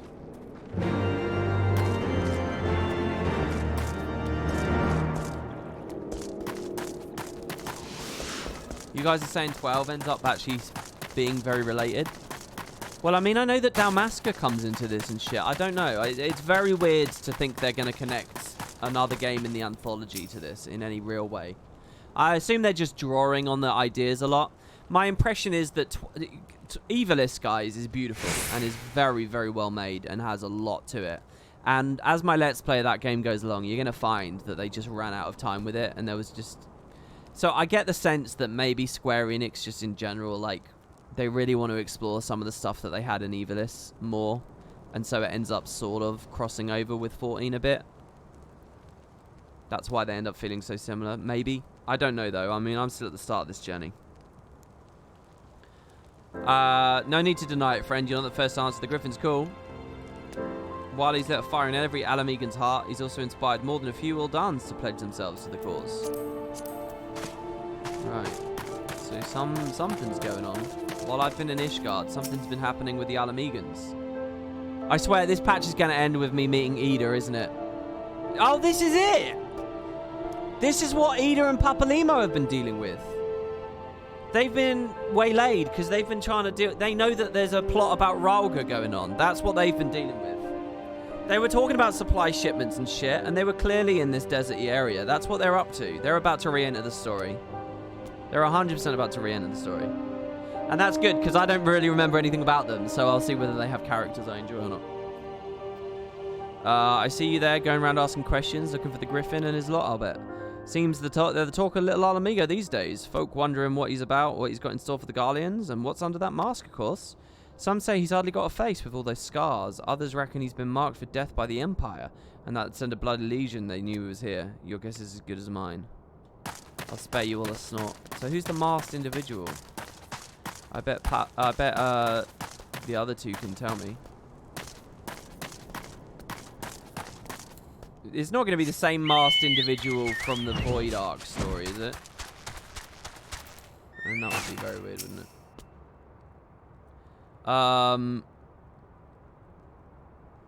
The Resistance? Damned if I know. It's not sure I'd be any use to them. If you set store by all these tales of secret weapons, good luck to you, but I'm too old for the Mask's bedtime stories. This is our lot, and it's time we got used to it. Alright, so I sort of found out some little bits and bobs. I suppose the other two probably found out something worthwhile. I love Dunland, man. Look at this fucking place. This is clearly the best place.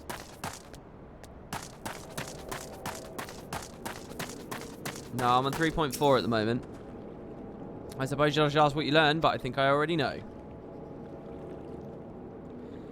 This Griffin seems to be the leader of a newly formed faction with the Resistance, the Masks. Yet, despite their growing popularity, no one seems to know much about them, only that they're the most aggressively militant group to join the movement in recent memory. Indeed, many claim their commitment to the cause of Alamigan liberation is unrivaled. We can but hope their revolutionary fervour is not channeled in the direction of primal. Can I just say, the Grand Alliance are kind of dickheads? Why is Merwib, Rabon, and the Elder Seedseer not helping these people at this point? I mean, really? You all hate the Empire? Fucking liberate them. Get the Empire off your mainland. I feel like they should be doing that. Not leaving these poor bastards to rot in some hellhole in Thanalan. Though I feel confident that this group is that which received the crystal shipments, we yet lack proof. Before taking any action, I would speak with the settlement's leader to confirm my suspicions, and mayhap enlist his help while I'm about it. Like, these people are so desperate, they're about to summon a primal. These aren't minus beast tribes. Given that you and Gundabald are already acquainted, maybe it would be better if you take the lead. Who's Gundabald? I think I spoke to him maybe in the call game earlier when I was dealing with these people. The Empire's really big, they could retaliate. Well, what else the fuck are you going to do? I mean, you've got to take some steps, man. At least tell these people that you've got their back. Much as it pleases me to see you again, Macon, I cannot help but wonder if I should be worried. I hear you and yours have been asking questions. Isn't Rabon from Alamigo? Right? He's fucking from there, isn't he? Or was that another place that he's from? I can't remember. There might be another place that he was from.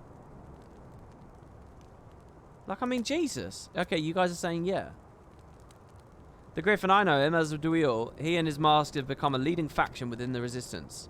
Though there was suspicion at first given his secret ways, he quickly proved himself a charismatic, capable commander. Men are drawn to his passion and his vision. They truly believe that he has what it takes to lead them to victory. Even I cannot help but admire the man for what he's accomplished. But I have not forgotten Wilred. I was blind to the danger of his ambitions, and you were not. Wilred must have been some previous story. The Griffin will soon deliver a speech to our people at the sunken temple of Khan. Go and see him with your own eyes. Weigh his words with your own heart. How convenient. It is but a pity Thancred's not here to join us. You two go ahead. I'll just stay behind and wait for him. He's on his way. He's got to walk, though. Right. They'll actually explain it soon, WP. I hope they do. I hope they do.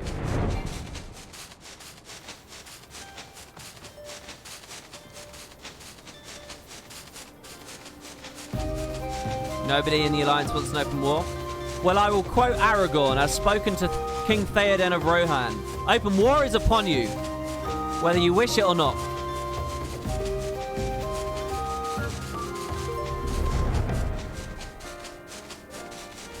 Hello, Alphino. Has it begun already? I hear voices coming from within.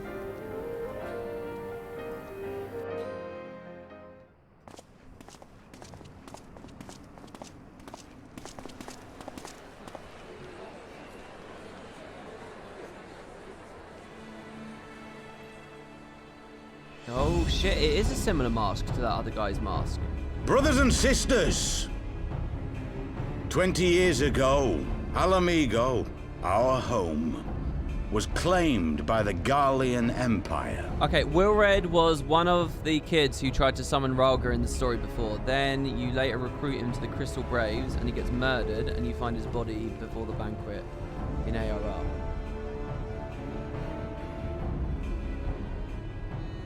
Oh, why don't I remember any of the Crystal Brave stuff? I must have been so tuned out at that point. You love that armor, you're trying to farm it, but the top never wants to drop. Oh, that's an interesting thing. You can farm this armor, can you? Does that happen a lot? In our haste to overthrow the King of Ruin, we turned a blind eye to our foes in the north. With our glorious revolution, we but laid a path for a new tyrant to succeed the old. And when confronted with our failure, we fled. Sorry, do they just give everyone from Alamigo a northern accent? Is that why Rabon sounds like Sean Bean? Is that what they've done? Not a day goes by that I do not think of those we left behind. Think of them and feel ashamed. And I know each and every one of you feels the same. All right.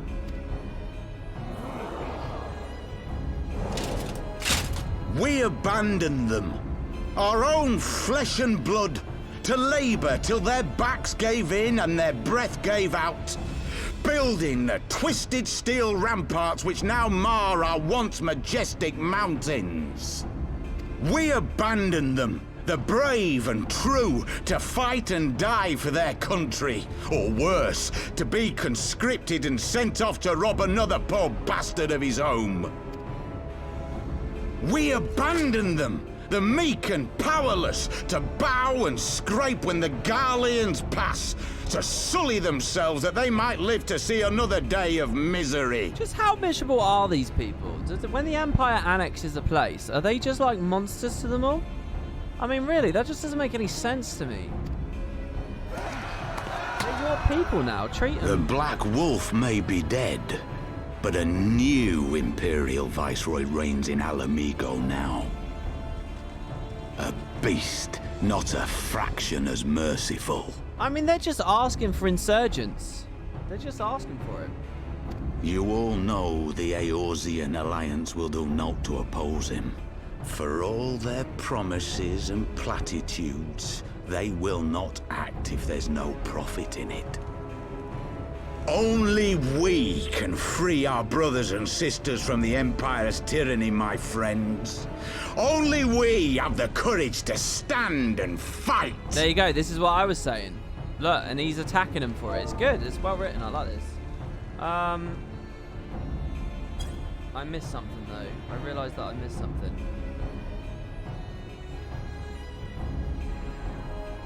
Who's the Black Wolf? The Black Wolf may be dead, but a new Imperial Viceroy reigns in Alamigo now. The beast not a fraction as much. Who was the Black Wolf? That was Gaius, was it? Didn't I kill him, Gaius Van Belisar? He's the guy at the end of A Realm Reborn? Oh, he's the guy that made Ultima, was he? Okay. They have imprisoned us. They have enslaved us. And they have murdered us. But no more! Blood demands blood, and the Garleans shall pay for every drop they have spilt upon our lands. This I promise you, for we have a power within us, my friends. A power befitting our pride, our righteousness.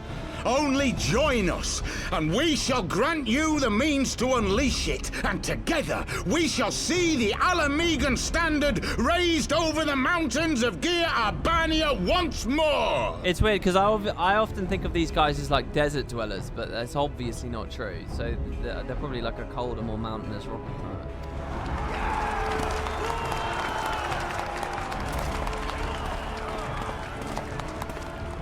power befitting their pride.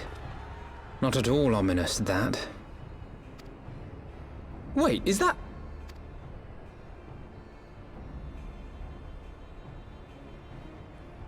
It's them! Sup? I thought I'd see you here. What are you two doing here? I could ask you the same thing. Hello. Well, well, this is quite the surprise.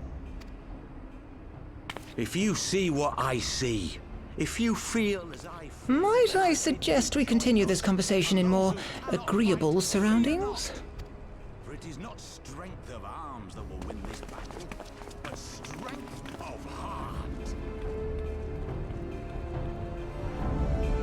Yeah, I know. They're stuck in the desert because no one else will house them. I don't know why the Limps and Laminsons won't house them.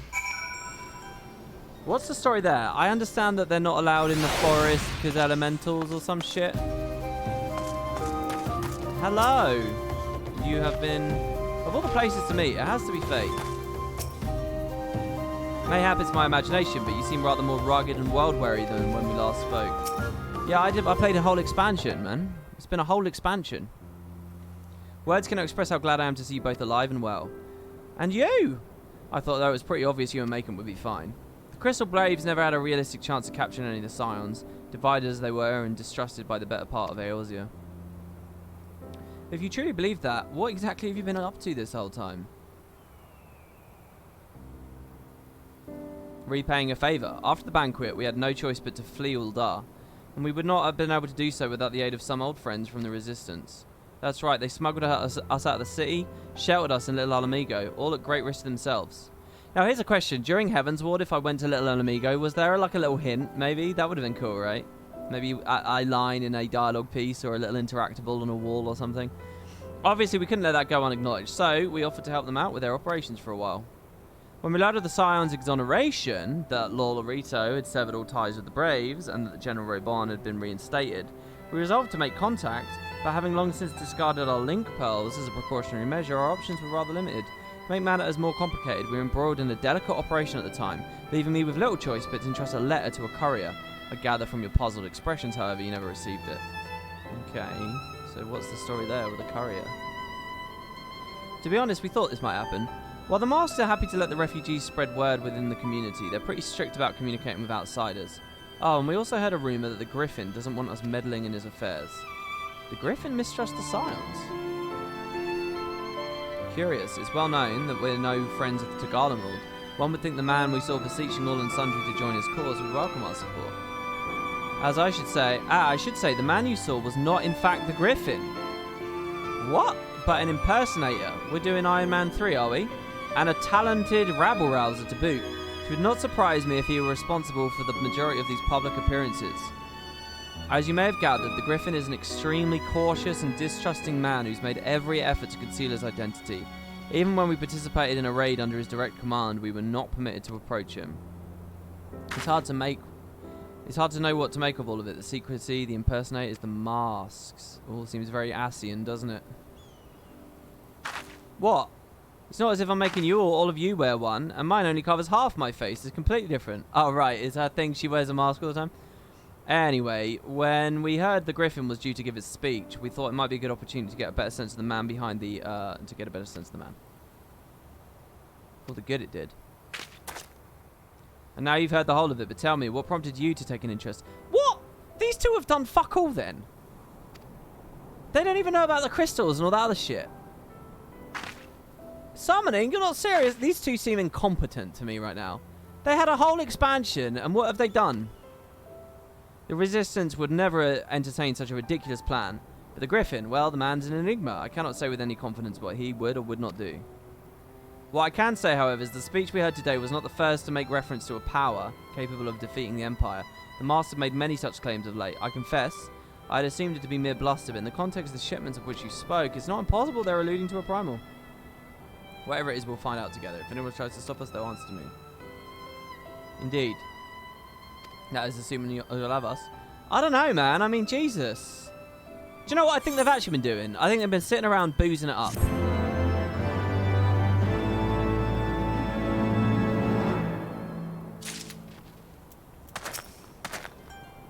In retrospect, their tale's not very surprising.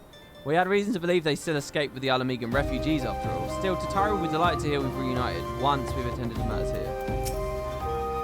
Do you honestly think I'm planning to liberate Alamigo with the help of a primal? I mean, could he really be that stupid?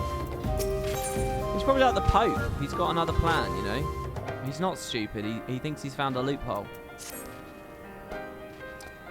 Oh! What if he has the Echo? And he's like, well, I can't be tempered. So I mean, couldn't the Warrior of Light do that? If, as you suspect, the Griffin is indeed plotting to summon a primal, we must needs obtain confirmation while there's yet time to act. To that end, I propose... What are they saying? The question is double. Given his role as the group's de facto mouthpiece, I should not be surprised if he were one of the Griffin's closest associates. And while he may not be aware of the most sensitive details, he can probably tell us the master plans in broad strokes. Like the man whom he impersonates, however, he's wary of outsiders. He will not expose himself without a suitable incentive. My plan is as follows. You and Alphino will pose as adventurers fallen on hard times, inspired by his words to take up arms for a noble cause. Bitch, I'm the Warrior of Light. He's going to know who I am. Ida and I, as members of the Resistance, will recount tales of your past achievements and testify as to your usefulness in the struggles ahead. With our enthusiastic assurances still ringing in his ears, he will decide to welcome you in person and will arrange a meeting. You will need to look the part, that we might maintain the charade until we have him cornered at least. Here, this should be enough to purchase suitable garments from Talabot and have him rub a respectable amount of dirt on for good measure. Any questions? He seems simple enough, and with that, Macon, let us be off. I like that golem wandering around over there. Talabot has an assortment of affordable clothing which he sells to the refugees. The sum in that sack should be more than suffice. Our identities will be revealed, but it can't be helped. We don't have time for a clever approach. I'm very disappointed in those two members of the Scions. Honestly, if I could revoke their membership, I would. Oh, I spend a lot of time here, by the way, because this is where the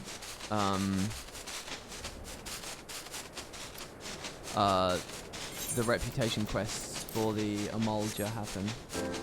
So most days after the stream's over, I log in and I come here and I do those.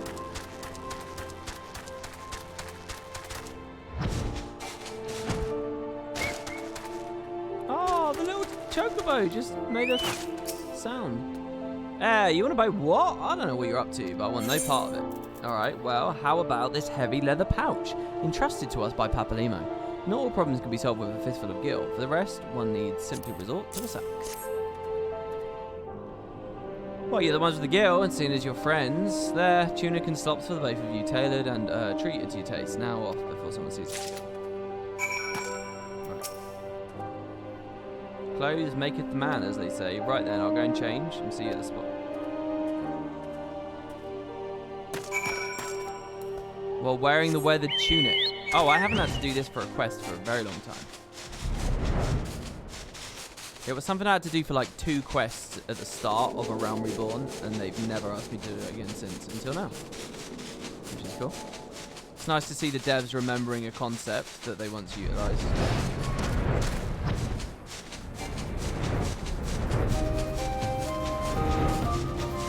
You missed part of the stream. We're in 3.5. If we're in 3.5, the title would say it. Kick every member of Dragon's Watch. Well, Dragon's Watch is more ill-defined than... I don't know, I'd have to think quite a lot about that. Why are you not wearing the clothes? Yeah, you don't wear it. How does this work exactly? It's probably just a chest piece, right?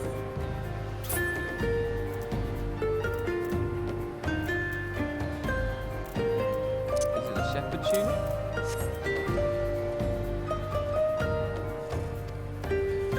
Weathered shepherd's tunic and slops. Is that the leg piece? Yeah, it's the slops. Well, look at us, a pair of down-at-hill adventurers seeking a chance to recapture past glories. Now to play the waiting game.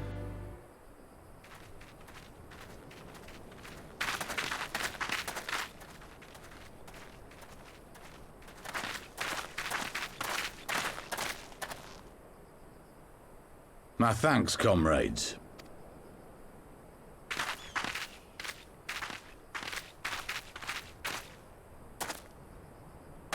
You must be the esteemed adventurers of whom I've heard so much.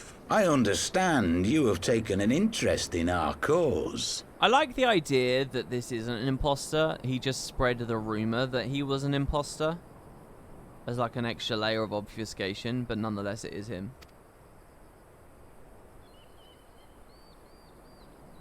Is that a bit too contrived?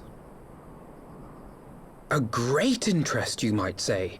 Your words have certainly made quite an impression on my friend and I. The Resistance has long, and some would say wisely, avoided open engagements with the Garleans, but you and yours seem confident against the world in arms. I can only assume you have good reason to be so bold. Why, one might even think you are planning to summon a primal. Alright, lay it on a little bit thicker, Alphino. Because that would do much to explain the sizable shipment of crystals you recently received from your smuggler friends, whom our Ishgardian allies have since detained, lest you wonder.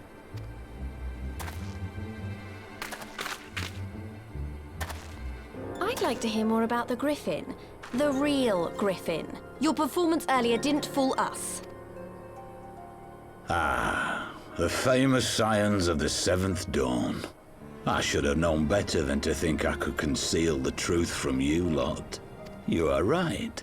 I am not the Griffin, but I speak with his voice, and it was at his behest that we procured those crystals. His name is now the False Griffin. You are wrong, however, if you think that we procured them to summon a primal. We used them to reach an accord with the Amalja. In exchange for crystals to summon their god, they will aid us in the fight for Alamegan liberation. And they don't give a fuck about what the god does here in the meantime. You've got to be joking. Have you gone completely mad? When people find out you helped the Lizardmen summon Ifrit, they'll turn on the Resistance. Alamigo will never be free.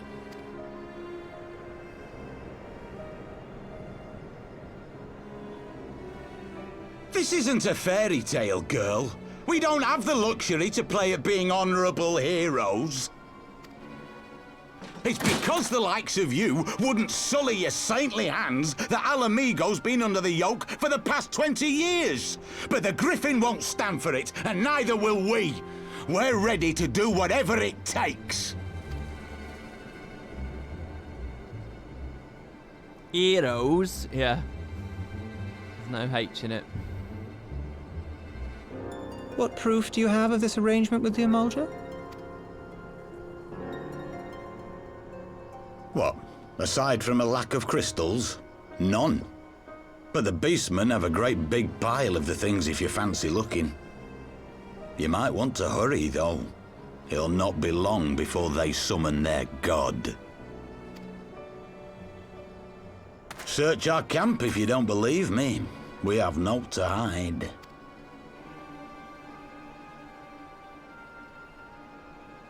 If there is a cache to be found, Ida and I will find it.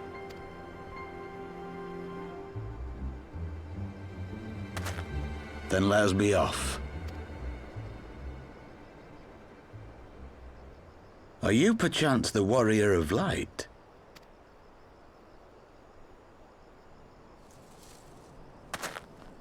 Aye. I thought so. You should know that a great many who have joined us did so because you saved them. Because you showed them that one brave man can make a difference. You saved me too once. Helped a friend over in Quarry Mill make some medicine I needed.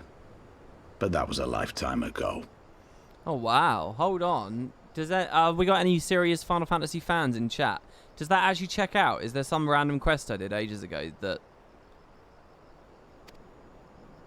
On behalf of my brothers and sisters, I thank you. You gave us hope where there was none, courage and strength when all was lost. We shall not squander your gift. And that's very cool.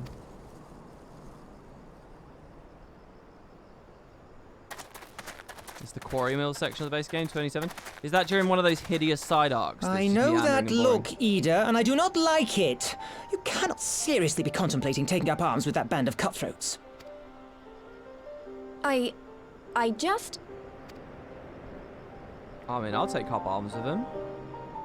Fuck Garlemald. We've been pussying around for too long. If the Griffin and his men have their way, it is only a matter of time before the situation in Alamigo comes to a head. If I was the Warrior of Light, seriously, I would go to Nanamo first and Raban, and I'd say, you gotta help me, or I'm taking Alamigo. This is what's happening. And I'd go to Emmerich, and I'd say, you gotta fucking lobby the House of Lords to help me with this shit. I mean, come on. What is a United Alliance for if you're not going to fucking leverage it? Slam your fist on the table, people. You all owe me one. Your homeland's future teeters on a knife edge, and any reckless action, however small, could have irrevocable consequences. Well, look, some people in chat say, and then they say no. Then fine, but at least have the conversation. The Warrior of Light doesn't even try. You can't just assume they'll say no. You mustn't lose sight of that, Ida. When the time comes, we must all make our choices, but we must do so in full possession of the facts. Now, let us away. There is work to be done. The UN wouldn't do anything, just like real life. It's time for reform, then.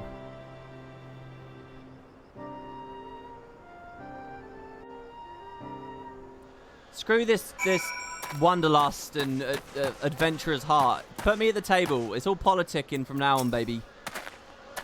I'll go toe-to-toe with Lolorito. Quarry Mill, he said, do you remember? Forgive me, you cannot be expected to recall every name and face, and besides, it's not as if it matters.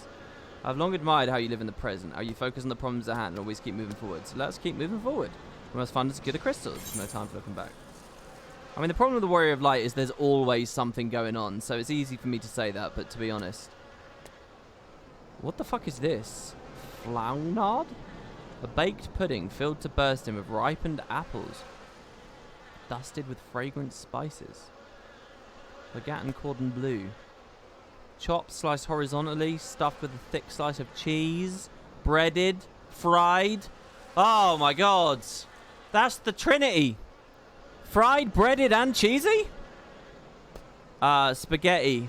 Common fare of fisherfolk across the Eorzea's southwestern coast. The sauce used in this pasta dish consists of a wide variety of fresh local seafood. I'm getting the fucking cheesy, breaded, diabetes food. Alright. One life for one world, this is called. If we take the Griffin's double at his word, then the crystals are now somewhere with the Emolja. Is this just going to... Please tell me that they're not going to make me fight Ifrit. Ifrit's a really basic fight. I mean, you saw me doing 1, 2, 3, 1, 2, 3 a minute ago against Titan. I'll just be pressing 1, 1, 1, 1, 1 against Ifrit. I mean, I suppose it's going to be the hard mode version? They'll release a cookbook soon. Might want to pick it up. Are they really going to release a cookbook? I mean, little shit like that really just shows how big the franchise has got. Oh, you want me to change my armor again, do you, everyone?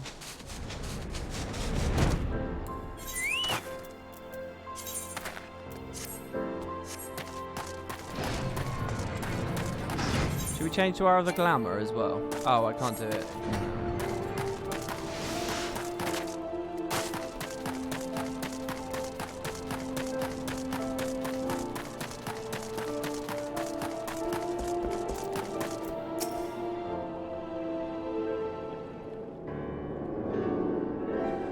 Now that Thancred has finally arrived, mayhap you could share your latest findings. Alright, Thancred, here's the story. You mean to tell me that while we were worrying ourselves sick, Ida and Pavalima were here all along? Well, Y'shtola will be relieved, and also angry. Mainly angry, I should think. Yeah, I mean, fuck me. We thought they were dead. Or, like, completely scattered. As for the crystals, what choice do we have? We cannot very well leave them in the hands of the Emolja. For all we know, they could be preparing to summon Ifrit as we speak. We must make for Zaharak without delay. Agreed.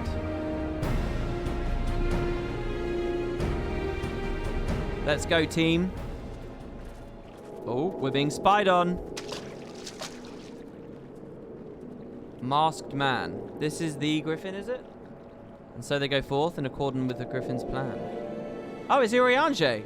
Or alternate Urianger. Dark Urianger.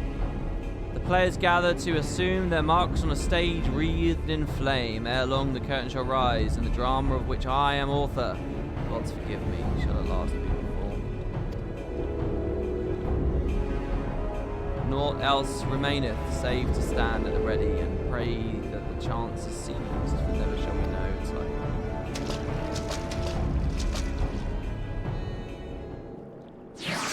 I'm guessing he wrote that book. The thing that our Urianger called Apocryphal and shit, I can't remember what it's called. I'm guessing he wrote it. I confess I expected a warmer greeting, but let's go. Several cutscenes will play in sequence. It's recommended you set aside sufficient time to view them. Wait, so is this not a duty? Oh. Alright, I'm gonna get a drink then. Alright, it looks like stuff's about to happen. This is probably the end of the patch. Shit about to go down, indeed. So give me 1 second, guys. I recommend you go get your own cups of coffee and stuff. I'm going to put the kettle on. Have a whiz. I'll see you in a sec.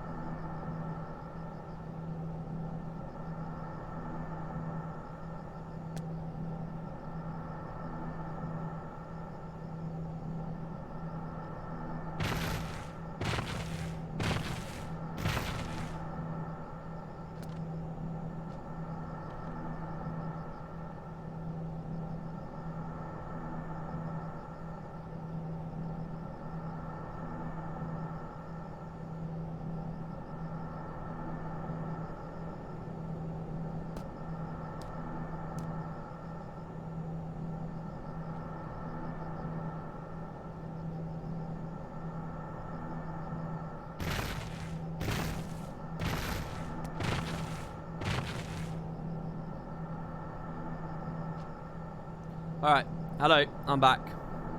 Okay, ready everybody? So here we go. Proceed. Sorry if people aren't back yet and I've done that too fast. But I'm keen to play. This isn't right. The Emulger would never leave this place so poorly guarded.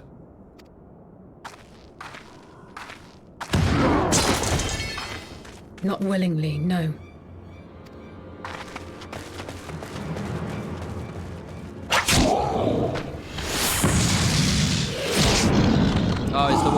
Darkness. I should have anticipated. Ah, the saviors of Eorzea. Slow as ever. Excuse me, I beat you to both Garuda and Titan. By the 12. Will you never learn? You know, you're right. Mayhap it is time for a change of tack. Killing primals, tormenting beastmen, hastening the birth of a new god. It's all a bit much, isn't it? And frankly, we don't have the leisure to do it. But killing the Warrior of Light, on the other hand, that would soon plunge Eorzea into chaos. One life for one world. A fair exchange! Wouldn't you agree?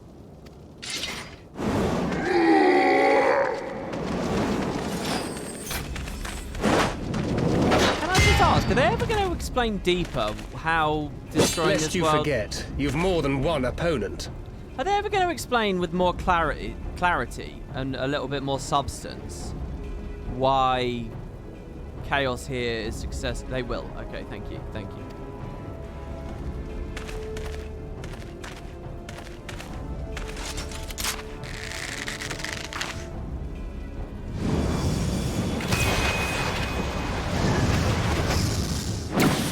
Carbuncle! Defend me!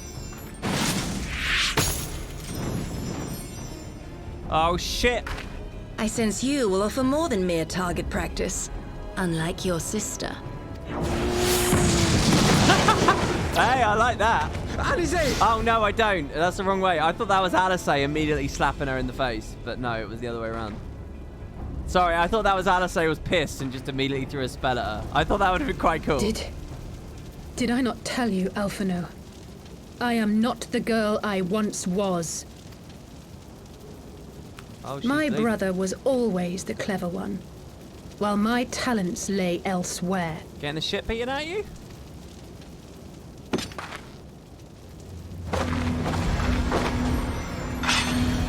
What is that? Is this a class I don't know about? Is this an astro thing? Oh, she's got a sword.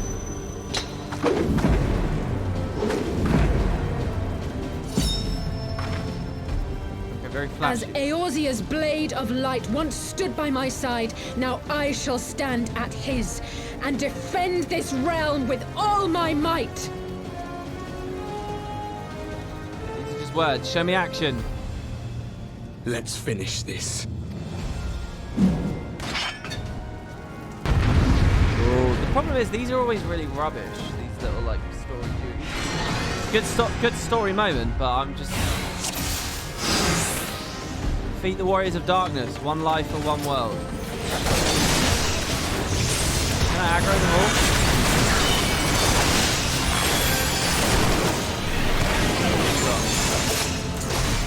Vulnerable.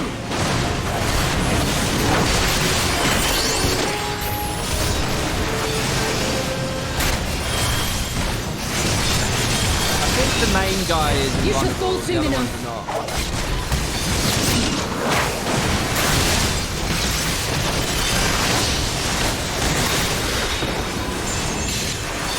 There's no escape!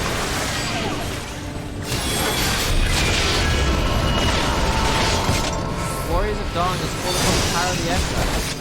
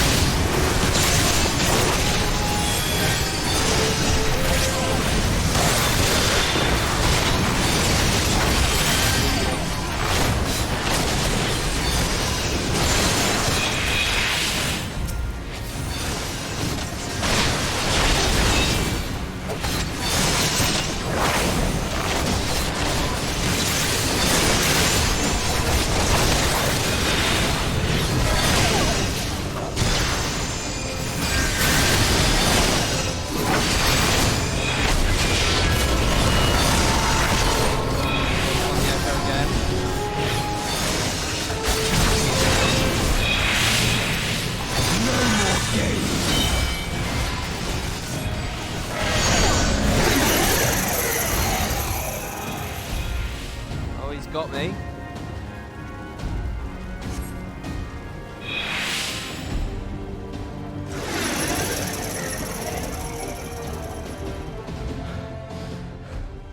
It ends now.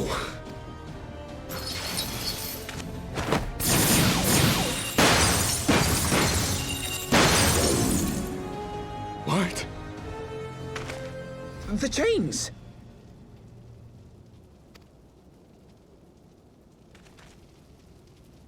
You snake! You would betray us as well? He that holdeth fast unto his convictions shall never count betrayal amongst his crimes, though all the world may call him villain. My path is unchanged, my creed sacrosanct. This I believe with all my heart. But say, warrior of darkness, and speak true, what dost thou believe? That rendering up the souls of thy world in service to the rejoining will grant it salvation? Nay. Rendering up the souls of your world in service to the rejoining will grant them salvation? Nay. By the 12! Oriange!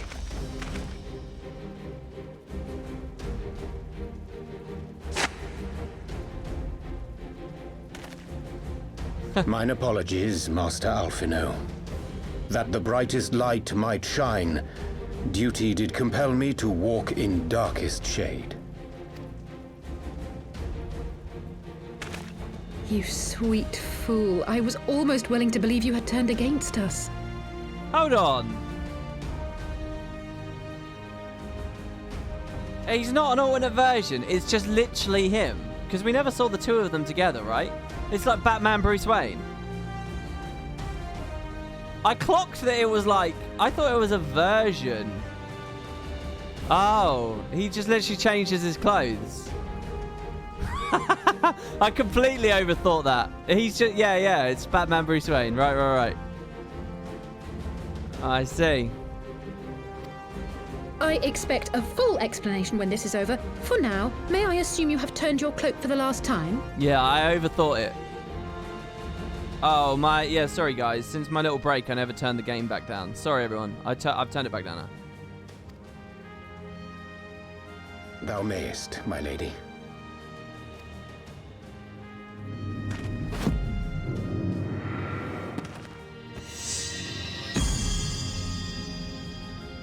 By thy leave.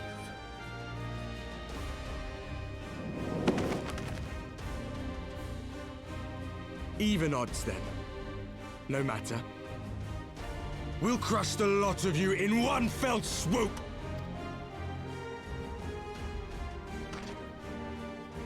Understood. Hearken to me. We only have one chance. They should have the Warriors of Darkness using spells for the upcoming expansion here. Thank you very much for the sub, Control Alt Viking. Thank you, man. I really appreciate that. Channel your ether into my blade that I might strike before the mage casts his spell. I cannot do it alone, but together we can defeat them.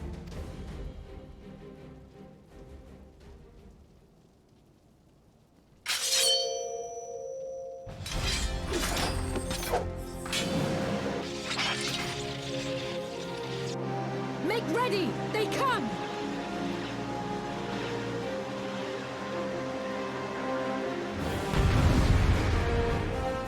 Oh, that's what Alisaie's doing, is it? She's an upcoming class? What's the upcoming class that she is? Right, the volume should be fine here now, by the way.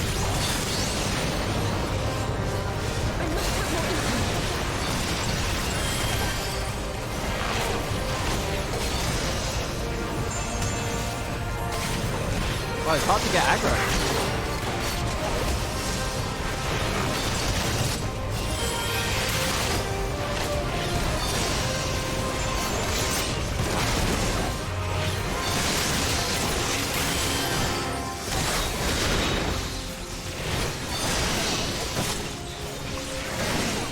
In these instances where like NPCs are so loud, like my effects are fine, but the NPCs are so loud in these fights. Go click on the Blade of Light near Alistair.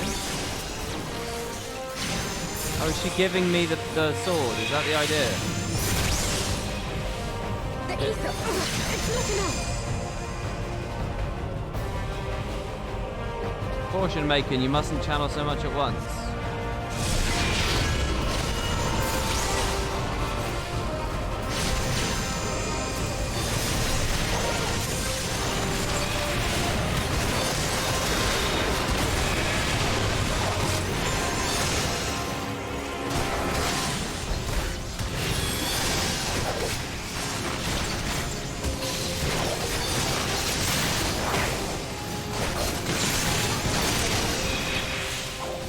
Oh shit, there's no safety.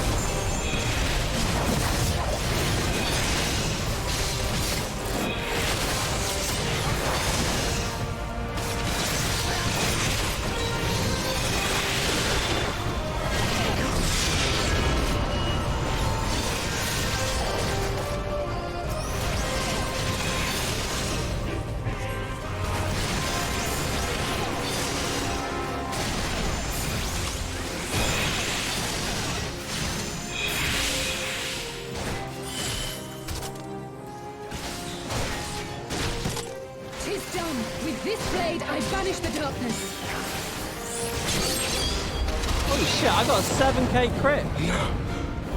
Not like this. Alright, there you go.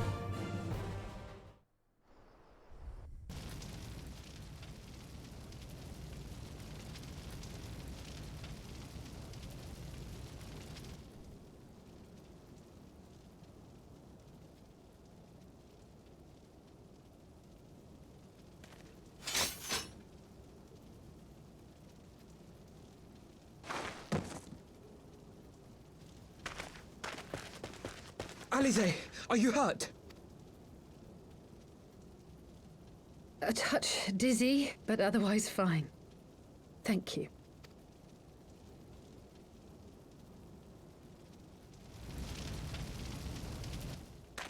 And there you have it. Our friend is too stubborn to die. Oh, chat, can you stop whining about the audio? I can't fix the audio.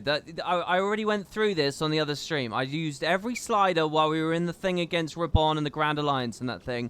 None of them affected the sound audio. It's the way that Square Enix have bundled it. It's not me. I've done everything I can to try and balance it a little bit better. We are far from finished. I deliberately stayed quiet there so it wouldn't upset you all that the audio wasn't good. Considered how we came to this world?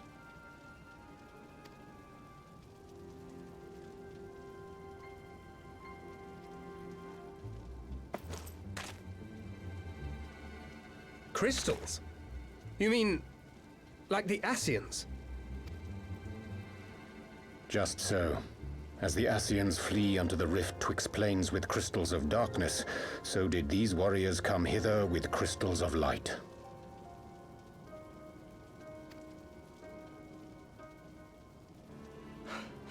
Eloquent, as always. Aye, like the Ascians, we too are beyond death. You cannot defeat that which is eternal.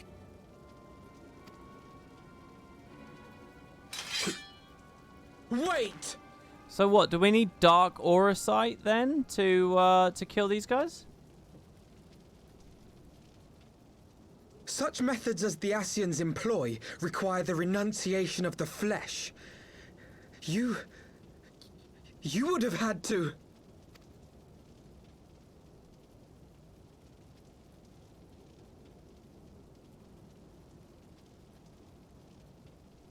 At long last you see. To save our world, we gave our lives.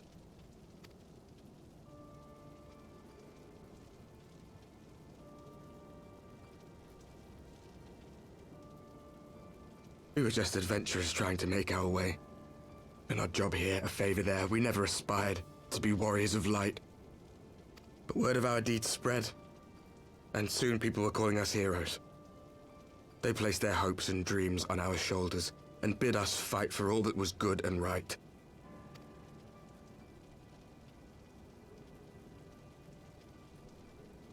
We fought, and we fought, and we fought, until there was no one left to fight.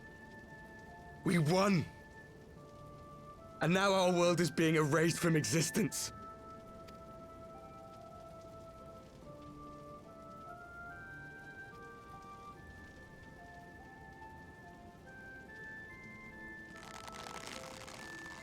We did everything right. Everything that was asked of us, and still it came to this. You of all people should understand. We will not falter.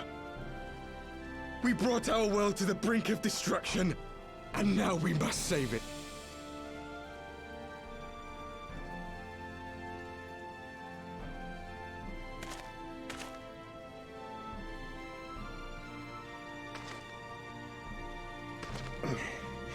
I've died before, Arbet. I'm not afraid to die again. Oh, I haven't heard him speak. Right? Okay, so... I was wondering if Shadowbringers was their world. No matter how many times we fall, we must rise and carry on the fight for those we left behind. But I wonder now if Shadowbringers isn't their world. Maybe Shadowbringers is a world much like Eorzea. Maybe it's like the world next to... If Eorzea is in the middle, and they're like on the very left, right? And the Cloud of Darkness is on the very right. Maybe there's a world next to Eorzea that's like at the tipping point. And that's the Shadowbringers world. Maybe theirs is too far gone. It doesn't sound like there's anything there to see or do.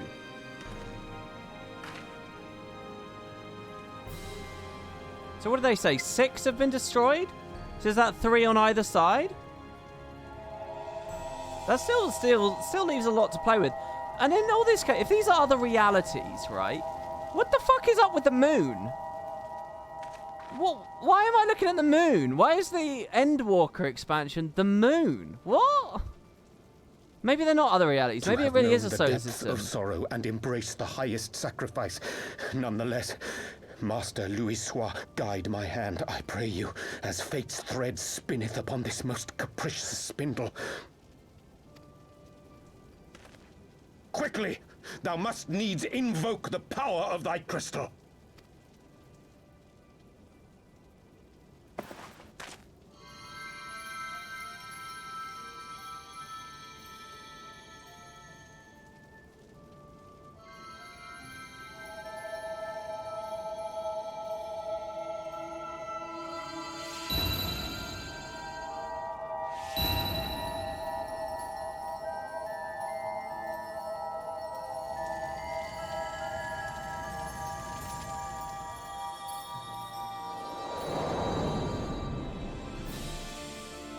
I don't quite follow what's happening there with the crystals. I feel a little bit out of loop with that. Oh my god.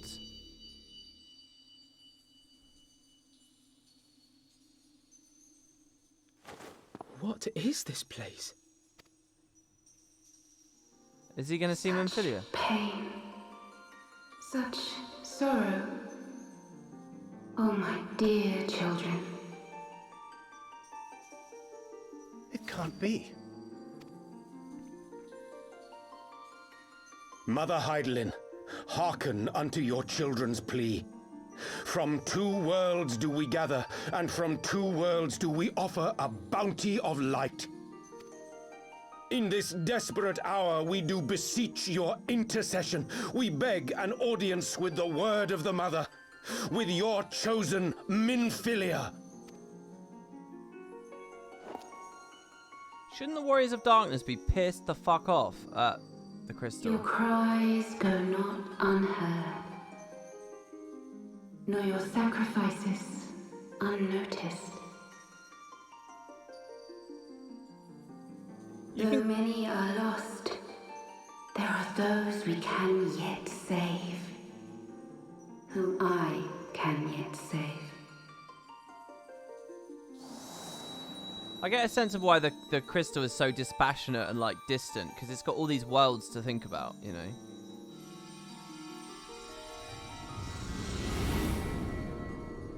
Hello, Minfilia. Minfilia.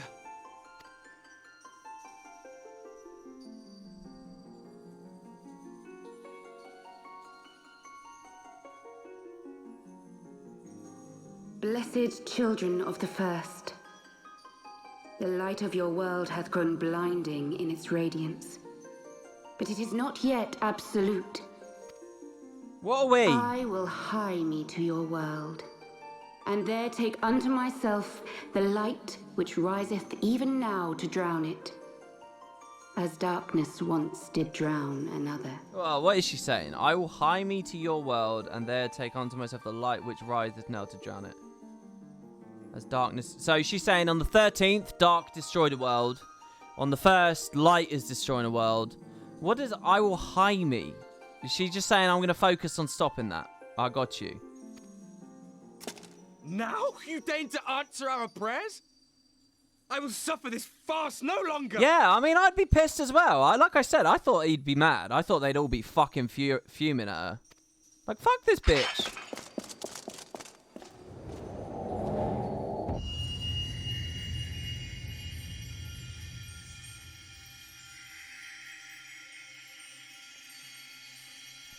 As the Ascians must serve as instruments of Zodiac's will, so too must others carry out the will of Hydaelyn.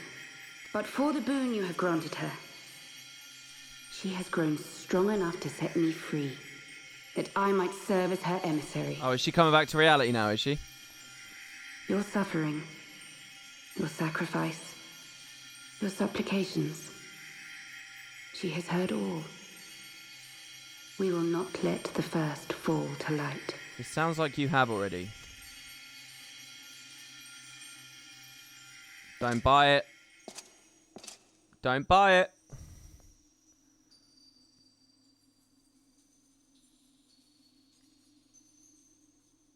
Thank you, Urianger, for bringing everyone here. It fills my heart with joy to look upon the faces of my friends once more. In taking you unto her bosom, I knew that Hydaelyn had bequeathed to you a sliver of her grace, granting you strength long sought. And in treating with the Ascians, I learnt of a star like unto our own, a doomed world of fallen heroes, in whom I glimpsed ourselves.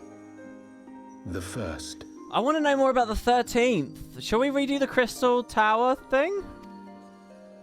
Full long did I search for a means to save this world, concluding at the last that the answer lay in the power of blessed crystals. And thus did I labor to set light against dark. Yet I knew from the beginning that this salvation would not come without sacrifice. For the instrument of the first's deliverance would of necessity be required to journey thither, there to remain, mayhap forever. You orchestrated all of this, not to save her, but to send her away.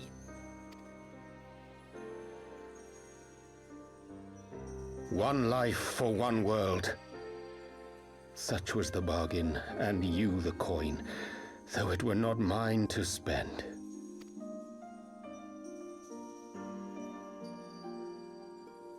She'd be happy to do her duty. Have we not walked together in the light of the crystal? And at her bidding borne witness to the joys and sorrows of this land? Each and every one of you knows my heart. If this be the price I must pay, I pay it gladly. You would go alone, then? My dearest Thancred, you who have ever watched over me, I am truly grateful for all you have done on my behalf, as would my father be. Your kindness, your compassion, your love. These are your gifts to me, and our gifts to them, forming a bond which transcends time and space. But what of Thancred I'm really curious about where he goes and what he does. I feel bad for him, like really bad. Sometimes I forget you are not the child I once knew. Make me proud. I hope he doesn't like fizzle out. Long have I watched you from Heidelin's side. Watched as you nurtured and kept safe the light of the dawn.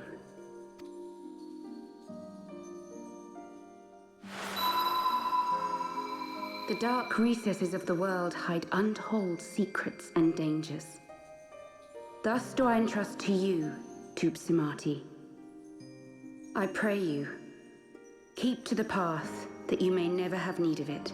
What's Tupsimati? Should I know that already or not? Is that a new factor for me? Tupsimati? Is that new? Enjoy broken stick. Is that Louis Soir's weapon? Oh, that was Louis Soir's staff that was above her office. Right, okay. Yeah, I do remember that. I do remember that. 'Twould seem the power of our crystals is all but spent. Perhaps, if there is naught else to be done.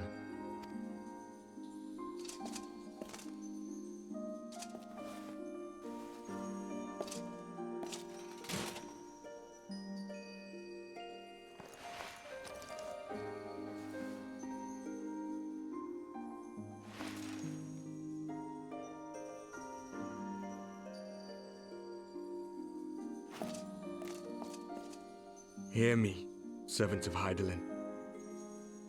If you would have us place our trust in you, then I would ask a favor. Take us with you. Take us home.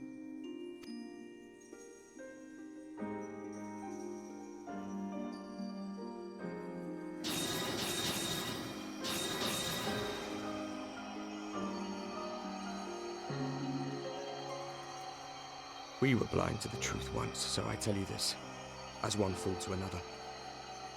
Light, dark, it doesn't matter. What matters is how you choose to use them. We made our choice and you see what came of it, so please, forge a different path. Seize a better fate.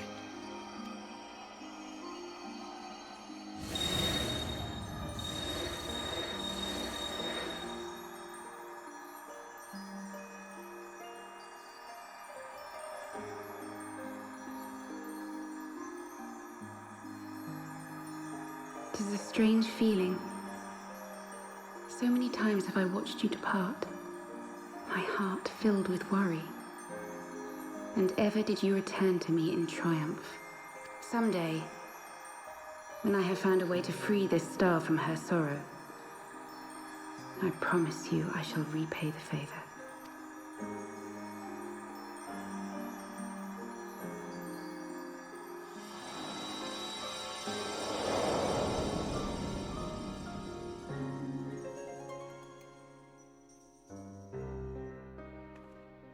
So there's still the big question of Elidibus.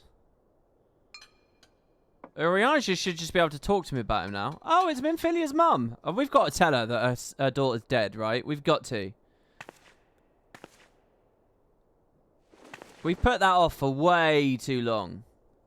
Thank you, Lamine, for everything. Oh, she sent her a message herself. Do you think she'd know what that means instantly?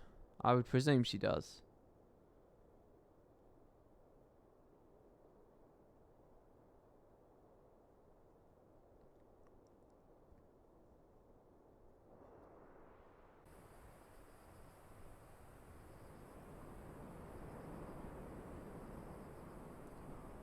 If I was a 1.0 player, would that have resonated with me more? Would I have seen Larmin / Minfilia more on screen together more?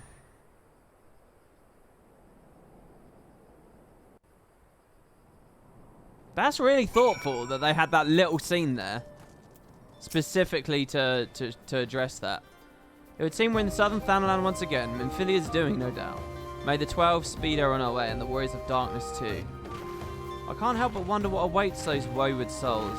If they gave their lives in order to travel to the source, then in returning to the first, would they not?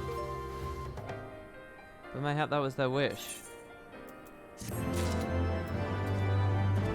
This patch is meaty as fuck. It's still going.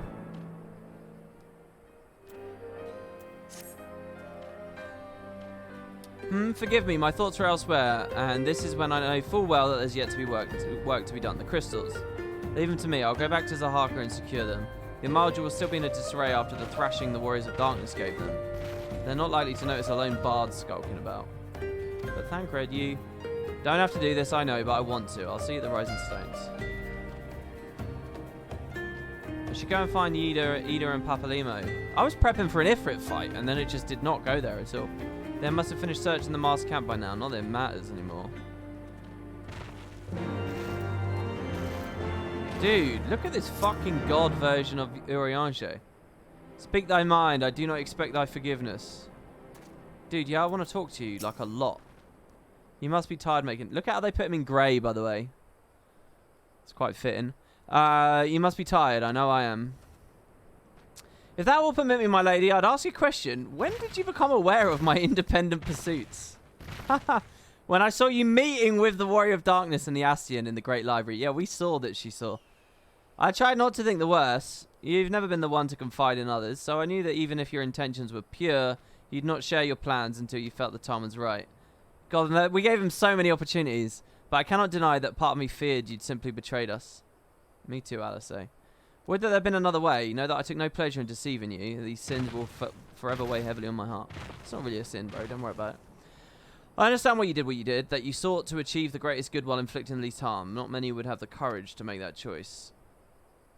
But even in knowing what came of your actions, I find I cannot condone them. I'm sorry. Make him forgive... What can't she condone? What am I missing? Make him forgive me, but I believe the events of the day have taken their toll on me. I'd like to rest a bit. If you'll grant me leave, I'd gladly escort you to a refugee. A refuge. Dumb fuck. Once my ladies regained her strength, we'll join at the Rising Stones. Until then, Warrior of Light. Right, I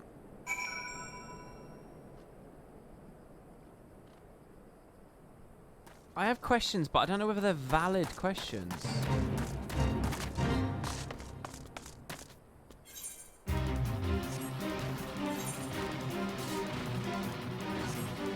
Let's just get on a chocobo. Yeah, don't worry, we will be doing Warring Triad today. We're doing all of 3.4. We're not out of the story yet, right? This isn't 3.5, is it? Can someone tell me the quest name of the... This is the end of 3.4, I assume. Do Warring Triad. Your questions will be mostly answered. Well, we don't get to complete Warring Triad today. We only get the second chapter of it. There's 3 chapters. Yeah, this is the last quest. Good stuff. Good stuff. Well, but Macon, Alphino said you'd be joining us. It would seem the Griffin's double was telling the truth. In so as we found nothing resembling a sizable cache of crystals in the camp, you perchance fight us on... These fucking guys, honestly. They've missed out on that, on everything. What? It's quite funny, actually. It's always comical how out of touch these two are and how little they have done. I don't believe it. The crystals, Minfilia, all of it. It's just I don't know what it is. I sympathize, Ida. Even now, I struggle to comprehend that which I saw. The only thing I can say with any certainty is that I feel blessed to have been granted a final chance to speak with her. It was bittersweet, but also affirming. Alphino, I believe it's past time Ida and I rejoin the Scions. We've been away too long. Yeah, you haven't done anything. Though I'm loath to lead the Griffin to his own devices, I feel our investigation would benefit more from your dispassionate perspectives. And I hope that we might in turn offer our own opinions on the many challenges you've faced in our absence. Gods, it's been absolutely ages, haven't it? I can't wait to hear about everyone's adventures. We should be glad to recount them, and Tataru's tales may well surprise you. Yeah, you two can go in a corner with Tataru. Gundabald. Ida? Ida! Ralga be praised, it is you. Am I actually going to see a primal version of one of the 12s? The 12. Ida, alive and standing before me in the flesh. I can't believe my eyes. Oh, come now. It's really been so long you don't remember me. It's Gundabald. I fought beside your father in the revolution. I'm trying to, like, consider that there's 13 worlds and 12 gods, but I guess that doesn't... The 12 are just... They're just, you know... They're just born of culture, right? I don't think there's anything more tangible to the 12 than... I mean, I don't know anything about the Eorzean higher thinkers' religion or whatever. I know that the people of Garlemald don't respect them or believe in them. Ida was always full of fire, ever the first to volunteer for a mission, until the day she up and vanished, that is. There were rumours, and we feared the worst, but here you are alive and well, looking nearly a day older. The thing is, most other primals, it feels like there was something real. Like, Ysael was summoning Shiva, who was real once. Bahamut was being summoned by the dragon. I can't remember what the species of dragon was. Bahamut was real once, you know. I'm wondering if the 12 are based on something real, and it somehow connects to the 13s. I don't know. It's a long story, but you see, I got involved with my friends here, the Scions. Oh, sorry, we're still the Circle of Knowing back then. Right, anyway, I wanted to come back and tell you, but it was all very secretive stuff at the time, and as you can see, I'm completely fine. I don't really know what they're referencing. I know we've got a lot to talk about, and we will, but right now I've got to hurry back.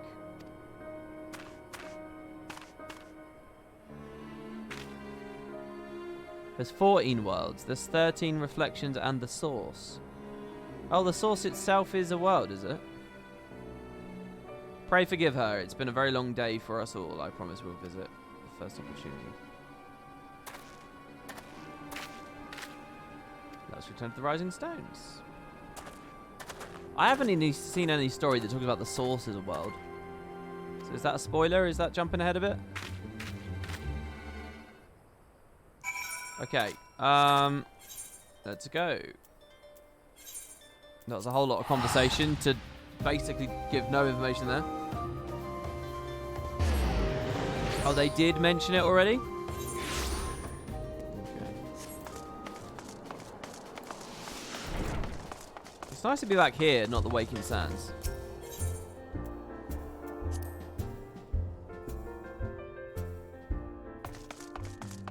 Smileys are too much for this question. I think we only know about Azim. I don't know what Azim is. What's Azim? Welcome home, Aiken. I trust your journey was uneventful. You'll be pleased to hear that Thancred secured the crystals he sent word earlier. Once he's delivered them safely to the Temple Knights, we'll rejoin us here and we can declare this matter officially resolved. While awaiting your arrival, I took the opportunity to contact Ishtola and Creel and briefed them on all that's occurred. I also requested they return to the Rising Stones at their earliest convenience. Now that our lost friends have been found, it would seem meet to discuss the future. Wow, this patch is crazy. I mean, I'm not even thinking about Ishgard at all anymore. It started with me having dinner with Amaric, and now here we are. They're not even on my mind. Back in the Solar. It's been too long since we were all together like this. Not since after Moonbreeder. I don't remember. What's the Moonbreeder story? Much has changed since then. We ourselves, most of all.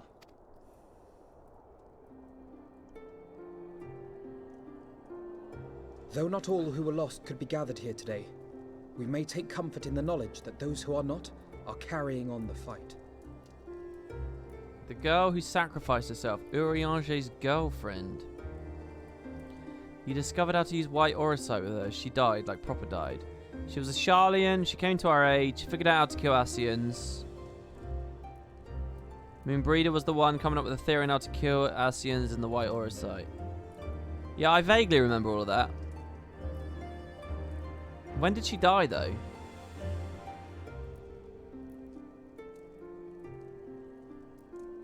She was thirsting. I vaguely remember all that. There's like a really weird bit in the story where I suddenly was in the Shadow Realm, wasn't I?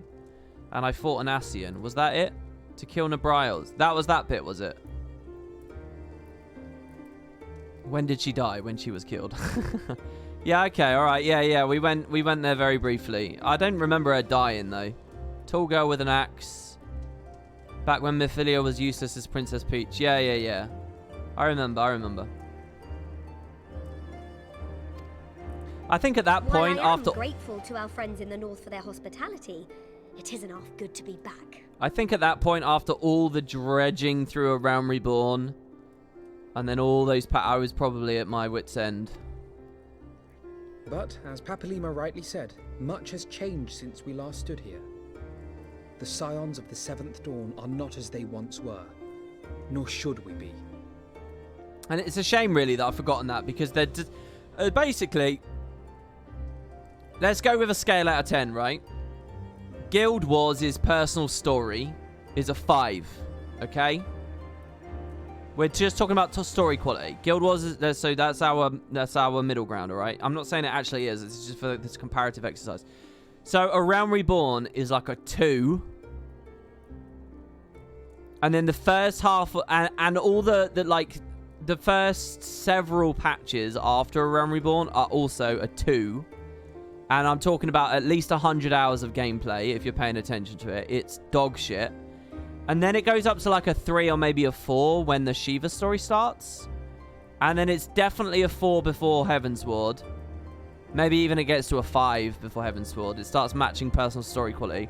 Heavensward itself I'd call a 6, maybe a 7. And I think it stayed at a consistent... We're bobbing around 7 or 8 now, I think. That's how I feel about this story. And for very brief glimpses, this has nearly been a 9, I think. So that's what I would say. And for reference, I would say Living World Season 4 and the whole Kralkatoric arc, that's about a 7 or 8 as well. For what it's worth. And dying and going to the Mist and POF, I'd call like an 8. The Balthazar boss battle, I'd call like an 8.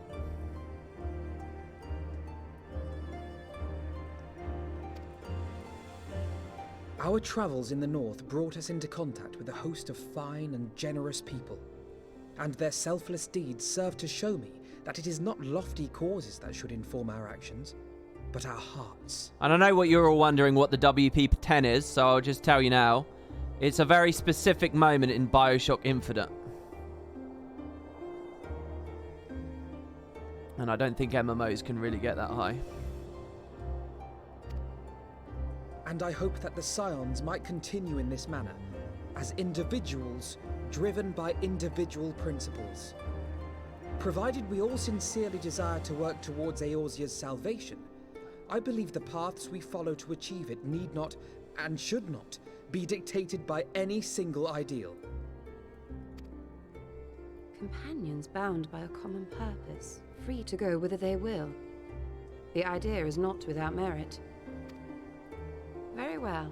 I shall resume my research of the primals and the elder gods of Eorzea. Should anyone have need of my findings, you need only ask. I should be glad of your continued assistance. Well, my main purpose in coming here was to see the signs of the Seventh Dawn restored and my dear friend found. Nevertheless, having involved myself in your struggles, I feel compelled to see them through to the bitter end. For Minfilia's sake. That is, if there are no objections.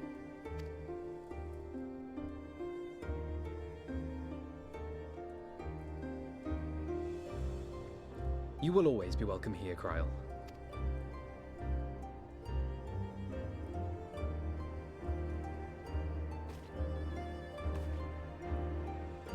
Urianger, can we trust you to carry on your investigation of the Ascians as before?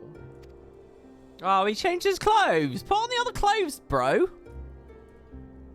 Regardless of mine own desires, I am undeserving of your trust, having so villainously deceived you all. I'm not really sure I understand what he did. Does anyone want to, like, illuminate that a bit more for me? What is the betrayal? I get that he snuck around a bit, but I mean, what damage did he do? Did he do any damage? Now, I'll hear no more of that. It would be disrespectful of Minfilia's wishes. She entrusted matters here to us, that we might protect this star and understand the truth which hides at her heart. Mayhap I can handle the former, but I think you far better suited to the latter. No?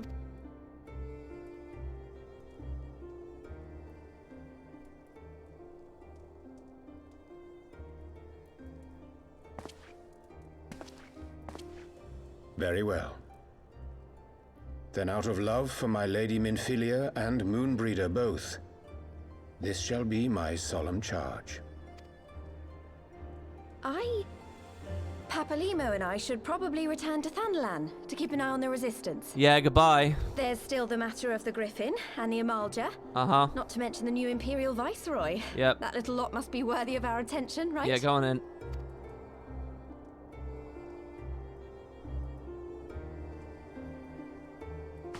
And what will you do, Alize? You know I have no great love for organizations and formalities. She's a lone wolf, baby.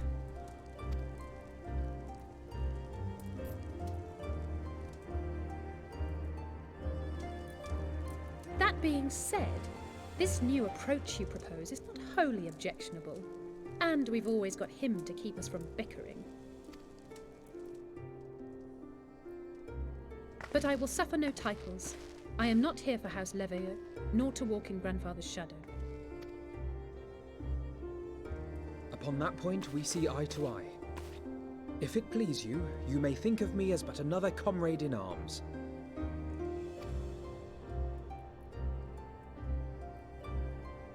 Well then, Alfie, I for my part shall see to the paperwork and the finances with my characteristic aplomb.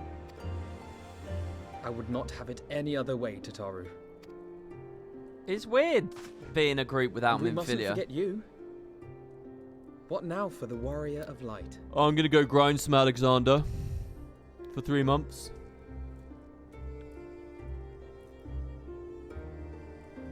Maybe do some Beast Tribe quests.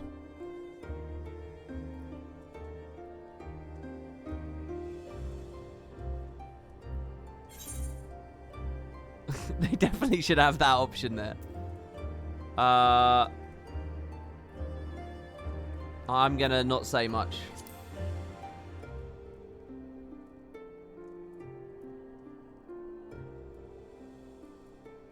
Indeed. The path behind us was fraught with hardship, and the path before us will be no less unforgiving. But a new dawn shall break over the realm, and I see before me the faces of those who will deliver it.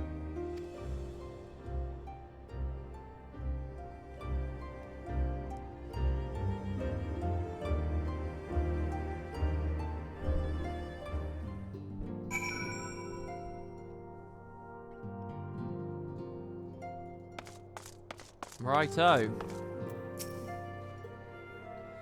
Look at the Macon, the signs of the 7th dawn. Look how far we've come. The people we've met, the moments we've shared, the losses we've suffered, the tragedies we've overcome. All of it's made who we are today. Where we go from here and the future holds, only the 12 know. But I know we'll find out together. And I get Moonbreeder now. Isn't that like 70 hours too late?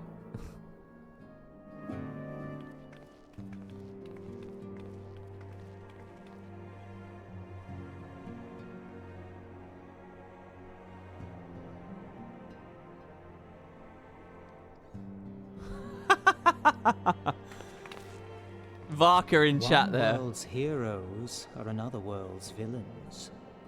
One world's loss, another world's gain. Where men go as one, there is life. And where there is life... So who's the new narrator? Am I going to meet them in Stormblood? Like how it was Edmund Fortomp for Heavensward. Is there some new guy now? Is he an Alamegan? Is it the Griffin I'm listening to? Oh, it's Papalimo. Oh. My friends, if I may, I would ask that you entrust Tupsimati to me. Before it goes any further, Varka says, fuck me. He's talking about my Warrior of Light. Fuck me, the character is ugly, and I mean this with full offense. Why do you have a face tattoo that connects into a goatee? I think I look unique, and that's all that matters. That's all I'll say to that. Clouds gather upon the horizon, and as Master Louisoix's disciple, I would keep it close at hand.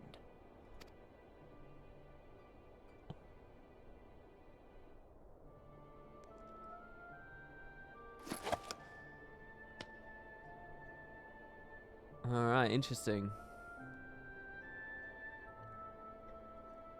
Thank you. I shall guard it well.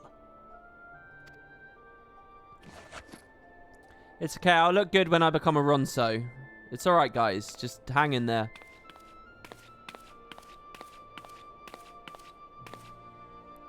There is cause to hope.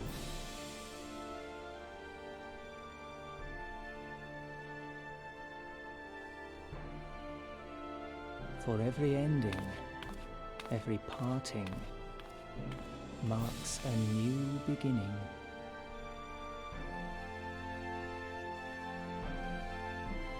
There's an eye level 9000 staff. You don't think we'll ever equip it? Okay, the Griffin.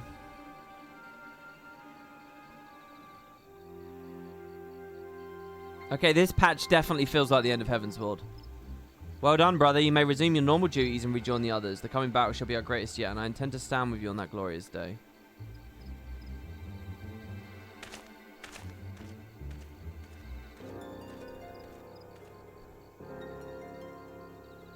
True believers are so readily led. It's Elidibus. Ho ho ho. Hold on though, this isn't the same as the Ascians manipulating the Pope. This is Elidibus. This is a bit different, because he might be alright. I've given them everything they desired, all for which they have prayed. I doubt you can say the same for your pawns. Get what you wanted then? Was it all worth it in the end? There were some unexpected developments, but they were ultimately to our advantage. Be it host to a sure fit of light or dark. A world bereft of equilibrium is but a void in waiting, and a void is of no use to my master.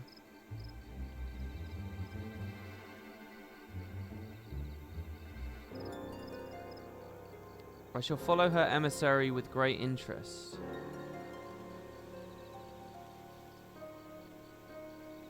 Her emissary? Is that me? I'm Heidelin's Minfilia? The voice? What is this?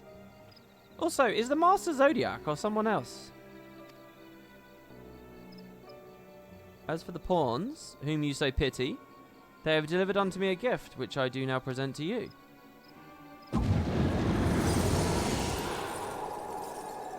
What the fuck is this? Oh, there's the eyes! You're giving them to the Alamegans?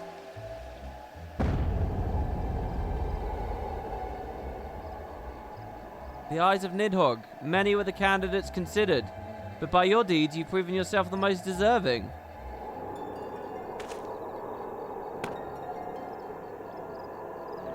And then Heavensward comes crashing straight back.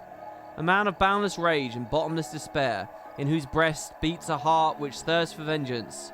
Only you are fit to wield these eyes, for weal or for woe. What the fuck? Nidhogg battle round 3? I like how he kept him on ice, by the way. Oh shit, it's Zanarkand.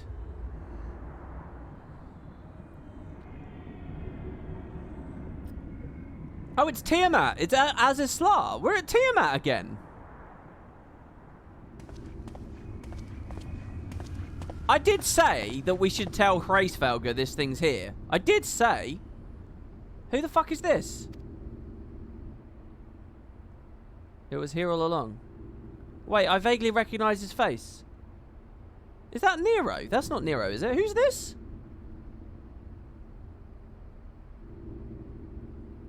It is Nero.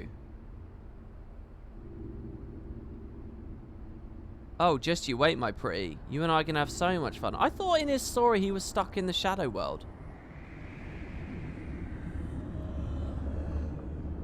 Wait, what's he doing though? He's not at Tiamat. He was somewhere else, wasn't he? I saw Tiamat near there.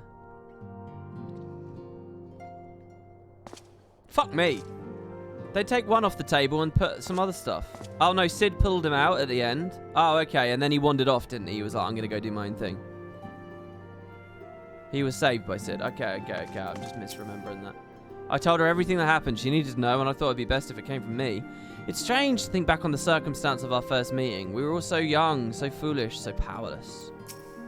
In that moment, she departed the realm for the first. I heard her speak to me. I know it to be true, just as I know that she'll one day return. In those final moments, she was smiling, was she not? She was proud and hopeful and looking to the future. So I'll too, Macon, I will. It's good that they got rid of Minfilia, because she really wasn't doing much. I've been thinking, Macon, when time allows, we should go pay a visit to Gabu with Alice. Though their time together was short, I know she felt a kinship with the young child. Hey, Ida. I like this, with everyone sitting around and doing shit.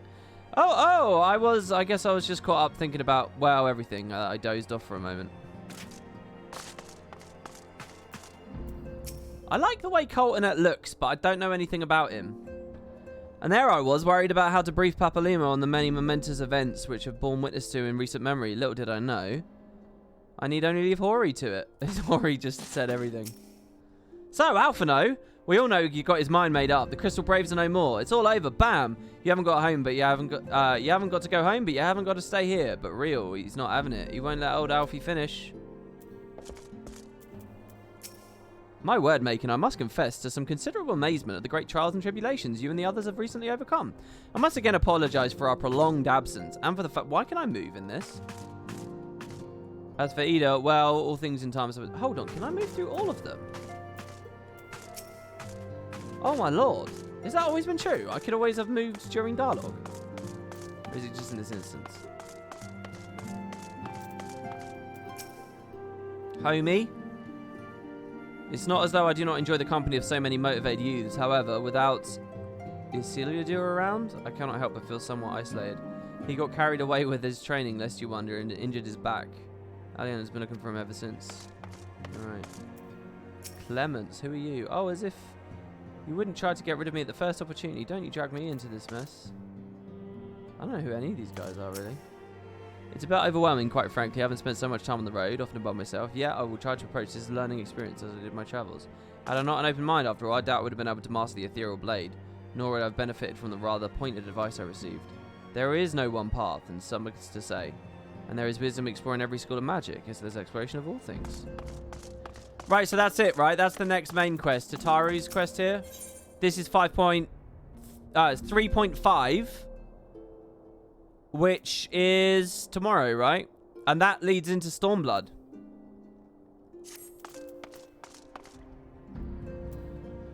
Well, fuck me. That was a lot to get through.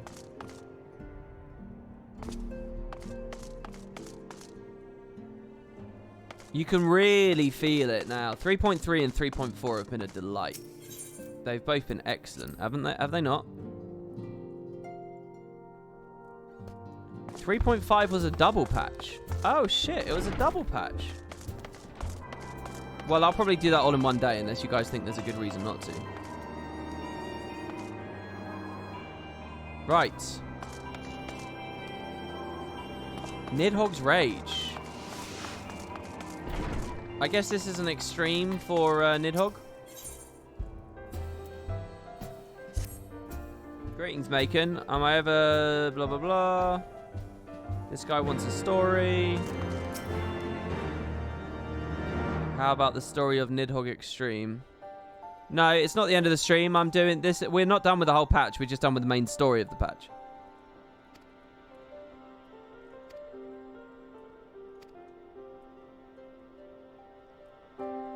Right.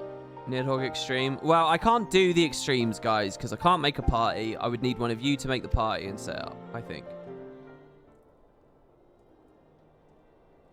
Eternal is the dragon's woe, unseething doth his anguish flow, yet for the walls of Ishgard high, gainst blood did Hraesvelgr ally.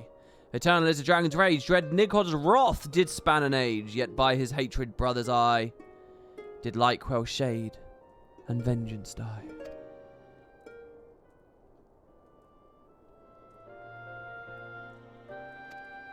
Does your blood not quicken at the retelling? Oh, it sure does. Anyway, we're not doing that right now.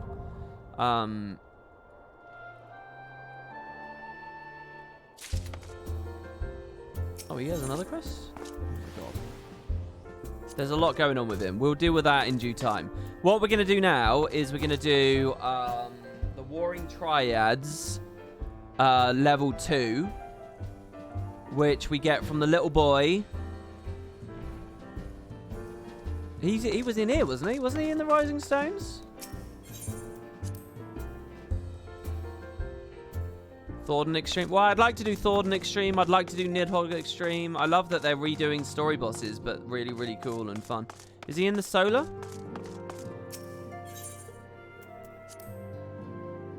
I think he was in here, wasn't he?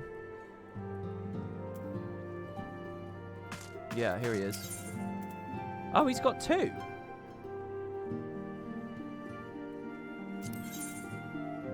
He has a gift for me. I have something for you, Warrior Light. During our expedition to banish Seraphot, I came across a relic. I believe it would be best to put in your hands. It's an Allagan device of the kind used to store information. In this case, the record of the furious conflict that took place on the shores of Mericidia between the Icon Seraphot and the forces of Allag. Should you present this tombstone to the verification node outside the Triad control, the node systems will analyze the various aspects of the conflict and create for you a false icon against which you can train. Consider it a sort of mock battle that presumes the Seraphot is broken free of his shackles. If I understand this working correctly, the node should be capable of manifesting a far stronger incarnation. This is Seraphot Extreme, right?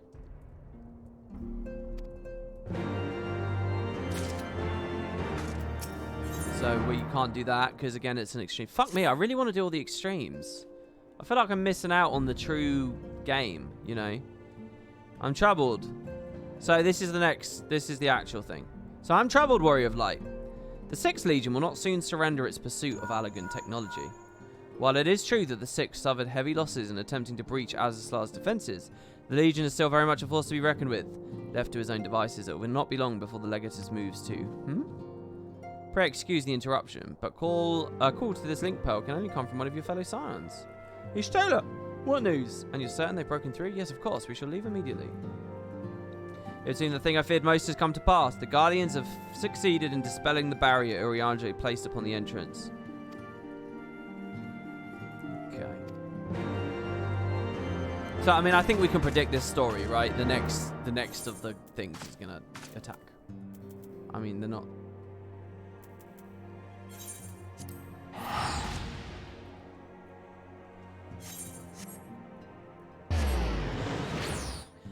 Well, don't worry about the extremes, guys. Tomorrow is 3.5, and then I'm there. I'm at Stormblood. I'm at the end of the free trial. I mean, I'm there, so it might be nice to rest and recuperate and try out the extremes, you know? It might be nice to go back and do that stuff, if we can get the parties together. That's a big if. I mean, I really want to do it, but we do need the viewer base, and we need the people on the data center to do it. But I would love to do that. I think that'd be really cool. You know, before we get to Stormblood, go through and play through the extremes. And, you know, we don't have to do it min-eye level, but doing it synced at least. I think that would be cool. Oh shit, don't I need to fly up? Isn't it like super high in the sky?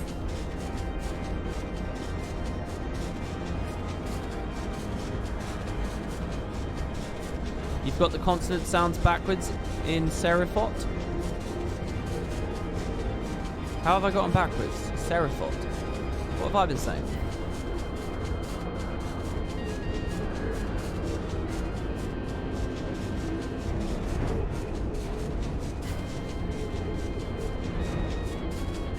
So, like, don't worry about it today. People saying, oh, I can do it, that's cool, but you'd have to appear at a stream another day.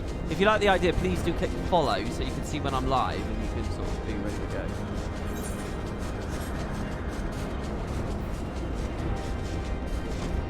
Right, this is just to unlock extreme, right? Though it appears to be naught more than a simple stone, Garland Ironworks engineers insist it contains reams of invaluable information gathered by the lost Allagan Empire on the subject of the Fiend. Seraphot. Oh, sorry. Sephiroth. It's the eye. I'm misplacing the eye. Sephiroth.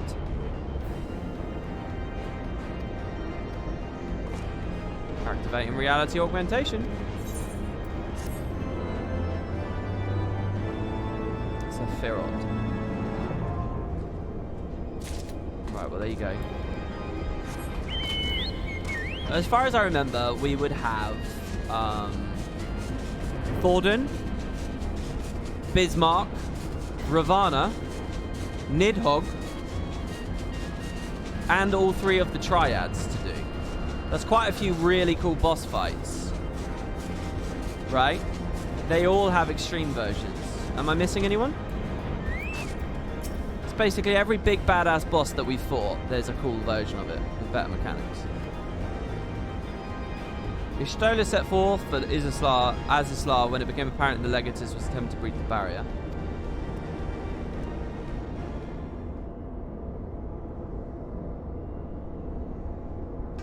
Oh shit, there's a mount on each, and once you get all 7, you can get an amazing final one.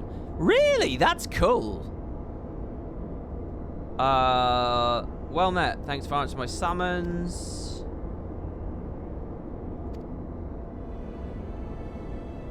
I'll be surprised the Legatus has not reached the laboratories already. I wove the ward in accordance with the most closely guarded teachings of the Archmages of Sharlayan. Naught was left to chance, naught. It is well known that the children of Garlemald have no talent for arcane manipulation, nor hath the Empire more than a cursory knowledge of sorcery. That they should succeed in unravelling so complex a skein of magecraft, and with such surpassing swiftness, is just passing strange. That is your answer, but it is a mystery for another day. Huh. Archon Y'shtola has the right of it. Before all else, we must move to safeguard the knowledge which enabled the Allegans to harness primal energies. Of particular concern is this Genesis expression, an etherochemical formula that has allowed the scholars of yore to create substance from nothingness. I know of no such formula. Where did you come by this? From your enigmatic master, perchance? He did furnish me with that morsel, yes. And knowing exactly which prize the Legatus now seeks enables us to predict his position. Do you not see? We've been gifted with the perfect opportunity to remove the head of an entire legion. I didn't think you were quite so bloodthirsty. Cruel sentiments reflect my own, yet the 2 objectives aren't mutually exclusive. What do you think, Urianger? Urianger? Ah, forgive me, my thoughts were bound up in idle imaginings. In answer to that question, my lady, I'm content to be led by thee in this matter. I quite like that, his slow reaction. Like suddenly looking around.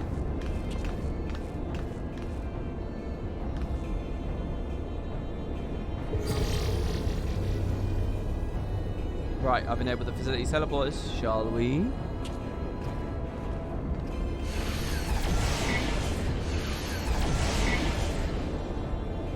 dwell on the matter of the barrier. I do. Verily, it was a warding spell of labyrinthine intricacy, the brainchild of the head of the students of Baldician himself.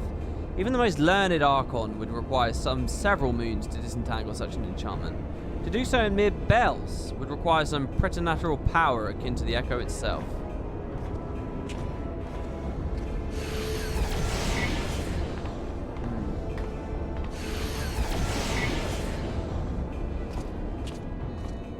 Thordan Extreme was probably your favourite fight in Heavensward? Okay. I don't know what I'm doing here.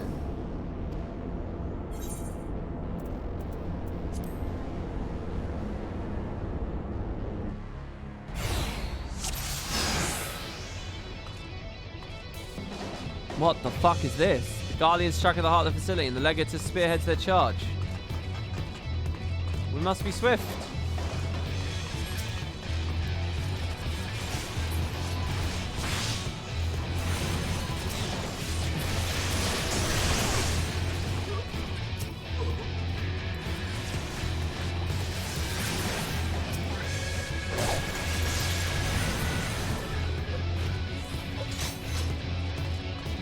I quite like it when they die quick.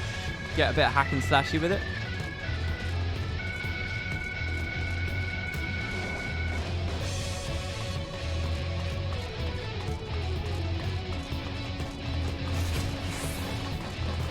The Legatus himself is over there after him. Whoa, he jumped away. Did you guys see that?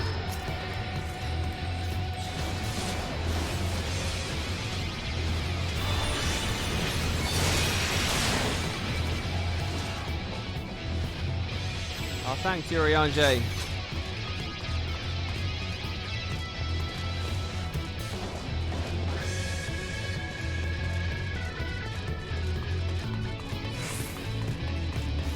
In the name of the Emperor! Oh, shit.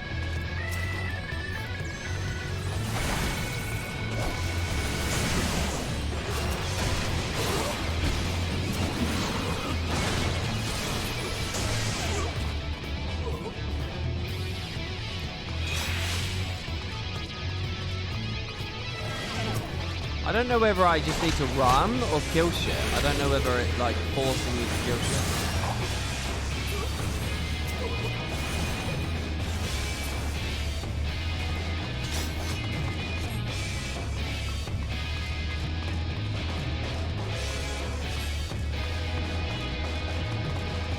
Are you able to enable the more used better Twitch TV emotes like Cat Jam, Pog, Easy, Pepe Laugh, etc.?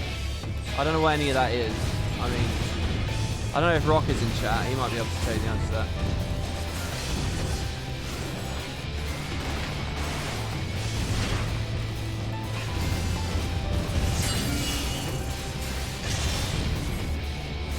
What? But he's dead. I don't need to be in the barrier. No, he's dead.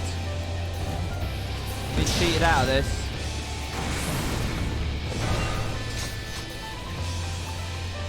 The central lab should be up ahead. Let's hurry along, shall we? Well, if you teach me how to do it, Rocker, I'll do it. After the Legatus.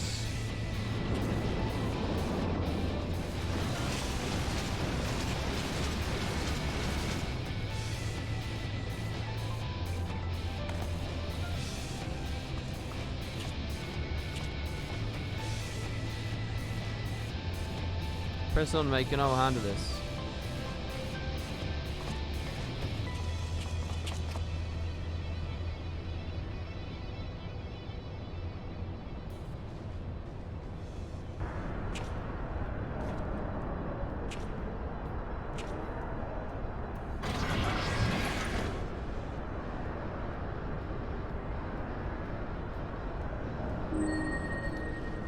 Thank you for the sub to Magic Shomlitz. It's good to see you. Recognize your name? 14 months. Thanks, man. I have exposed the bones of their work now to extract the marrow. Ooh.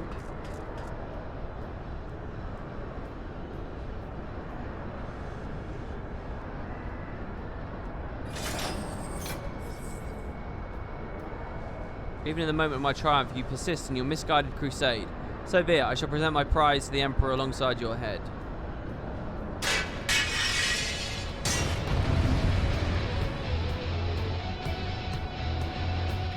This is some Blitzball music right here.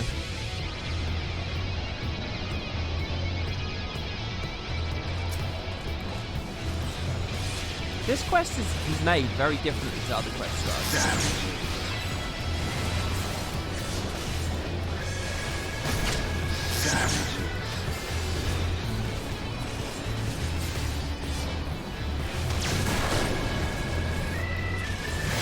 I wonder if I can just avoid the ads. I mean, I think I probably can, right? Doing enough damage. What the fuck is that?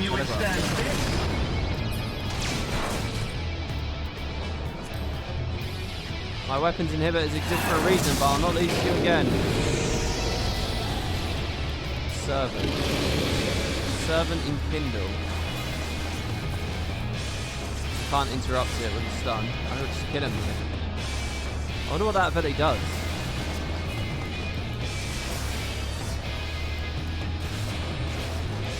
Wait, what?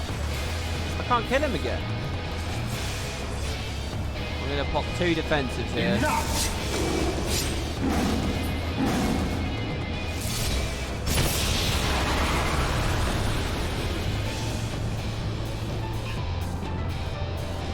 Oh, he's dead.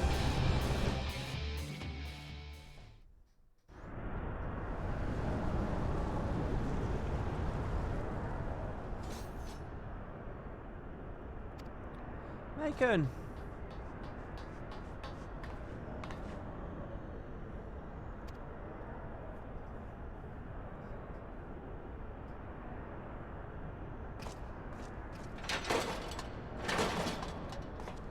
Regular is such a Chad. You would have loved to have him join us. This guy.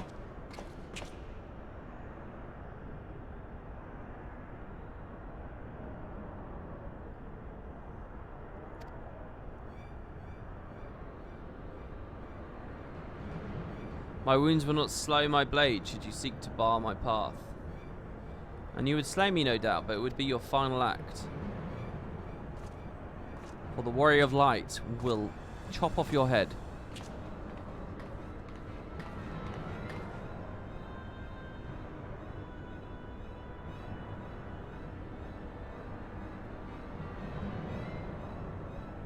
What madness afflicts you, Eorzean fools? The Emperor but desires a means to shackle the Icons and their destructive appetites. Why do you rail against your own salvation? It is not for man to wield such power. The primal energy your Emperor seeks to contain would be as kindling, waiting for a spark.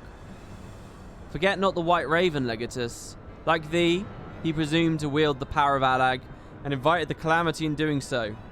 The White Raven being the guy that built the guy that caused the whole Dalamud thing to happen. I can't remember who that was. What's their name? Who's the White Raven? Nail. That's it.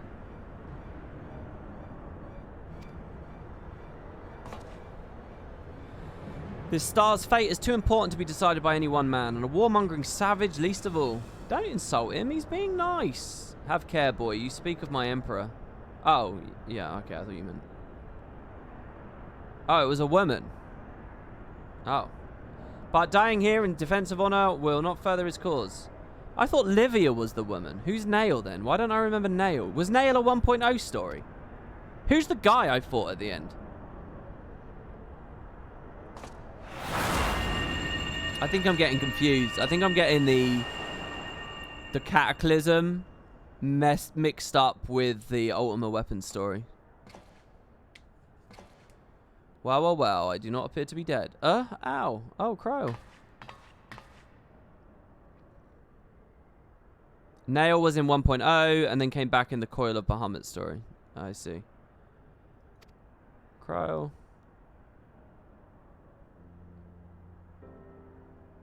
It was never really clear since they gave Nail a male model but a female character. That's why they're a woman in coils. I may have cracked a I may have quacked a whip or two, but I'll be fine honestly. Our foes gave no quarter.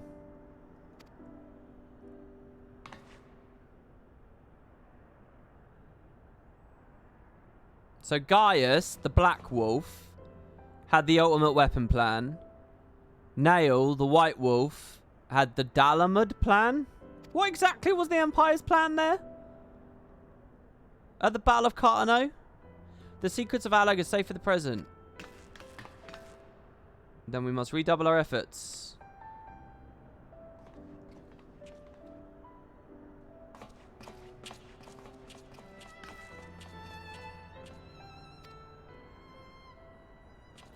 She calls out to our new friend, whose name I keep forgetting how to pronounce. I appreciated you staying at my side. Thank you. Twas not. Oh, please. It was a good deal more than that, and you know it. Now let me help you. When a woman thanks you for saving her life, the customary response is, "You're welcome." Fuck your customs. I'm a lone wolf. You're welcome. Damn it. I like how Ishtola laughs. You should be a lot more like me, the Warrior of Light. You only deign to respond when needs be.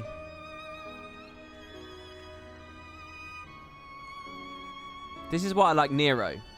Because I feel like Nero would have walked away in that moment. Like a true BAWSE.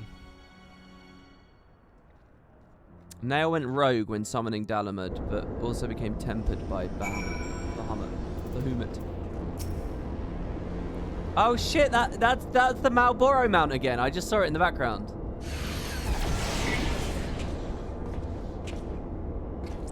Since you're doing all the content tied to a patch, does that mean you'll do UCOB when you play 4.1? I don't know what that is, but possibly. Oh, Uranger, are the new wards already in place? Nope. My colleagues toil. They wish to question you. I would speak with the one who undid my subtlest magecraft. He who invited an Imperial Legatus into the facility in hopes of engineering the man's demise at the hands of the Warrior of Light. You accuse me of masterminding this day's events? The plan may have been thy master's, but the deed was thine. Thou didst lure the Legatus into a trap from which he was not intended to emerge. It is plain to me now that thy seeming opportunism in proposing his elimination was feigned, and that his death was the object of thy plan from the first. And you have proof? Thine own words betrayed thee. Thou didst speak of the Empire's desire to claim the Genesis expression, the existence of which even the learned Mistress Crier was ignorant. Whence did the Legatus come by such definitive knowledge? And then there's the matter of my unravelled ward. No one else could have done it. Assuming the accusations have merit, what then? Full many times, and oft doth the pursuit of truth lead men down darkened paths. I take no issue with thy purpose. 'Tis by the method I would call into question. It's a bit rich for him to preach. Fuck me. And they do it in the same patch. In the Garlean Empire, we have a common foe. I sought the most dangerous aspects of Alex Bay. Who among you would agree to such a reckless plan? None, and with good cause. Know that the salvation of the star is too vast for any of one of us. Did they expect me to play this before today's patch? Because if I played this before the story, I think it would have worked better. But now that I know he took it upon his own. I'm going to assume that Urianger preached all this shit.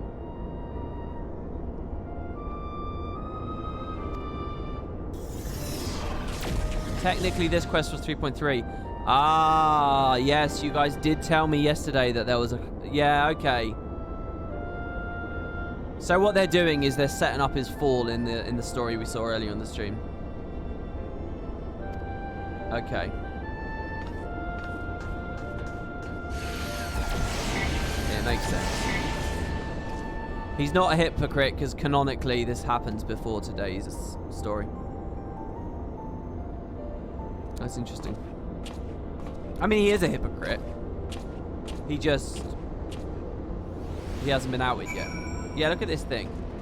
You need like all blue mages to beat like a shit ton of stuff. I think it's cool as fuck. I love Mount Warriors as well. I love that mount. Look at how cool that is. One day. Right. Oh. Do you want me to go all the way back to Mordona? Motherfucker. You ready to see me slide, cast, teleport? Oh. You guys impressed?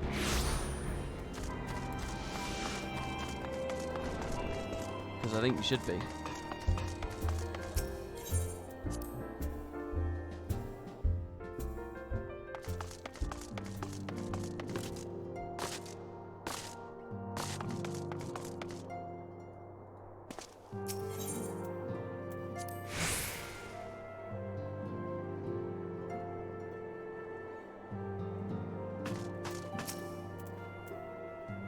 Once again, I must apologize.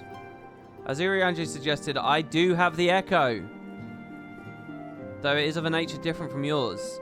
Regardless, I would use my gift for the self-same purpose, the salvation of this star, and nothing poses a greater threat to the world than the proliferation of primal harvesting technology.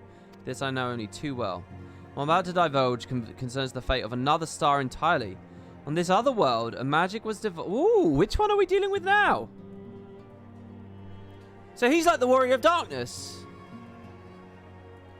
What I'm about to divulge concerns the fate of another star entirely.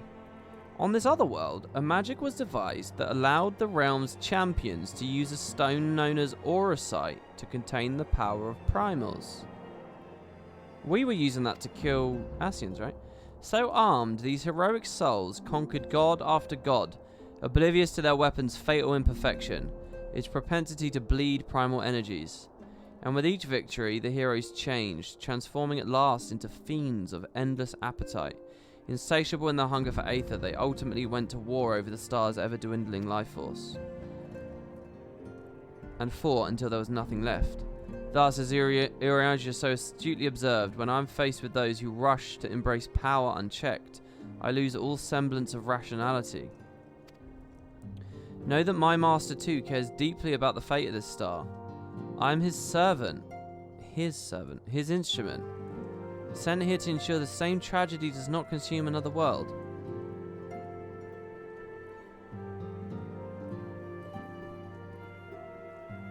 Just how serious is this storyline? Because you know what I'm now thinking? I'm now thinking this little kid's like Elidibus or something. That this kid's like... What was it we heard a minute ago? My master, a void is not useful to my master, blah, blah, blah. Is he an agent of Zodiac?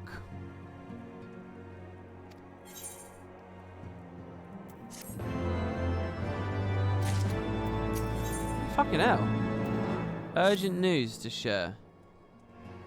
Warrior of Light, if this world's to survive, we must move forward with our plan. Another pillar of the Warring Triad must be toppled.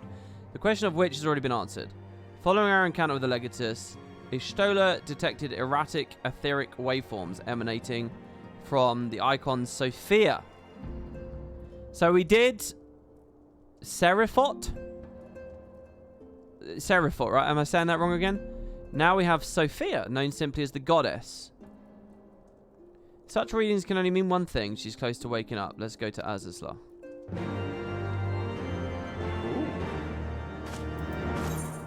Ho, ho, ho, ho. Back we go.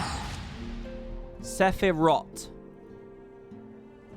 Say his name properly, you scream at me in all caps. You do realise I'm trying, right? I think it's pretty obvious that I'm trying sincerely. You don't have to be a dickhead.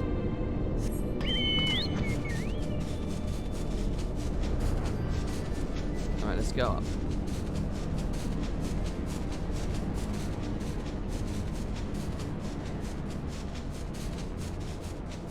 Oh, it's Serapot.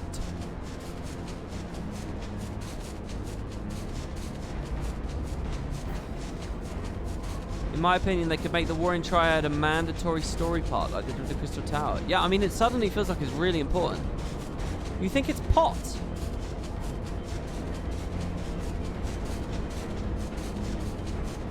How the fuck is it Pot?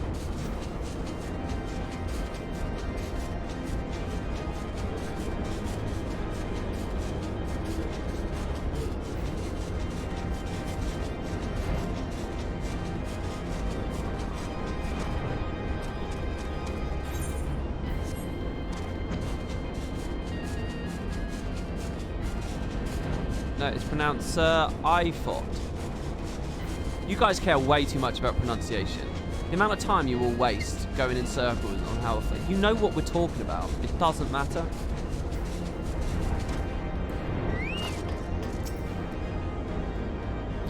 We appear to be the first to arrive. Shall we wait our colleagues here? I mean, I can just not say it if you want, if that will get people to be happy.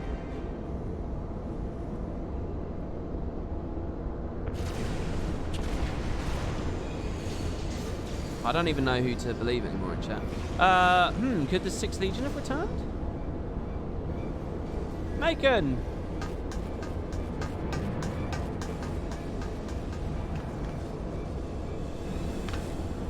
We're under attack.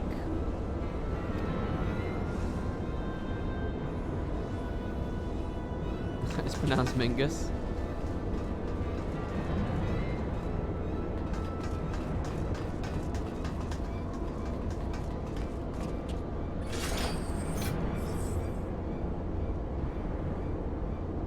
Who the fuck is this? First Demiurge. Ha! Rarely is my shield thus tested. It would seem the Allagans have not been lax in their recruitment. Was he in the previous thing?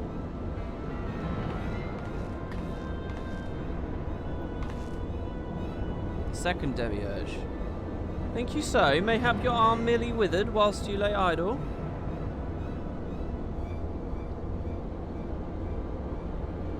The third Demiurge. Still your tongues, we have stalled them long enough. What are they talking about? Who are these people?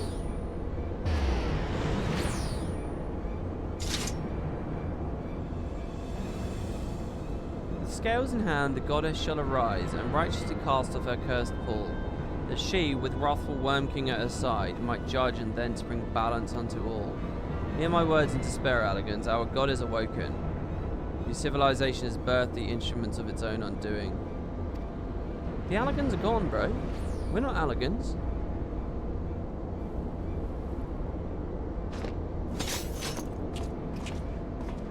'Tis well that you're here, Macon. I should know what our assailants were saying. You understood their words, did you not?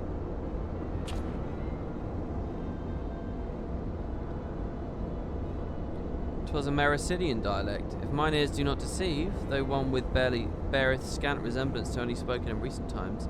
As for antagonist's meaning, I do gladly defer to those blessed with the echo." So they're Mericidians, are they? They're the people that believed in the gods. The one with the shield seemed to think we were Allegans. He recited what sounded like a verse of prophecy, then claimed their goddess is awoken. Is that about right? So there are Mericidians here somehow.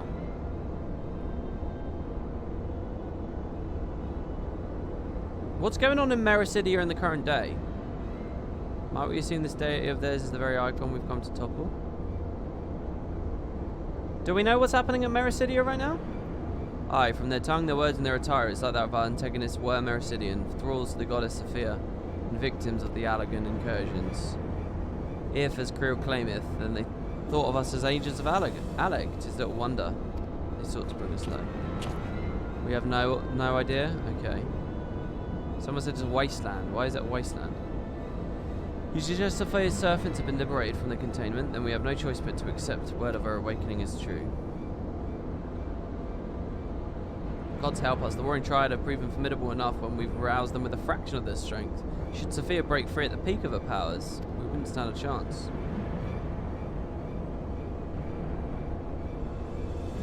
Let's be about it then.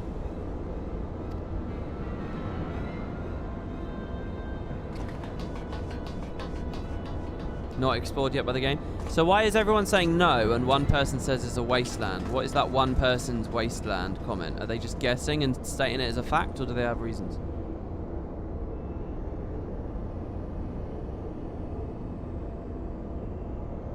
Mistress Kryl, do you perchance recall the words of the prophecy in its entirety? Let me see. I believe it was with scales in hand the goddess shall arise and righteously cast off her cursed pall, that she, with wrathful Worm King at her side, might judge and thence bring balance to all. Probably assumes that Allag destroyed it. Well, we know that. We know that Allag conquered it, and there was fighting there, but that was also 5,000 years ago.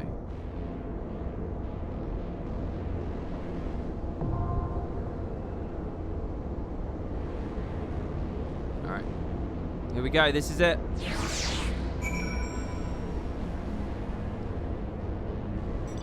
Why are there Mericidians here? That's very strange to me. Containment Bay. Clear selection.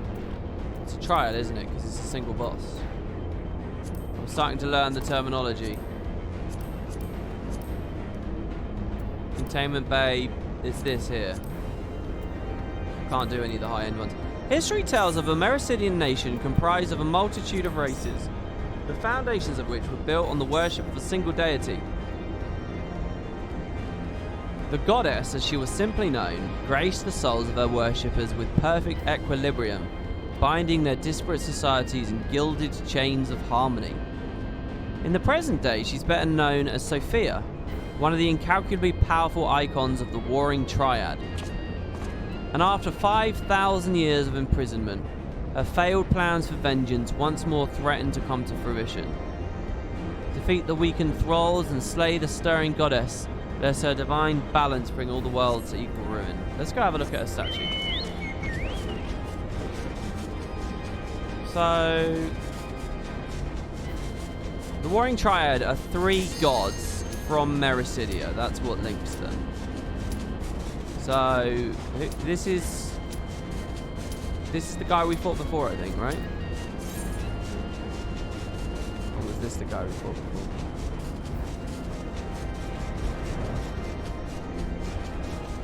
Divine balance, you say, to show you. Let's be. Sorry, guys. Please use the microphone there.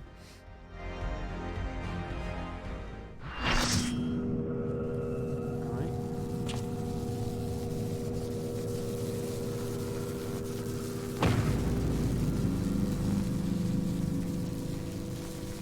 I leave the goddess in your capable hands. Just watch out for her worshippers.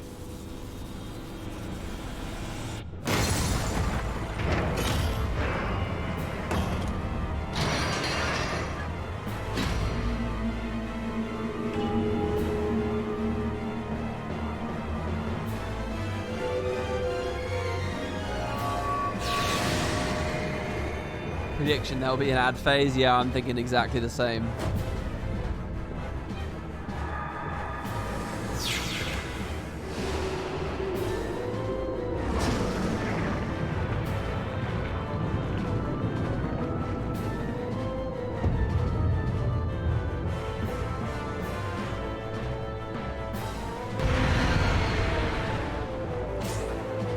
Okay.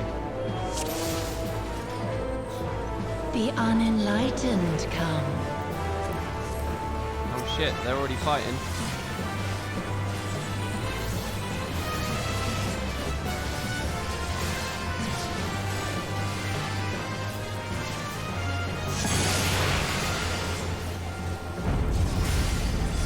Can I actually aim her, or...?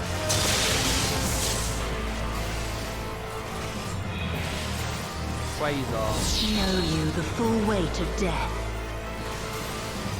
Shit, she's actually speaking. Am I alone?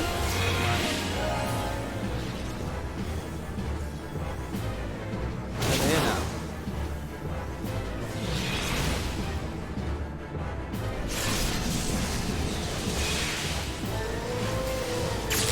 She looks really weird. Very strange design. Oh, I can aim her. There you go. Oh, now I can't. Cloudy heavens. Magic damage. Oh shit. Alright, here's the ads.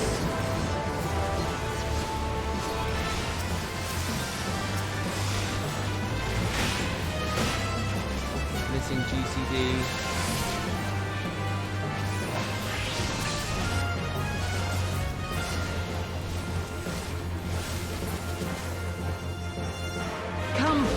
Scales of revelation. What the fuck is she doing? I would Whoa. know the weight of your soul. Whoa! Oh god. Okay. What the fuck? Everyone else is getting a lot more hurt than me. Oh my lord. Can you bring equilibrium? I shall tip back the balance. I'll try. Fucking hell. What? No!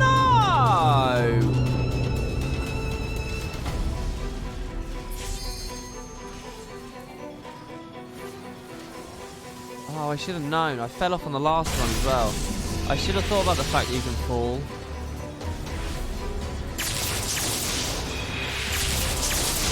Oh. Oh, I'm getting raised. I couldn't raise before. I'll wait a second. Oh shit. I'm gonna stand out of that. I don't know if that person can heal me much.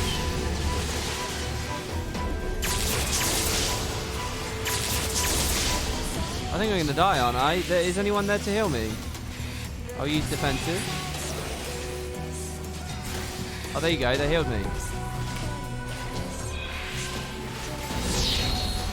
The other tank has aggro. How do I know, though? How do I know when I'm going to fall off? Fuck me. I should stay over here now, right? Because it's going to knock me the other way. No?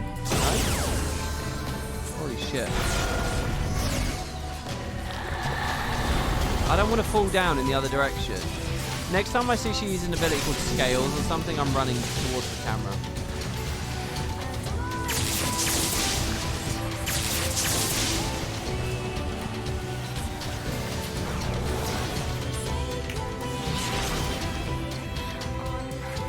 Going to charge, maybe I stay in the very middle. Do you think you fall if you're in the very middle?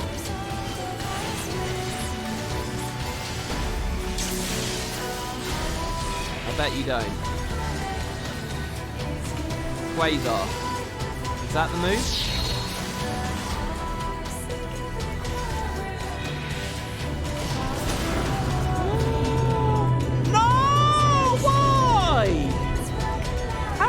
She's gonna do it!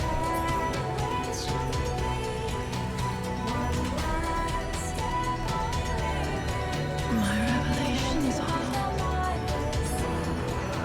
Oh, Quasar is the ability.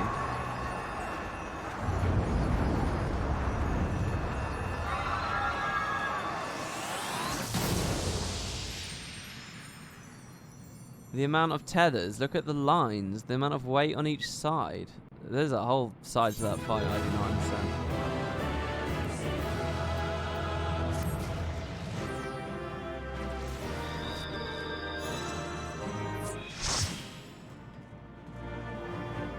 There are giant scales. These scales, yeah, I see. We're like in the middle of a scale. So the more meteors, the heavier it will be on that side, and I know which way it's going to tip.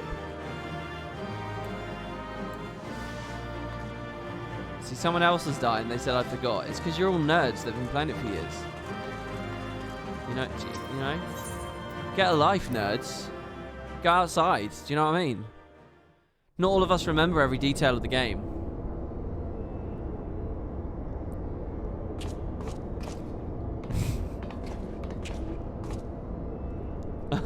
Play Guild Wars 2, nerds. I see the goddess is no more. Well done. Yeah, okay. One thing puzzles me. How did Sophia's servants come to wake from their slumber? I believe I have the answer to that. We discovered the remains of a Garlean soldier in an adjacent section of the containment facility. It's likely the fool ventured too close and was enthralled for his troubles. Another reminder, if anyone needed, the incalculable threat posed by these beings. The goddess would not even have been conscious. I love the idea of her at full strength. I love the idea of the Allegans fucking killing her at full strength as well. And yet his mistake granted her the means to release her servants. Are there extremes versions of this that depict them at like a greater power level? I do much wonder. But they're not like really lore-based, are they? Too easily explained. Crow discovered a subtle flaw in one of the mechanisms which held the goddess in check. There's a time towards the end of the Third Astral Era when the peoples of Mericidia face extinction at the hands of the Allegans. Sophia, a being of incomparable cunning, was said to have communicated certain plans to her servants through the medium of a trusted oracle. Following the oracle's instructions, they duly conspired with a rebel faction within Alleg, who, we believed, agreed to tamper with the prison intended for Sophia, and then the goddess and her thralls chanced to be captured, though we suspect this has always been their plan. Indeed, the prison was situated in the heart of Alleg, and we think they intended to attack the city from within. This is a cool story. I like how you can imagine a whole game based just on like these little plots, you know. It's all ancient history at this point, but I can imagine that's like the story of a Final Fantasy, like just straight up. They would merely have had to wait for the rebels to exploit the weakness in their confines, but the conspirators dealing with the Mericidians were exposed before they could enact the plot, and they were all executed. The flaw was undiscovered until now. I can't help but wonder what might have come to pass had the scheme been successful. Maybe the answer's in the prophecy? Crow has the right of it. The Worm King, meanwhile, can be none other than the great Bahamut himself. Then yet a prisoner whom the goddess did intend to unleash upon Alleg and set right the scales of justice. Oh, that's so cool! A foolhardy plan. Had it come to fruition, two of them would surely have raised the realm. Naught would have been spared the devastation, the Mericidians' homeland included. The home already stood on the brink of oblivion. Mayhap they wished for naught else but to purge the poison of Alleg with primal fire. The tale teaches us even the greatest of man's creations could be brought low by a single act of treachery. The Allegans were fooled to place their trust in their technological bondage. To shackle such beings is to delay the inevitable. Okay, but to be fair, Urianger, the Allegans weren't here when Dalamud came crashing down. So it sort of worked for them. Well, I mean, Grahatia's an Allegan, isn't he? And there were some clones around. The Crystal Tower raid had clones. The threat posed by this facility is far greater than you imagine. And one not limited to the icons themselves. Sophia's remaining servants need to be put down.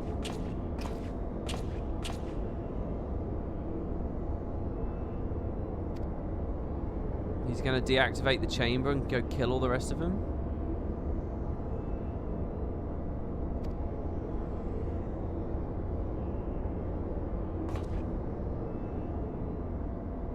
Wait, Dalamud did cause the Allegans to be destroyed? How is that true when the calamity only just happened?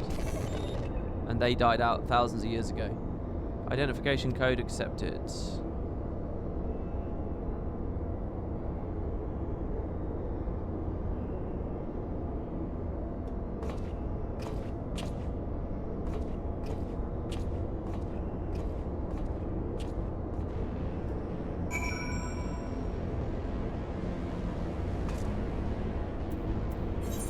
What did wipe out the Allagans?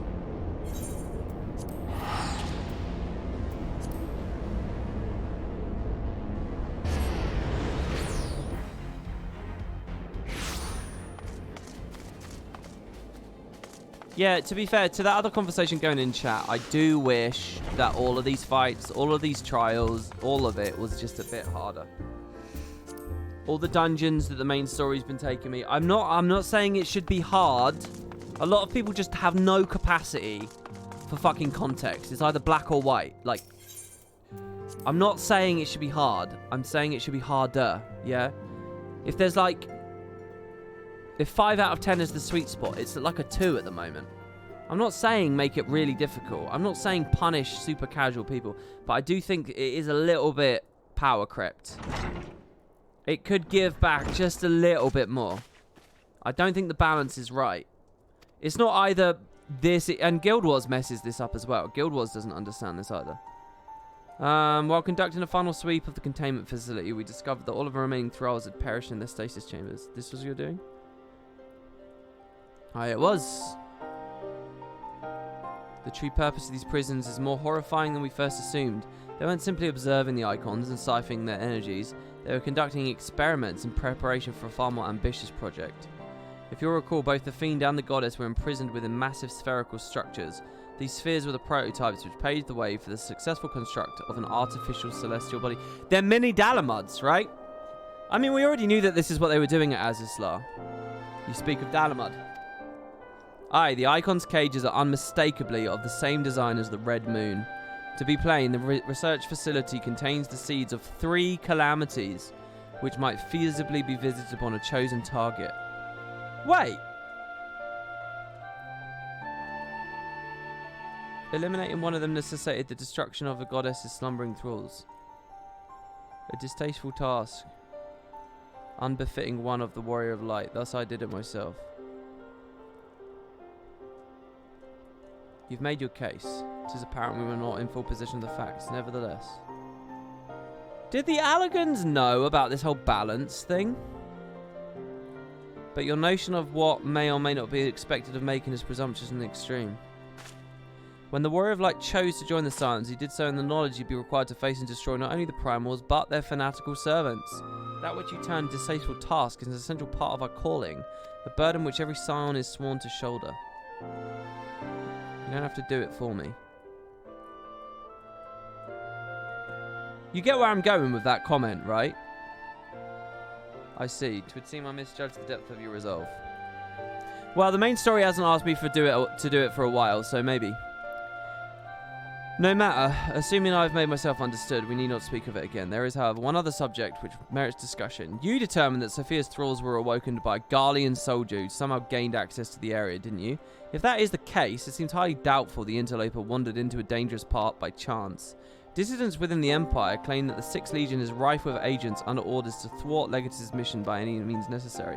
Lest you imagine that we have allies in Garlemald, I should clarify that their motive is wholly uncharitable. Regular Van Hydrus rose to the top of the Guardian military on merit alone, and is fiercely loyal to the Emperor for recognizing his efforts. His compeers, by contrast, rose to the favour of the established order, and would accordingly do anything to see him fail. That they be so reckless? You truly believe the actions of these agents contribute to the recent crisis? So wait, is Stola saying that, like, covetous insurgents within Garlemald, who just don't like the current status quo, fucked with this project? God, the Garlemaldians are like idiots in a lot of ways. Aye, that they pose no less a risk to the realm than those loyal to the Emperor. I feel like this Emperor is going to be short-lived, honestly. I don't even feel like he was that bad of a guy when we met him in Heavensward. Plainly, we must needs do all we can in our power to prevent the technologies of Allag falling into the hands of man. On that point, at least, we've been in complete agreement.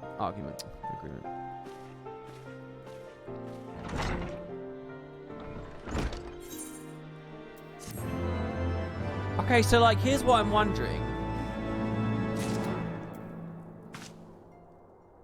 I can't remember. We have to replay the Crystal Tower. I can't remember why Dalamud is like an artificial satellite. But I got the impression from that story there that it was so they could throw it at other worlds. and fucking nuke them. And I'm wondering why the Allagans would do that. Is that because they kind of got that there had to be a balance? There can't be too many worlds or whatever? Maybe the Ascians just told them to do it or some shit? I don't know. But it almost feels like... Am I going to find out that the moon was a thriving planet? What? They will do like a Final Fantasy IV thing, where the moon was happy, and the Allagans nuked it with Dalamud or something. Like, it almost sounds like that's what they want to do. They want to capture really dangerous primals, experiment on them and shit, and weaponize them. And just throw them at shit. But to what end would you enact such destruction? That's sort of what I'm getting at on that. Anyway, there is one more of the Warring Triad, but that is the next patch. That's 3.5 or 3.55. I don't really know which one they have you do first. It's more of an orbital power plant. Yeah, I thought it was a power plant too, but that story there just sort of hinted it might have been even further. Anyway, those are rhetoricals I'm asking, chat. Anyway, are we missing anything else from 3.4? It's weird, because every time I get to this point on one of these streams, there's like lots of stuff I could do and show off, and like leveling and things. Oh, here's the Moon Breeder. Minion. I forgot to read the mouse over text. Whoopsie.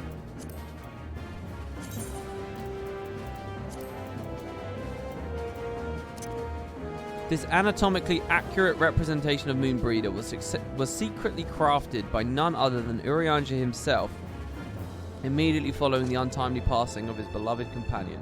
What he did with it before it passed to your hands is a tale best left untold. I shall allow no foe to harm the lovely Moon Breeder.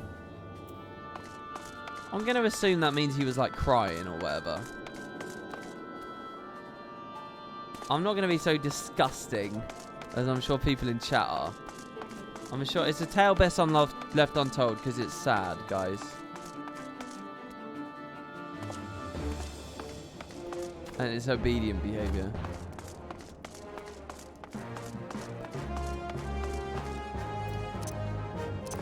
Well, there you go. WP is a Japanese game. You think they are implying that? You really think they're implying that he fucked it? You think they're implying he fucked a little mechanical toy? That is probably smaller than his well, it wouldn't have to be that big, would it? I was going to say smaller than his forearm, but I don't know if that's what they're doing. Why'd it be less untold? Because it's sad. There's a certain atmosphere they're building about it. I doubt they're jesting. They want you to feel sad about Moonbreeder. It's an English localization only thing. I'm going to say it's because it's sad. I mean, I'll accept it when I believe it. I mean, it's not that I'm a prude. I really don't mind if they do a joke like that. But I just don't think that that's what this is. I honestly don't think that's what this is.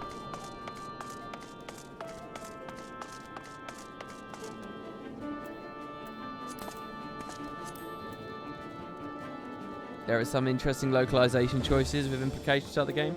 Well, I look forward to seeing more of them. Okay, one final time, guys. That's it for 3.4, right? I'm not missing anything.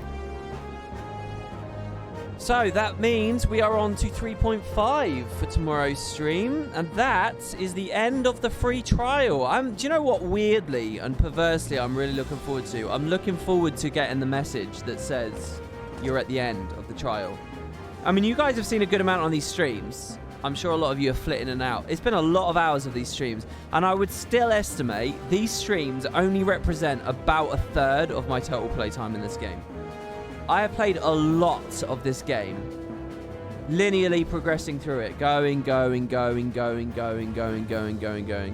And it's almost like a mythical thing to see that you have finished the free trial. Just to see how they phrase it or where it appears on screen, I'm very curious about. Oh, somebody resumed a message. Scholastiate quest? What is that? If it's like a mini quest chain, we can sort of bundle that off to the side. Yeah, there's Hildebrand and stuff like that. Yeah, we can do dedicated streams on those. Can I do Firmament?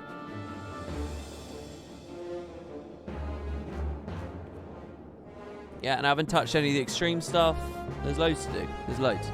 It's a very generous free trial, what can I say? So yeah, if I really wanted to stretch it out to the 10th, then I could. But we've had these lovely donations. So can I just thank again anybody who subbed today? That's really lovely. Holy shit, I missed... Please, is Corendil still in chat? I had a donation by Corendil an hour ago. I didn't even see it. Corendil, I really hope you're there. They said, loving the FF14 content, would love to see more. Well, I plan to keep going. They donated £20. Wherever you are, Corendil, thank you so much. £25. Thank you to Corendil. Oh, I'm sad I've annoyed them and they're gone because I missed that. It was probably in some big story step. Ailes earlier with the Stormblood Fund, so thank you to you as well. Anyone who subbed, click follow so you can know when I'm live tomorrow, or just thanks to the subs and all that. And yeah, we'll finish this story and figure out how they segue into the expansion proper. It feels like we're not going to get much Ishgard next time, don't you guys think?